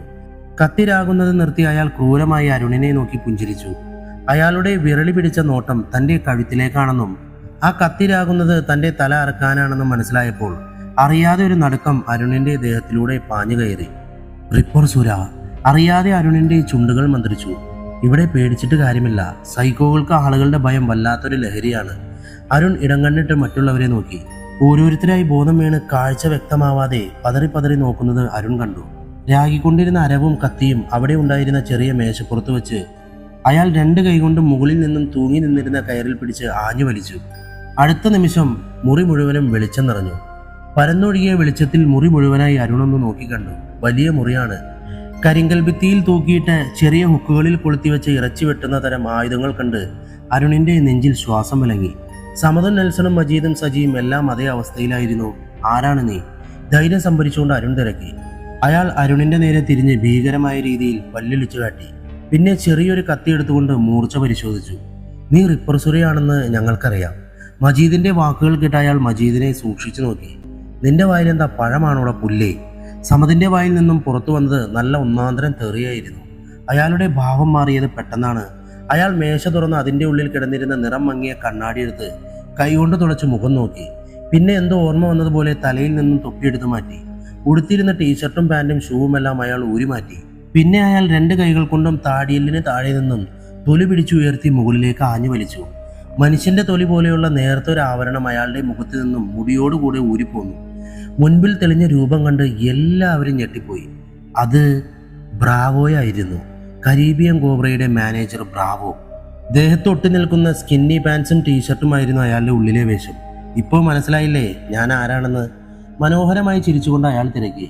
എന്നോ മരിച്ചു മണ്ണടഞ്ഞ റിപ്പർ സുരയായി അഭിനയിക്കുകയായിരുന്നു ബ്രാവോ എന്ന് മനസ്സിലായതും അരുണും ബാക്കിയുള്ളവരും പരസ്പരം നോക്കി. എനിക്ക് വിശക്കുന്നു. വല്ലാത്തൊരു അംഗചലനത്തോടെ ബ്രാവോ അവരെ നോക്കി. പിന്നെ മേശയ്ക്ക് അപ്പുറത്തിട്ടിരുന്ന വലിയ ചാക്കെടുത്ത് തുറന്നു. അതിൻ്റെ ഉള്ളിൽ വായ മൂടിക്കെട്ടിയ നിലയിൽ വെളുത്ത മെലിഞ്ഞ ഒരാളുണ്ടായിരുന്നു. ബ്രാവോ അയാളെ നോക്കി വല്ലാതെ ഒരു ചിരി ചിരിച്ചു. Please leave me. കരഞ്ഞുകൊണ്ട് അയാൾ ബ്രാവോയ്ക്ക് നേരെ കൈകൾ കൂപ്പി. Listen Arun sir. അയാളുടെ പിൻകഴുത്തിൽ കുത്തിപ്പിടിച്ചുകൊണ്ട് ബ്രാവോ മെല്ലെ പുരണ്ടു. ഇതെൻ്റെ ഒരു സുഹൃത്താണ്. ബ്രിട്ടീഷ് ചാനലിൽ കുക്കറി ഷോ നടത്തുകയാണ്. ഒരാഴ്ചയായി എൻ്റെ അതിഥികൾക്ക് വേണ്ടി ശുദ്ധമായ ഭക്ഷണം ഒരുക്കിയിരുന്നത് ഇദ്ദേഹമാണ്. ബ്രാവോ എന്താണ് പറഞ്ഞു വരുന്നതെന്ന് മനസ്സിലാവാതെ അരുൺ അയാളെ തന്നെ നോക്കി നിന്നു. ഇദ്ദേഹം ഒഴിവ് സമയത്ത് ആരും കാണാതെ എൻ്റെ ഹോട്ടലിൻ്റെ മുക്കും മൂലയും ഒക്കെ ഷൂട്ട് ചെയ്ത് വച്ചിരിക്കുന്നു സാർ. അത് തെറ്റല്ലേ സാർ? അരുൺ അമ്പരന്ന് നെൽസനെയും സമതിനെയും നോക്കി. വിദേശ ചാനലുകളിൽ എൻ്റെ ഹോട്ടലിനെ മോശമായി ചിത്രീകരിക്കാനായിരുന്നു ഈ സുഹൃത്തിൻ്റെ ശ്രമം അല്ലേ ഡിയർ? ബ്രാവോയുടെ കണ്ണുകളിൽ തെളിഞ്ഞ ക്രൂരത കണ്ട് അയാളുടെ മുഖത്തെ രക്തമയം വാർന്നു പോകുന്നത് അരുൺ കണ്ടു. നിനക്ക് ഞാനൊരു പാചകക്കൂട്ട് പഠിപ്പിച്ചു തരാം. ബ്രാവോ പിടുത്തമൊന്ന് മുറുക്കി അയാളെ മുകളിലേക്ക് ഉയർത്തി മേശപ്പുറത്തേക്ക് എറിഞ്ഞു. നടു ഒടിഞ്ഞതുപോലെ അയാൾ ദയനീയമായി ഉറക്കി അലറി നിലത്തേക്ക് വീണു പിടഞ്ഞു. Welcome to Bravo's kitchen. കൈകൾ രണ്ടും വിടർത്തി ഒരു അവതാരകനെ പോലെ ബ്രാവോ പറഞ്ഞു. ഇന്ന് ഞാൻ നിങ്ങൾക്ക് പരിചയപ്പെടുത്തുന്നത് വളരെ വിശേഷപ്പെട്ട ഒരു ഡിഷാണ്, ഹെവൻ മീറ്റ് ഫ്രൈ. ഇതിന് വേണ്ട സാധനങ്ങൾ: ചെറുതായി മുറിച്ചെടുത്ത വേവിച്ച ചുവന്ന ഇറച്ചി 1 കിലോ, 4 വലിയ സവാള, 2 തക്കാളി, ആവശ്യത്തിന് ഉപ്പ്, പച്ചമുളക് 4 എണ്ണം, ഇഞ്ചി ആവശ്യത്തിന്, വെളുത്തുള്ളി 2, മസാല ആവശ്യത്തിന്. ബ്രാവോ മേശയ്ക്ക് താഴെ നിന്നും ഗ്യാസ് അടുപ്പെടുത്ത് മുകളിലേക്ക് വെച്ചു. ഒരു വലിയ കുപ്പിയിൽ നിന്നും വെള്ളമെടുത്ത് കുക്കറിന്റെ പകുതി വെള്ളമൊഴിച്ച് ഇത്തിരി മഞ്ഞൾപ്പൊടിയും ഉപ്പും ചേർത്ത് നന്നായി ഇളക്കി. ഗ്യാസിന്റെ ഫ്ലെയിം അല്പം കുറച്ചയാൾ അരുണിനെ നോക്കി പുഞ്ചിരിച്ചു. ഇറച്ചി എടുക്കാൻ മറന്നു. ബ്രാവോ ഒരു മൂർച്ചയുള്ള കത്തിയെടുത്ത് അരുണിന്റെ അടുത്തേക്ക് ചെന്നു. എനിക്ക് കുറച്ച് ഇറച്ചി വേണം. ആരാ എനിക്ക് കുറച്ച് ഇറച്ചി തരുന്നേ? വളരെ പതിയാണ് ചോദ്യമെങ്കിലും ആ സ്വരത്തിലെ ക്രൂരത കേട്ട് അരുണിനും ബാക്കിയുള്ളവർക്കും തലയിൽ ഒരു പെരുപ്പ് പടർന്നു. ബ്രാവോ കത്തിയെടുത്ത് അരുണിന്റെ നഗ്നമായ നെഞ്ചിൽ മെല്ലെ കുത്തി. ഒരാണി തുളച്ചു കയറുന്ന പോലെ കത്തിയുടെ മുന അരുണിന്റെ നെഞ്ചിലേക്ക് കയറി കൊണ്ടേയിരുന്നു. അസഹ്യമായ വേദന അനുഭവപ്പെട്ടിട്ടും അരുൺ മിണ്ടാതെ കടിച്ചു പിടിച്ചു നിന്നു. അരുണിന്റെ കണ്ണുകളിലേക്ക് നോക്കി ബ്രാവോ ആ കത്തി ഊരിയെടുത്തു. കത്തിയുടെ തുമ്പിൽ പറ്റിയ ചോര വലിയ ചുവന്ന നാക്കുകൊണ്ട് നക്കിയെടുത്ത് ബ്രാവോ. വാവ്, ബ്യൂട്ടിഫുൾ. വല്ലാത്തൊരു അംഗചലനത്തോടെ ബ്രാവോ അരുണിന്റെ അടുത്ത് നിന്നും നെൽസന്റെ അടുത്തേക്ക് നീങ്ങി. What a body! നെൽസന്റെ ദേഹമാസകലം കണ്ണുകൾ കൊണ്ട് ഒഴിഞ്ഞ് ബ്രാവോ പറഞ്ഞു. പിന്നെ കത്തികൊണ്ട് നെൽസന്റെ ദേഹം മുഴുവനും പോറി വരഞ്ഞു. അസഹനീയമായ വേദന കൊണ്ട് പൊളഞ്ഞു നെൽസൺ. നെൽസനെ വിട്ട് സമതിന്റെ നേരെ തിരിഞ്ഞതാണ് ബ്രാവോ. അപ്പോഴാണ് നേരത്തെ തറയിൽ വീണ് കിടന്നയാൾ പതിയെ എണീറ്റ് നിന്നത്. മേശപ്പുറത്ത് നിന്നിരുന്ന ഒരു വലിയ കൊടുവാൾ അയാൾ മെല്ലെ കയ്യിലെടുത്തു. ഒറ്റവെട്ടിന് ബ്രാവോയുടെ കഴുത്ത് മുറിക്കുകയായിരുന്നു അയാളുടെ ലക്ഷ്യം. കത്തിയെടുത്തൊരു പൂച്ചയെപ്പോലെ പതുങ്ങി അയാൾ ബ്രാവോയുടെ പിറകിലെത്തി കഴുത്ത് ലക്ഷ്യമാക്കി ആഞ്ഞു വീശി. ഇടിമിന്നൽ പോലെയാണ് ആ നിമിഷം ബ്രാവോ തിരിഞ്ഞത്. ഉരുക്കുപോലെയുള്ള ബ്രാവോയുടെ കൈകൾ അയാളുടെ നെഞ്ചിൽ ആഞ്ഞു പതിച്ചു. കത്തിയുമായി അയാൾ പിറകിലേക്ക് മറിഞ്ഞു വീണു. സാവധാനം ബ്രാവോ നടന്ന അയാളുടെ അടുത്തെത്തി കൈയിന് ആഞ്ഞു വെട്ടി. ഒരു അലർച്ചയോടെ അയാൾ കത്തിയിലെ പിടിവിട്ടു. അടുത്ത നിമിഷം മൂർച്ചയേറിയ ഒരു കൊളുത്ത് ബ്രാവോ അയാളുടെ ഇടുപ്പിലേക്ക് കുത്തിക്കയറ്റി. വേദന കൊണ്ട് ഉറക്കെ നിലവിളിച്ചു അയാൾ. ബ്രാവോ ഒരു കയറെടുത്ത് ആ കൊളുത്തിൽ കുരുക്കി മുകളിലെ കമ്പിയിലേക്ക് ആ കയർ ആഞ്ഞു വലിച്ചു കെട്ടിയിട്ടു. ശരീരഭാരം മുഴുവനും ഇടുപ്പിലെ ഇറച്ചിയിലെ കുളത്തിൽ തൂങ്ങിയ വേദനയിൽ അയാളുടെ തലച്ചോറ് വരെ പൊട്ടിത്തകരുന്ന പോലെ അയാൾക്ക് തോന്നി. നിന്റെ മാംസത്തിന് നല്ല രുചിയുണ്ടാവും. മൂർച്ചയേറിയ കത്തികൊണ്ട് ബ്രാവോ അയാളുടെ ദേഹത്തെ വസ്ത്രങ്ങൾ മുഴുവനും കീറിക്കളഞ്ഞു. പിന്നെ പേടിച്ചു നടുങ്ങി നിൽക്കുകയായിരുന്ന അരുണിനെയും നെൽസനെയും സമതനെയും സജിയെയും മജീദിനെയും നോക്കി. ഒരു ഹൽവ മുറിക്കുന്ന ലാഘവത്തോടെ പേടിച്ചരണ്ട് ഒന്ന് നിലവിളിക്കാൻ പോലും മറന്നുപോയ അയാളുടെ വലത് തുടയിലേക്ക് ബ്രാവോ കത്തി തുളച്ചു കയറ്റി.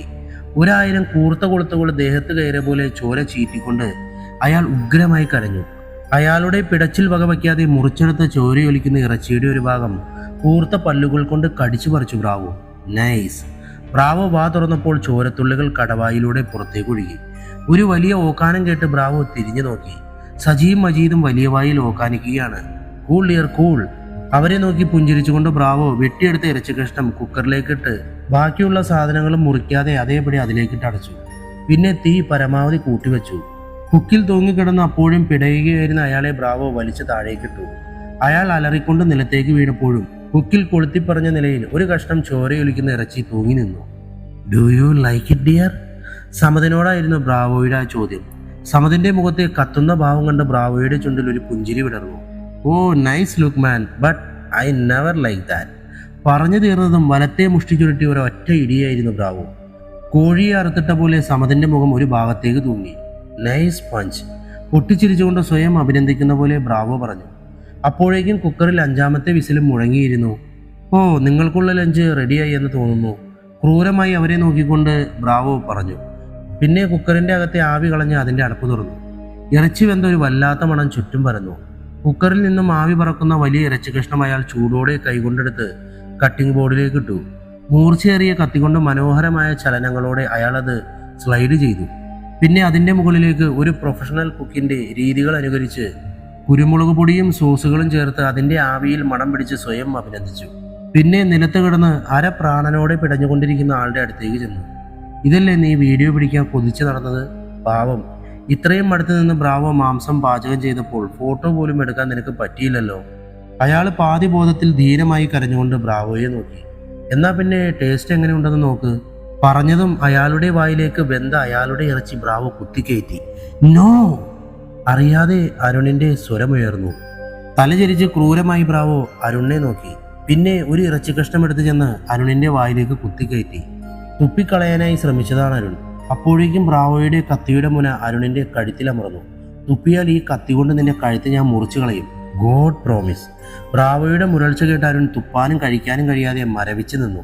ബ്രാവോ എല്ലാവരുടെയും വായിലേക്ക് ഇറച്ചി കുത്തിക്കയറ്റി. ഛർദിച്ചാൽ ഓരോന്നിൻ്റെയും തല ഞാൻ വെട്ടിമാറ്റും. ഭീഷണിയുടെ സ്വരത്തിൽ പറഞ്ഞുകൊണ്ട് ബ്രാവോ ബാക്കി വന്ന ഇറച്ചി കഷ്ണം വായിലേക്കിട്ട് ചവച്ച് അതിൻ്റെ രുചി ആസ്വദിച്ച് അവരെ നോക്കി. ചവയ്ക്കാനോ തുപ്പാനോ കഴിയാതെ പേടിച്ചു നിൽക്കുകയാണ് അവർ. ലോകത്തിലെ ഏറ്റവും രുചിയേറിയ മാംസമാണ്, കഴിക്കേ. ഭീഷണിയുടെ സ്വരത്തിൽ ബ്രാവോ മുരണ്ടു. ഇന്നലെ ഉച്ചക്കും രാത്രിയും വെട്ടുവിഴുങ്ങിയപ്പോൾ ഈ മടിയൊന്നും കണ്ടില്ലല്ലോ. ചിരിച്ചുകൊണ്ട് ബ്രാവോ പറഞ്ഞു. 5 പേരും ശ്വസിക്കാൻ പോലും മറന്നുകൊണ്ട് ബ്രാവോയെ നോക്കി. സംശയിക്കേണ്ട, ഇന്നലെ ഞാൻ കൊടുത്തയച്ചത് മുഴുവൻ മനുഷ്യന്റെ ഇറച്ചിയായിരുന്നു. നല്ല രുചിയായിരുന്നല്ലേ? നിങ്ങളുടെ കൂട്ടത്തിലുള്ള പോലീസുകാരുടെ ഇറച്ചിയായിരുന്നു അത്. ലോകം മുഴുവനും കറങ്ങുന്ന പോലെയാണ് അത് കേട്ടപ്പോൾ അരുണിന് തോന്നിയത്. വലിയ ശബ്ദത്തോടെ ഓക്കാനിച്ചുകൊണ്ട് അരുൺ പുറത്തേക്ക് ഛർദ്ദിച്ചു. അതിലും ഉഗ്രമായി മറ്റ് 4 പേരും കുടൽ ഇളകി പറഞ്ഞു പോവും വിധം ഉറക്കെ ഛർദ്ദിച്ചു. ബ്രാവോ കത്തുന്ന കണ്ണുകളോടെ കത്തിയെടുത്ത് അവരുടെ നേരെ നടന്നെടുത്തു. അരുണിന്റെ മുടിയിൽ ചുറ്റിപ്പിടിച്ചുകൊണ്ട് കത്തി അയാൾ കഴുത്തിനോട് ചേർത്തു. കഴുത്തു മുറിഞ്ഞ് ചോര പൊടിയാൻ തുടങ്ങി. തുപ്പരുതെന്ന് ഞാൻ പറഞ്ഞതല്ലേ?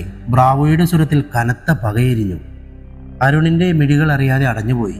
ശ്വാസമെടുക്കാൻ പോലും മറന്നു അയാൾ ബ്രാവോയെ നോക്കി.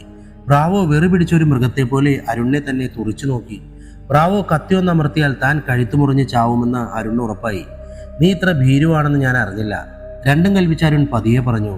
അരുതാത്തതെന്തോ കേട്ട പോലെ ബ്രാവോയുടെ കണ്ണുകളൊന്ന് വിടർന്നു. വാട്ട്? നീ ഇത്ര ഭീരുവാണെന്ന് ഞാൻ അറിഞ്ഞില്ല. അരുൺ സ്വരത്തിൽ കുറച്ചുകൂടി പരിഹാസം കലർത്തി ഒന്നുകൂടെ ആവർത്തിച്ചു. വൈ? പക നിറഞ്ഞ സ്വരത്തിൽ ബ്രാവോ ചോദിച്ചു. ചതിയനായ കുറുക്കനെ പോലെയല്ലേ നീ ഞങ്ങളെ കെട്ടിയിട്ടത്? ഞാൻ പ്രതീക്ഷിച്ചത് ആണുങ്ങളെപ്പോലെ നീ ഞങ്ങളെ ഫൈറ്റ് ചെയ്ത് തോൽപ്പിക്കുമെന്നായിരുന്നു. അറിയാതെ ബ്രാവോയുടെ കണ്ണിൽ ഒരു തീപ്പൊരി തെളിഞ്ഞു. അയാൾ കത്തി അരുണിന്റെ കഴുത്തിൽ നിന്നും മാറ്റി. ഒന്ന് കിതച്ചുകൊണ്ട് അരുൺ ഒരു ദീർഘശ്വാസം എടുത്തു. നീ ഭീരു മാത്രമല്ല, നല്ല ഒന്നാന്തരം വിഡ്ഢി കൂടെയാണ്. ബ്രാവോയുടെ മുഖത്തെ ദേഷ്യം ഇരച്ചു കയറി കണ്ണുകൾ ചുവക്കുന്നതും നെറ്റിയിലെ ഞരമ്പ് തുടിക്കുന്നതും അരുൺ കണ്ടു. അല്ലെങ്കിൽ ഞങ്ങളെപ്പോലെയുള്ള പോലീസുകാരെ നീ ആക്രമിക്കുമോ? പെട്ടെന്ന് ബ്രാവോ ഒന്ന് പുഞ്ചിരിച്ചു. പോലീസും പട്ടാളമൊക്കെ ബ്രാവോക്ക് വെറും ഇറച്ചി കഷ്ണങ്ങൾ മാത്രം.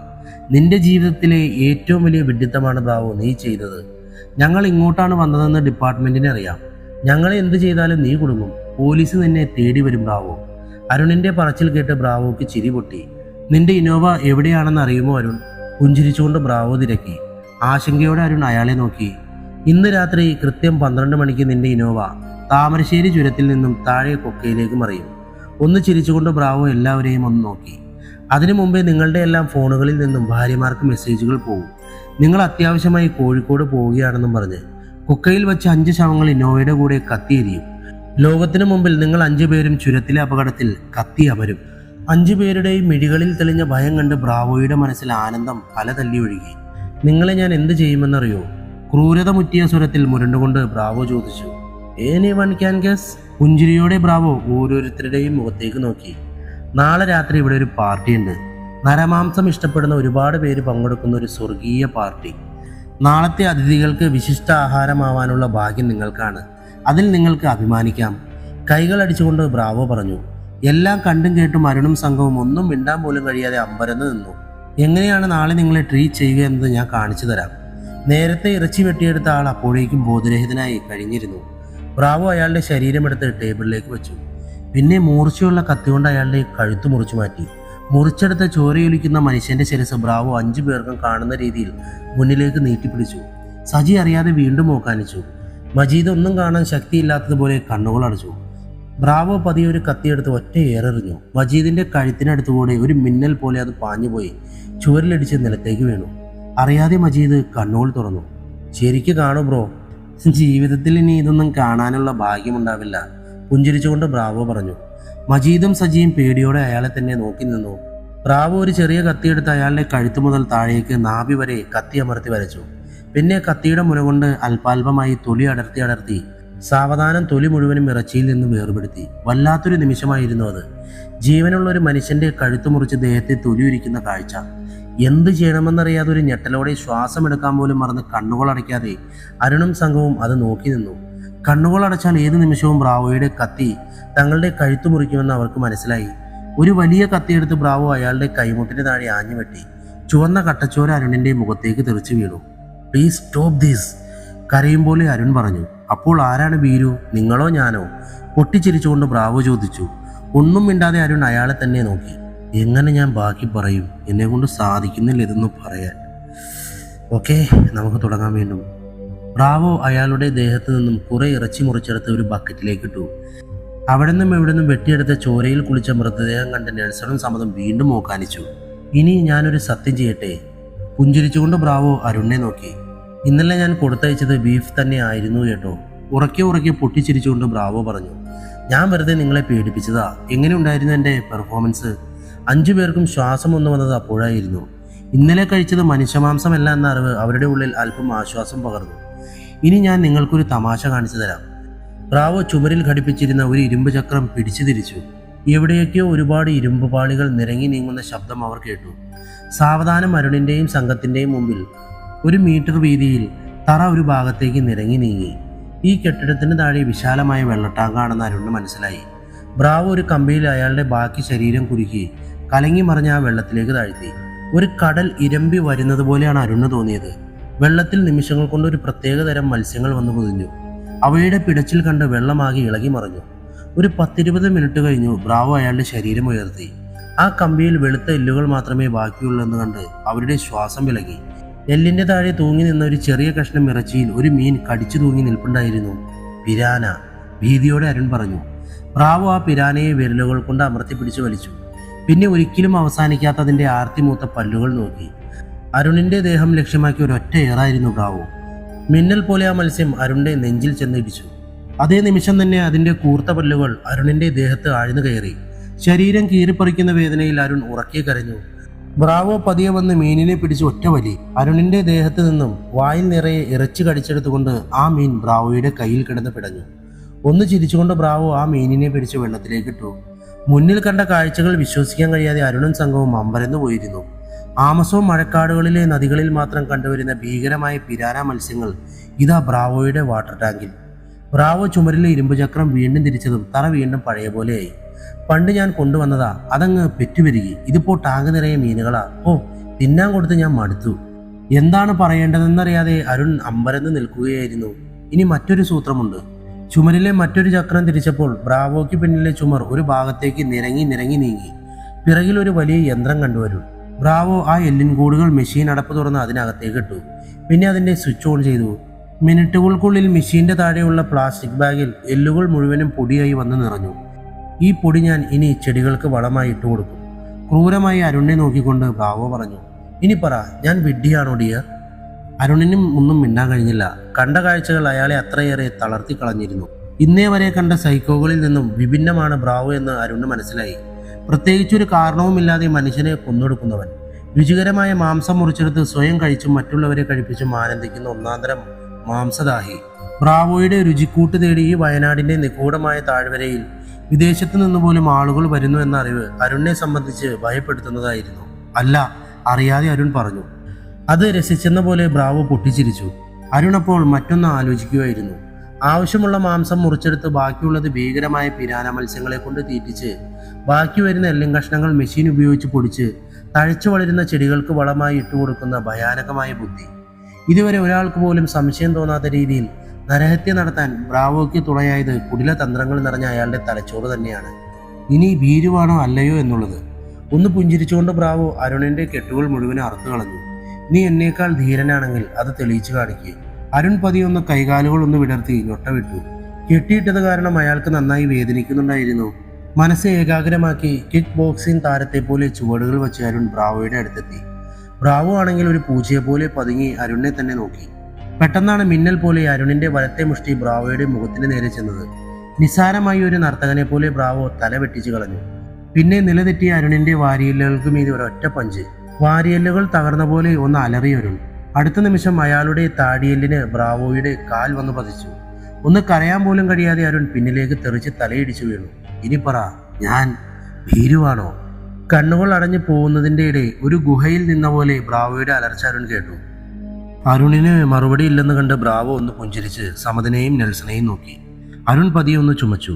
നെഞ്ച് ശ്വാസമെടുക്കുമ്പോൾ പോലും ശക്തിയായി വേദനിക്കുന്നുണ്ടായിരുന്നു അയാൾക്ക്. അടുത്തത് നെൽസന്റെ ഊഴമായിരുന്നു. കയറിൽ നിന്ന് സ്വതന്ത്രമായതും നെൽസൺ ഒന്ന് ബ്രാവോയെ സൂക്ഷിച്ചു നോക്കി. പരമാവധി അകലമിട്ട് ഒരു പോരുകോഴിയെ പോലെ നെൽസൺ അയാളെ നോക്കി. പിന്നെ മിന്നൽ വേഗത്തിൽ തന്റെ വലതുകാൽ കൊണ്ട് ബ്രാവോയുടെ മുഖം ലക്ഷ്യമാക്കി ആഞ്ഞിടിച്ചു. തന്റെ നേരെ വരുന്ന നെൽസന്റെ കാലിൽ നിന്നും ബ്രാവോ നിമിഷം കൊണ്ട് ഒഴിഞ്ഞു മാറി. പിന്നെ വിരിഞ്ഞു നിൽക്കുന്ന കാലുകളുടെ സംഗമസ്ഥാനത്ത് കൈയുടെ പത്തി കൊണ്ട് ആഞ്ഞുവെട്ടി. ഒരു മിന്നൽ തലയ്ക്കുള്ളിൽ പൊളഞ്ഞതുപോലെയാണ് നെൽസന് തോന്നിയത്. 1-2 നിമിഷത്തേക്ക് അയാളുടെ സമനില നഷ്ടമായി. പിന്നെ അയാൾ ഒരു വശത്തേക്ക് ചെരിഞ്ഞ് അരുണിന്റെ മുന്നിലേക്ക് വീണു. വേദനയിലും ഒരു കടുവയെപ്പോലെ ചാടി എണീക്കാൻ ശ്രമിച്ചതാണ് നെൽസൺ. പെട്ടെന്നാണ് അരുൺ തന്നോട് എന്തോ മന്ത്രിക്കുന്നത് പോലെ അവന് തോന്നിയത്. നോ, തന്നോട് എണീക്കണ്ട എന്നാണ് അരുൺ പറയുന്നതെന്ന് അവന് തോന്നി. അരുണിന്റെ മുഖത്ത് വിരിഞ്ഞ പുഞ്ചിരി കണ്ട് നെൽസന് കാര്യം മനസ്സിലായി. തന്റെ വെട്ട് മർമ്മസ്ഥലത്താണ് തട്ടിയതെന്ന് ബ്രാവോയ്ക്ക് മനസ്സിലായി. അയാൾ വല്ലാത്തൊരു ആത്മഹർഷത്തോടെ സമദിന്റെ നേരെ തിരിഞ്ഞു. സമദ് പക്ഷേ ബ്രാവോയ്ക്ക് നല്ലൊരു എതിരാളിയായിരുന്നു. ഒഴിഞ്ഞു മാറിയിട്ടും സമദിന്റെ പഞ്ച് ബ്രാവോയുടെ നെഞ്ചിൽ നല്ല ശക്തമായി പതിച്ചു. നൈസ്, ഒന്ന് ദീർഘശ്വാസം എടുത്തുകൊണ്ട് അയാൾ പറഞ്ഞു. അപ്പോഴാണ് പിറകിൽ നിന്നും അരുണും നെൽസണും എഴുന്നേറ്റ് നിന്നത് ബ്രാവോ കണ്ടത്. ജന്മസിദ്ധമായ ഒരു ക്രൂരത അയാളുടെ മുഖത്ത് തെളിഞ്ഞു. ഇനി നീ രക്ഷപ്പെടില്ല ബ്രാവോ. മേശപ്പുറത്തു നിന്നും വലിയൊരു കത്തി എടുത്തുകൊണ്ട് സമദ് മുരണ്ടു. വെയിറ്റ് പ്ലീസ്, ഒന്ന് പുഞ്ചിരിച്ചുകൊണ്ട് അയാൾ പറഞ്ഞു. പിന്നെ മജീദിന്റെയും സജിയുടെയും കൂടെ കെട്ടഴിച്ചു വിട്ടു. 5 പേരും പരസ്പരം നോക്കി. Take the weapon if you need. മേശപ്പുറത്തും ചുമരിലുമുള്ള ആയുധങ്ങൾ ചൂണ്ടിക്കാട്ടി ബ്രാവോ പറഞ്ഞു. നിന്നെപ്പോലെയുള്ളൊരു പട്ടിയെ കീഴടക്കാൻ അതൊന്നും വേണ്ടടോ. എന്തോ തമാശ കേട്ടതുപോലെ അയാൾ പൊട്ടിച്ചിരിച്ചു. പെട്ടെന്നൊരു കാളക്കൂറ്റിനെ പോലെ സമദ് മുന്നോട്ട് കുതിച്ചു. മിന്നൽ പോലെ അയാളെ ഇടുപ്പിൽ പിടിച്ചുയർത്തി ചുമരിലേക്ക് കൊണ്ടുപോയി ഇടിക്കുകയായിരുന്നു സമദിന്റെ ലക്ഷ്യം. പക്ഷെ അതിനു മുമ്പേ ബ്രാവോ കാലുകൾ അകത്തി നിലത്തേക്കിരുന്നു. പിന്നെ കുതിച്ചു വന്ന സമദിന്റെ അടിവയറിൽ വലത്തെ മുഷ്ടി ചുരുട്ടി ആഞ്ഞിടിച്ചു. തന്റെ വയറിൽ ഭാരമേറി എന്തോ വന്നിടിച്ചതുപോലെയാണ് സമദിന് തോന്നിയത്. ശ്വാസം വിലങ്ങി നിലതെറ്റി സമദ് ചുമരിൽ തലയിടിച്ച് നിലത്തേക്ക് വീണു. പിന്നെ നെൽസന്റെ നെഞ്ചിൽ ഒരു ചവിട്ടായിരുന്നു ബ്രാവോ. നിലതെറ്റിയ നെൽസൺ പിറകിലേക്ക് മറിഞ്ഞു. മജീദും സജിയും ഒരുമിച്ചാണ് ബ്രാവോയുടെ നേരെ കുതിച്ചത്. എന്താണ് സംഭവിക്കുന്നതെന്ന് മനസ്സിലാവും മുമ്പേ രണ്ടുപേരും 2 ഭാഗത്തേക്ക് തെറിച്ചുപോയി. ഏറ്റവും ഒടുവിലാണ് അരുൺ വന്നത്. പുഷ്പം പോലെ അരുണിനെയും അയാൾ വീഴ്ത്തി കളഞ്ഞു. 4 ഭാഗത്തും വീണ് കിടക്കുന്ന എതിരാളികളെ ബ്രാവോ പുച്ഛത്തോടെ നോക്കി. എന്റെ അച്ഛൻ കാർലോസ് ബ്രാവോ കിക്ക് ബോക്സിംഗ് ചാമ്പ്യനായിരുന്നു. 3 പ്രാവശ്യം ലോക ചാമ്പ്യൻ. വിരലുകൾ കൊണ്ട് 3 എന്ന ആംഗ്യം കാട്ടിക്കൊണ്ട് ബ്രാവോ തുടർന്നു. എന്റെ മമ്മി അമ്മ ഒരു പ്രൊഫഷണൽ ബോക്സറായിരുന്നു. ഒന്ന് നിർത്തിക്കൊണ്ട് ബ്രാവോ എല്ലാവരെയും ഒന്ന് നോക്കി. ഞാനാണെങ്കിൽ കരീബിയൻ കരാട്ടെ ചാമ്പ്യനും. നെഞ്ചു തടവി എഴുന്നേറ്റ് നിന്ന സമദിന്റെ കഴുത്തിൽ കൈകൊണ്ട് ആഞ്ഞു വെട്ടിക്കൊണ്ട് ബ്രാവോ തുടർന്നു. അടികൊണ്ട സമദ് കഴുത്തൊടിഞ്ഞ പോലെ നിലത്തേക്ക് മറിഞ്ഞു വീണു. എന്റെ അച്ഛനും അമ്മയും ഞാനുമൊക്കെ ചാമ്പ്യന്മാരായത് എങ്ങനെയാണെന്നറിയോ? അരുണിന്റെ മുഖത്തേക്ക് സൂക്ഷിച്ചു നോക്കി ബ്രാവോ പുഞ്ചിരിച്ചു. നരമാംസം. നാടകീയമായി ഒന്ന് നിർത്തി ബ്രാവോ പിന്നെയും പുഞ്ചിരിച്ചു. ലോകത്തിലെ ഏറ്റവും സ്വാദുള്ളതും കരുത്തു തരുന്നതുമായ ഭക്ഷണമാണ് മനുഷ്യമാംസം. കൺമുന്നിൽ കാണുന്നത് പോലെ ബ്രാവോ നാവ് നുണഞ്ഞു. നിങ്ങളുടെ 5ന്റെയും തലച്ചോറ് വെട്ടിയെടുത്ത് ഞാനൊരു ഡിഷ് ഉണ്ടാക്കും, എൻ്റെ ഏറ്റവും വലിയൊരു ഗസ്റ്റിന് കൊടുക്കാൻ. കമോൺ. അലറി വിളിച്ചുകൊണ്ട് ബ്രാവോ എല്ലാവരെയും നോക്കി. Fight me. ചാലഞ്ച് ചെയ്തുകൊണ്ട് അയാൾ വീണ്ടും അലറി. കയ്യിൽ കിട്ടിയ മൂർച്ചയുള്ള വലിയ കത്തിയുമായി നെൽസൺ എഴുന്നേറ്റു. നെൽസന്റെ ചലനങ്ങൾ ശ്രദ്ധിച്ചുകൊണ്ട് ബ്രാവോ അവനെ തന്നെ നോക്കി നിന്നു. നെൽസന്റെ ലക്ഷ്യം ബ്രാവോയുടെ നെഞ്ചും കൂടായിരുന്നു. അയാളുടെ അടുത്തെത്തിയതും നെൽസൺ കത്തി ആഞ്ഞു വീശി. പക്ഷെ അതിനു മുമ്പ് അയാളുടെ കയ്യിൽ ഒളിപ്പിച്ചു വെച്ച കത്തി നെൽസന്റെ നെഞ്ചിലേക്ക് കുത്തിയിറക്കിയിരുന്നു ബ്രാവോ. ഇറങ്ങിയ കത്തി വലിച്ചൂരി ആ മുറിവിൽ ഒരൊറ്റ പഞ്ചായിരുന്നു അയാൾ. ചോര ഒലിക്കുന്ന മുറിവിൽ പൊത്തിപ്പിടിച്ചുകൊണ്ട് നെൽസൺ പിന്നിലേക്ക് മറിഞ്ഞു. കത്തിയിൽ പറ്റിയ ചോര തന്റെ ചുവന്ന നാവ് കൊണ്ട് നക്കിയെടുത്തു ബ്രാവോ. നൈസ്. അറിയാതെ അയാളുടെ ചുണ്ടുകൾ മന്ത്രിച്ചു. തങ്ങൾ 5 പേരും എത്ര ശ്രമിച്ചാലും കീഴടക്കാൻ കഴിയാത്ത അത്രയ്ക്ക് കരുത്തനാണ് അയാളെന്ന് അരുണിന് മനസ്സിലായി. സമയം വൈകുന്നോറും അയാൾ കൂടുതൽ അപകടകാരിയായി മാറിക്കൊണ്ടിരിക്കുകയാണ്. എന്തെങ്കിലും ചെയ്യണമെന്ന് അരുണിന്റെ മനസ്സ് മന്ത്രിച്ചു. അരുൺ മെല്ലെ തലചരിച്ച് നെൽസനെയും സമദിനെയും നോക്കി. അവരുടെ 3 പേരുടെയും കണ്ണുകൾ പരസ്പരം സംസാരിച്ചു. പെട്ടെന്ന് നെൽസണും സമദും വേദന കടിച്ചു പിടിച്ചുകൊണ്ട് എഴുന്നേറ്റു. വാ വാ. ചിരിച്ചുകൊണ്ട് ബ്രാവോ 2 പേരെയും സ്വാഗതം ചെയ്തു.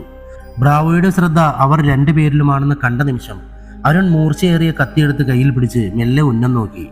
നെൽസനെയും സമദിനെയും ശ്രദ്ധിക്കുകയായിരുന്ന ബ്രാവോ പക്ഷേ അരുണിന്റെ നീക്കം കണ്ടില്ല. നെൽസന്റെ ചലനത്തിനൊത്ത് മൂവ് ചെയ്യുകയായിരുന്ന ബ്രാവോയുടെ നെഞ്ച് ലക്ഷ്യമാക്കി അരുൺ കത്തി നീട്ടിയെറിഞ്ഞത് അപ്പോഴാണ്.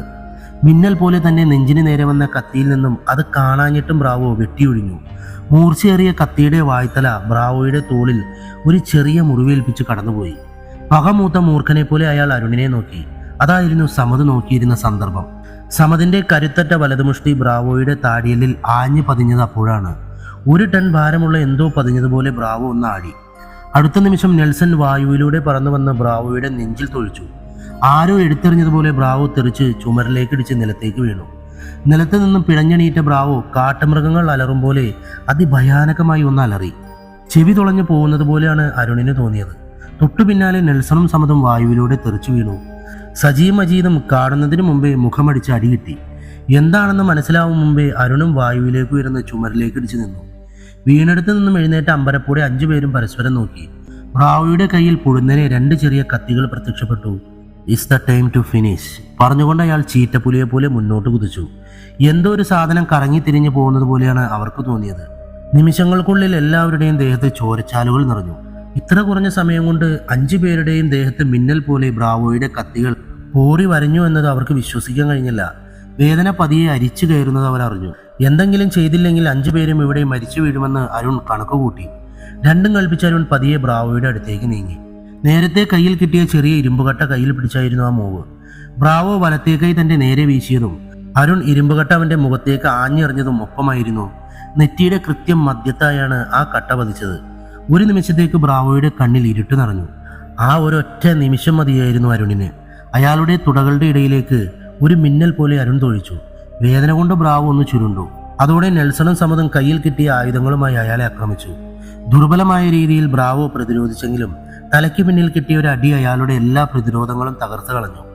കാറ്റ് പിടിച്ച മരം പോലെ ഒടുവിൽ അയാൾ നിലത്തേക്ക് മറിഞ്ഞു വീണു. സാവധാനം കണ്ണുകൾ അടഞ്ഞുപോയി. ദേഹമാസകലം വേദനിക്കുന്നത് പോലെ തോന്നിയിട്ട് ബ്രാവോ ഞെട്ടി ഉണരുമ്പോൾ കുറെ സമയം കഴിഞ്ഞിരുന്നു.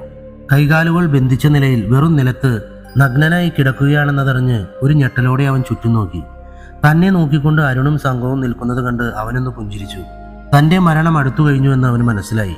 എന്നെ എങ്ങനെയാണ് കൊല്ലുന്നത്? പുഞ്ചിരി മായാതെ അവൻ ചോദിച്ചു.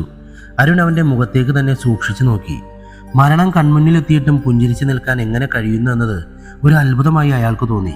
സമതൊരു ചെറിയ കത്തിയെടുത്ത് അയാളുടെ ദേഹത്ത് കുത്തി വരഞ്ഞു. കറുത്ത ദേഹത്ത് ചുവന്ന ചോരപ്പാടുകൾ തെളിഞ്ഞു. വാവ്, വെരി നൈസ് ഉറക്കെ പൊട്ടിച്ചിരിച്ചുകൊണ്ട് ബ്രാവോ പറഞ്ഞു. നെൽസൺ അയാളെ തന്നെ സൂക്ഷിച്ചു നോക്കി. തങ്ങളുടെ കൂട്ടത്തിലുള്ള 2 പേരെ പച്ചയ്ക്ക് കുത്തിയെറിഞ്ഞവനാണ് അയാളെന്ന സത്യം നെൽസന്റെ ഉള്ളിൽ ഒരു അഗ്നിഗോളം ഉണ്ടാക്കി. ചൂവിട്ട കാലുകൊണ്ട് അയാൾ ബ്രാവോയുടെ മുഖത്ത് ആഞ്ഞു ചവിട്ടി. വൺസ് മോർ ഉന്മാദം കൊണ്ട് ഉറക്കെ ചിരിച്ച് ബ്രാവോ അലറി. വേദനയെ ആസ്വദിക്കുന്ന അപൂർവ സ്വഭാവ വൈകല്യത്തിന് ഉടമയാണ് അയാളെന്ന് ഒരു ഞെട്ടലോടെ അവർ മനസ്സിലാക്കി. ബ്രാവോ, അരുൺ അയാളുടെ തൊട്ടടുത്തിരുന്നു കൊണ്ട് വിളിച്ചു. നീ ഇതേവരെ എത്ര പേരെ കൊന്നിട്ടുണ്ട്? ബ്രാവോ ഒന്നും മിണ്ടാതെ അരുണിനെ തന്നെ നോക്കി. അയാളുടെ മുഖത്ത് ഒരു പുച്ഛച്ചിരി വിരിഞ്ഞു. എണ്ണിയിട്ടില്ല. ഏകദേശം എത്ര പേര്? നിങ്ങൾ ചിക്കൻ കഴിക്കാറുണ്ടോ? പെട്ടെന്നായിരുന്നു ബ്രാവോയുടെ ചോദ്യം. യെസ്, അരുൺ പറഞ്ഞു. ബീഫോ? പോർക്ക്? അരുൺ ഒന്നും മിണ്ടാതെ അയാളെ തന്നെ സൂക്ഷിച്ചു നോക്കി. ഇതിനെയൊക്കെ തിന്നണമെങ്കിൽ അതിനെ കൊല്ലാതെ പറ്റുമോ? അരുണിന്റെ ദേഹത്തൊരു വിറയൽ വന്നത് അപ്പോഴാണ്. എന്താണ് അയാൾ ഉദ്ദേശിക്കുന്നതെന്ന് ഇപ്പോഴാണ് അരുണിന് മനസ്സിലായത്. ആഹാരത്തിന് വേണ്ടി കോഴിയെ കൊല്ലുന്നത് കുറ്റമല്ല, പന്നിയെയും പോത്തിനെയും കൊല്ലുന്നത് കുറ്റമല്ല. എന്ത് പറയണമെന്നറിയാതെ അരുൺ സമതിനെയും നെൽസണെയും നോക്കി. എൻ്റെ ആഹാരം നിന്നെപ്പോലെയുള്ള പട്ടികളുടെ ഇറച്ചിയാണ്. അപ്പോൾ പിന്നെ നിങ്ങളേക്ക് കൊന്നു തിന്നുന്നതിൽ എന്താണ് കുഴപ്പം? അരുണിന്റെ കണ്ണുകളിലേക്ക് കോപം ഇരച്ചു കയറി വരുന്നത് കണ്ട് ബ്രാവോയ്ക്കുള്ളിൽ ചിരി പൊട്ടി. ഞാൻ മനുഷ്യരെ കൊന്ന് എൻ്റെ കൂട്ടുകാർക്ക് വിളമ്പുന്നു. ഞങ്ങളുടെ ആഹാരമാണത്. അപ്പോൾ പിന്നെ അതിന് കണക്ക് വയ്ക്കാൻ പറ്റുമോ? അരുണിന്റെ മുഷ്ടി ചുരണ്ട് വരുന്നത് അയാൾ കണ്ടു. നിങ്ങളൊക്കെ കൊന്നു തിന്ന ജീവികളുടെ എണ്ണം നിങ്ങൾ എഴുതി വെക്കാറുണ്ടോ? അടുത്ത നിമിഷം മിന്നൽ പോലെ അരുണിന്റെ മുഷ്ടി ബ്രാവോയുടെ മുഖത്ത് പതിഞ്ഞു. വേദന കൊണ്ട് അയാളുടെ മുഖം ഒരു ഭാഗത്തേക്ക് കൂടി. ഇനി ചോദിച്ചിട്ട് കാര്യമില്ലെന്ന് അരുണിന് മനസ്സിലായി. എൻ്റെ രഹസ്യങ്ങൾ എൻ്റെ സ്വകാര്യതയാണ്. അത് നാളെ മറ്റുള്ളവർ അറിയുന്നത് എനിക്കിഷ്ടമല്ല. വായിൽ നിറഞ്ഞ ചോര അയാൾ പുറത്തേക്ക് തുപ്പിക്കളഞ്ഞു. ആ ചോരയിൽ അരുണിന്റെ അടിയേറ്റ് പറഞ്ഞുപോയ 2 പല്ലുകളും ഉണ്ടായിരുന്നു. Hit me more. വേദന ഒരു ലഹരിയായി പടർന്ന നിമിഷം ഉന്മാദത്തിന്റെ കൊടുമുടിയിൽ ബ്രാവോ വീണ്ടും അലറി. Hit me more. നെൽസന്റെ നെഞ്ച് നന്നായി വേദനിക്കുന്നുണ്ടായിരുന്നു. സമതിനും അരുണിനും സജിക്കും മജീദിനുമെല്ലാം ദേഹം മുഴുവനും ബ്രാവോ വരഞ്ഞ മുറിവുകളാണ്. അവയിൽ നിന്നുമെല്ലാം ചോര അപ്പോഴും കിനിഞ്ഞുകൊണ്ടിരിക്കുകയാണ്. ഇവൻ ഇനി ഒന്നും പറയില്ല, അരുൺ മറ്റുള്ളവരെ നോക്കി പറഞ്ഞു. സമയം കളയുന്നത് നമ്മുടെ ജീവന് തന്നെ ഭീഷണിയാണ്. കൊന്നുകളയാമല്ലേ? ക്രൂരമായൊരു പുഞ്ചിരിയോട് സമതി തിരക്കി. അത് കേട്ടതും ബ്രാവോയുടെ മുഖത്ത് വിരിഞ്ഞ ഉന്മാദം അരുണിന്റെ കണ്ണുകൾ ഒപ്പിയെടുത്തു. സമതി ഇരുമ്പിന്റെ ഹുക്കെടുത്തു. ബ്രാവോയുടെ പിൻകഴുത്തിൽ ബന്ധിച്ചു. പിന്നെ ഒരു കയറെടുത്ത് ആ ഹുക്കിൽ കുരുക്കിട്ടു. നെൽസൺ ആ പഴയ ഇരുമ്പ് ചക്രം പിടിച്ച് തിരിച്ചു. സാവധാനം പഴയ ആ കിടങ്ങ് അവിടെ തെളിഞ്ഞു. അരുണും സമതും കൂടെ ആ കയറ് വലിച്ചു. വേദനയുടെ അങ്ങേയറ്റം സഹിച്ചുകൊണ്ട് ബ്രാവോ ഹുക്കിൽ മേലേക്ക് ഉയർന്നു. കയറൽപ്പം താഴ്ത്തി മുട്ടുവരെ അവർ വെള്ളത്തിൽ തട്ടിച്ചു. ഒരൊറ്റ നിമിഷം കൊണ്ട് പിരാനകൾ ബ്രാവോയുടെ കാലുകൾ പൊതിഞ്ഞു. കട്ടിയേറിയ താടിയലിൽ നിറഞ്ഞ ഉരുക്കുപല്ലുകൾ കൊണ്ട് മാംസം കടിച്ചു പറിച്ചു. ജീവനോടെ മാംസം കടിച്ചു പറിക്കുന്നതിന്റെ വേദന അന്ന് ആദ്യമായി ബ്രാവോ അറിഞ്ഞു. എന്നിട്ടും അയാളുടെ കണ്ണ് നിറയുകയോ അലറി കരയുകയോ ചെയ്തില്ല. അരുൺ കുറച്ചു കഴിഞ്ഞ് കയർ മുകളിലേക്ക് വലിച്ചു. മുട്ടിന് താഴെ എല്ലുകൾ കാണുന്ന ചോര ചീറ്റുന്ന കാഴ്ച കാണാനാവാതെ അയാൾ കയർ വിട്ടുകളഞ്ഞു. വെള്ളത്തിലേക്കൊരു തടി പോലെ ബ്രാവോ വീണു. അടുത്ത നിമിഷം പിരാനകൾ വീണ്ടും ബ്രാവോയെ പൊതിഞ്ഞു. കുറച്ചു കഴിഞ്ഞ് വെള്ളത്തിലെ പരാക്രമം അവസാനിച്ചു കഴിഞ്ഞു. ആരോടൊന്നില്ലാതെ അരുൺ പറഞ്ഞു, ഇനി പുറത്തു കടക്കണം. അത് പറഞ്ഞുകൊണ്ട് നെൽസൺ ചുറ്റും നോക്കി. അപ്പോഴാണ് അരുൺ ലൈറ്റിന് താഴെയായി ഒരു ചെറിയ ക്യാമറ കണ്ടത്. ഒരു ചെറിയ ഞെട്ടലോടെ എല്ലാവരും ക്യാമറയിലേക്ക് തന്നെ നോക്കി. അതേസമയം ആ ക്യാമറയിൽ തെളിഞ്ഞ കാഴ്ചകളിലേക്ക് കണ്ണീരോടെയും അതിലേറെ പകയോടെയും നോക്കുകയായിരുന്നു ഒരു അമ്മയും 10 വയസ്സുകാരനായ ഒരു മകനും. Bravo junior. കണ്ണീരിലും കൊടും പക നിറഞ്ഞ സ്വരം കേട്ട് കത്തുന്ന കണ്ണുകളോടെ ബ്രാവോ ജൂനിയർ തൻ്റെ അമ്മയെ നോക്കി. 2 കാലം തളർന്നു കിടക്കുന്ന അവർക്ക് ഒന്ന് എണീക്കണമെങ്കിൽ പോലും ബുദ്ധിമുട്ടാണെന്ന് അവൻ കണ്ടു. നിന്റെ ഡാഡിയെ മൃഗീയമായി കൊന്നുകളഞ്ഞവരുടെ മുഖം മനസ്സിൽ സൂക്ഷിക്കുക. ബ്രാവോ ജൂനിയർ കത്തുന്ന കണ്ണുകളോടെ ആ ദൃശ്യങ്ങളിലേക്ക് നോക്കി. അവൻ്റെ ഉള്ളിൽ പക മൂത്തൊരു കാട്ടുമൃഗം ചുരമാന്തി. റൂമിലിരുന്ന ചെറിയ കത്തി അവൻ മോണിറ്ററിൽ കണ്ട അരുണിൻ്റെ കഴുത്ത് ലക്ഷ്യമാക്കി ഒരലർച്ചയോടെ നീട്ടിയെറിഞ്ഞു. അടുത്ത നിമിഷം പുറത്ത് ഭയങ്കരമായൊരു പൊട്ടിത്തെറി കേട്ടു. ഗോ! തുറന്നു കിടക്കുന്ന ജനവാതിൽ കാണിച്ചുകൊണ്ട് അവൾ പറഞ്ഞു. അവൻ അമ്മയെ ഒന്ന് നോക്കി. അവൻ്റെ കുഞ്ഞിക്കണ്ണുകളിൽ വെറിയുടെ തീജ്വാലകൾ കത്തുന്നത് അവൻ കണ്ടു. ഡാഡിയെ മറക്കാതിരിക്കുക. അവൻ്റെ നെറ്റിയിൽ അമർത്തി ചുംബിച്ചുകൊണ്ട് അവർ പറഞ്ഞു. ജനാലിലൂടെ തൂങ്ങിപ്പിടിച്ച് അവൻ പുറത്തേക്ക് ചാടി ഓടുന്നത് നിറഞ്ഞ കണ്ണുകളോടെ അവർ കണ്ടു. പിന്നെ കയ്യിലിരുന്ന റിമോട്ടിൻ്റെ എല്ലാ ബട്ടണുകളും ഒരുമിച്ച് ഞെക്കി. അരുണും സംഘവും അകത്തു നിന്നും എങ്ങനെ പുറത്തു കടക്കുമെന്നറിയാതെ അമ്പരന്ന് നിൽക്കുകയായിരുന്നു. ആകെ ഒരു വാതിലാണ് ആ കെട്ടിടത്തിനുള്ളത്. അതാണെങ്കിൽ നല്ല ഒന്നാന്തരം ഉരുക്കുകൊണ്ടാണ് നിർമ്മിച്ചിരിക്കുന്നത്. പിന്നെ ഉള്ള വഴി ആ കിടങ്ങാണ്. അതിൻ്റെ ഉള്ളിൽ പക്ഷേ ജീവനോടെ ആനയെ വരെ തിന്നു തീർക്കാൻ കഴിവുള്ള ക്രൂരന്മാരായ പിരാനകളും. വാതിൽ എത്ര ശ്രമിച്ചിട്ടും തുറക്കാൻ അവർക്ക് കഴിഞ്ഞില്ല. ഏകദേശം 2 മണിക്കൂറോളം കഷ്ടപ്പെട്ട് കരിങ്കൽ ഭിത്തി പൊളിച്ചാണ് ഒടുവിൽ അവർ പുറത്തു കടന്നത്. സൂര്യൻ അസ്തമിക്കാനായിരിക്കുന്നു എന്ന് അപ്പോഴാണ് അവർക്ക് മനസ്സിലായത്. പുറത്തു കടന്നതും ആകാശം മുട്ടയെരിയുന്ന തീയാണ് അവരെ സ്വാഗതം ചെയ്തത്. മുൻപിലെ കനത്ത മതിൽക്കെട്ടിൻ്റെ ഉള്ളിൽ കരീബിയൻ കോബ്ര എന്ന ദുരൂഹത നിറഞ്ഞ ഹോട്ടൽ അവരുടെ മുമ്പിൽ കത്തിയെരിഞ്ഞു. തങ്ങളുടെ വണ്ടിയടക്കം ഒരു വാഹനവും ആ പരിസരത്ത് ഒന്നുമില്ലെന്ന് അപ്പോഴാണ് അവർ കണ്ടത്. എന്നെങ്കിലും പിടിക്കപ്പെട്ടാൽ തന്നോടൊപ്പം ഈ ഹോട്ടലും കത്തിയെരിയണമെന്ന് ബ്രാവോ മുൻകൂട്ടി പ്ലാൻ ചെയ്തിരിക്കണം എന്ന് അരുണിന് മനസ്സിലായി. അതിന് ബ്രാവോയെ സഹായിക്കുന്ന ആരൊക്കെയോ ഈ ഹോട്ടലുകളിൽ ഉണ്ടായിരിക്കണം. ആ കെട്ടിടത്തിൻ്റെ അകത്ത് സ്ഥാപിച്ച ക്യാമറയിലൂടെ നടന്നതെല്ലാം അവർ കണ്ടിരിക്കണം. ഹോട്ടലിൽ ഉണ്ടായിരുന്നവരൊക്കെ എവിടെ പോയി? ആശങ്കയോടെ സജി ചോദിച്ചു. അവരൊക്കെ എപ്പോഴേ രക്ഷപ്പെട്ടു പോയി. ഒരു ദീർഘനിശ്വാസത്തോടെ അരുൺ പറഞ്ഞു. നമ്മൾ ഇനി എന്തു ചെയ്യും? സമതിൻ്റെ ചോദ്യത്തിന് മറുപടി പറയും മുമ്പേ ആരൊക്കെയോ തീ കണ്ട് ഓടി വരുന്നത് അരുൺ കണ്ടു. തൊട്ടു പിന്നാലെ ഫയർഫോഴ്സിൻ്റെ 2-3 യൂണിറ്റ് വണ്ടികളും അവിടെ ഇരമ്പിയെത്തി. അവരുടെ കയ്യിൽ നിന്നും മൊബൈൽ വാങ്ങി വിളിക്കേണ്ടവരെയെല്ലാം വിളിച്ചറിയിച്ചു അരുൺ. കുറച്ചു കഴിഞ്ഞപ്പോൾ 5-8 പോലീസ് വാഹനങ്ങളും കൂടെ ഒരു ആംബുലൻസും അവിടെ എത്തി. അപ്പോഴേക്കും കത്തിയെരിയുന്ന കരീബിയൻ കോബ്രാസിനെ സാക്ഷി നിർത്തി അരുണും സംഘവും ആംബുലൻസിൽ കയറി ആശുപത്രിയിലേക്ക് യാത്രയായി. ആംബുലൻസ് മെയിൻ റോഡിലേക്ക് കയറുമ്പോൾ ഒരു 10 വയസ്സുകാരൻ കാടിൻ്റെ ഉള്ളിൽ പകയെരിയുന്ന കണ്ണുകളോടെ തങ്ങളെ തന്നെ തുറച്ചു നോക്കുന്നത് അവരാരും കണ്ടില്ല. അവൻ്റെ കണ്ണുകളിൽ ഒരിക്കലും അവസാനിക്കാത്ത കൊടും പകയുടെ കനലുകൾ എരിഞ്ഞു കത്തി. അപ്പോഴാണ് തൊട്ടുമുന്നിൽ മരത്തിന് മുകളിൽ ഒരു കുരങ്ങൻ തന്നെ നോക്കി ഇരിക്കുന്നത് അവൻ കണ്ടത്. അരയിൽ സൂക്ഷിച്ച കത്തിയെടുത്ത് ഒരൊറ്റ ഏറായിരുന്നു അവൻ. കൃത്യം നെഞ്ചിലാണ് ആ കത്തി ചെന്ന് തറച്ചത്. ഒന്ന് കരഞ്ഞുകൊണ്ട് ആ കുരങ്ങ് അവൻ്റെ മുന്നിലേക്ക് പിടഞ്ഞു വീണു. ജന്മസിദ്ധമായ വാസനയാൽ അവൻ ചുറ്റും നോക്കി. പിന്നെ കുരങ്ങിൻ്റെ നെഞ്ചിൽ നിന്നും കത്തി വലിച്ചൂരി. കത്തിയിൽ പറ്റിയ ചുവന്ന ചോരയിലേക്ക് ഒരു വല്ലാത്ത ആസക്തിയോടെ അവൻ നോക്കി. അറിയാതെ അവൻ്റെ നാക്ക് ആ ചോര നക്കിയെടുത്തു.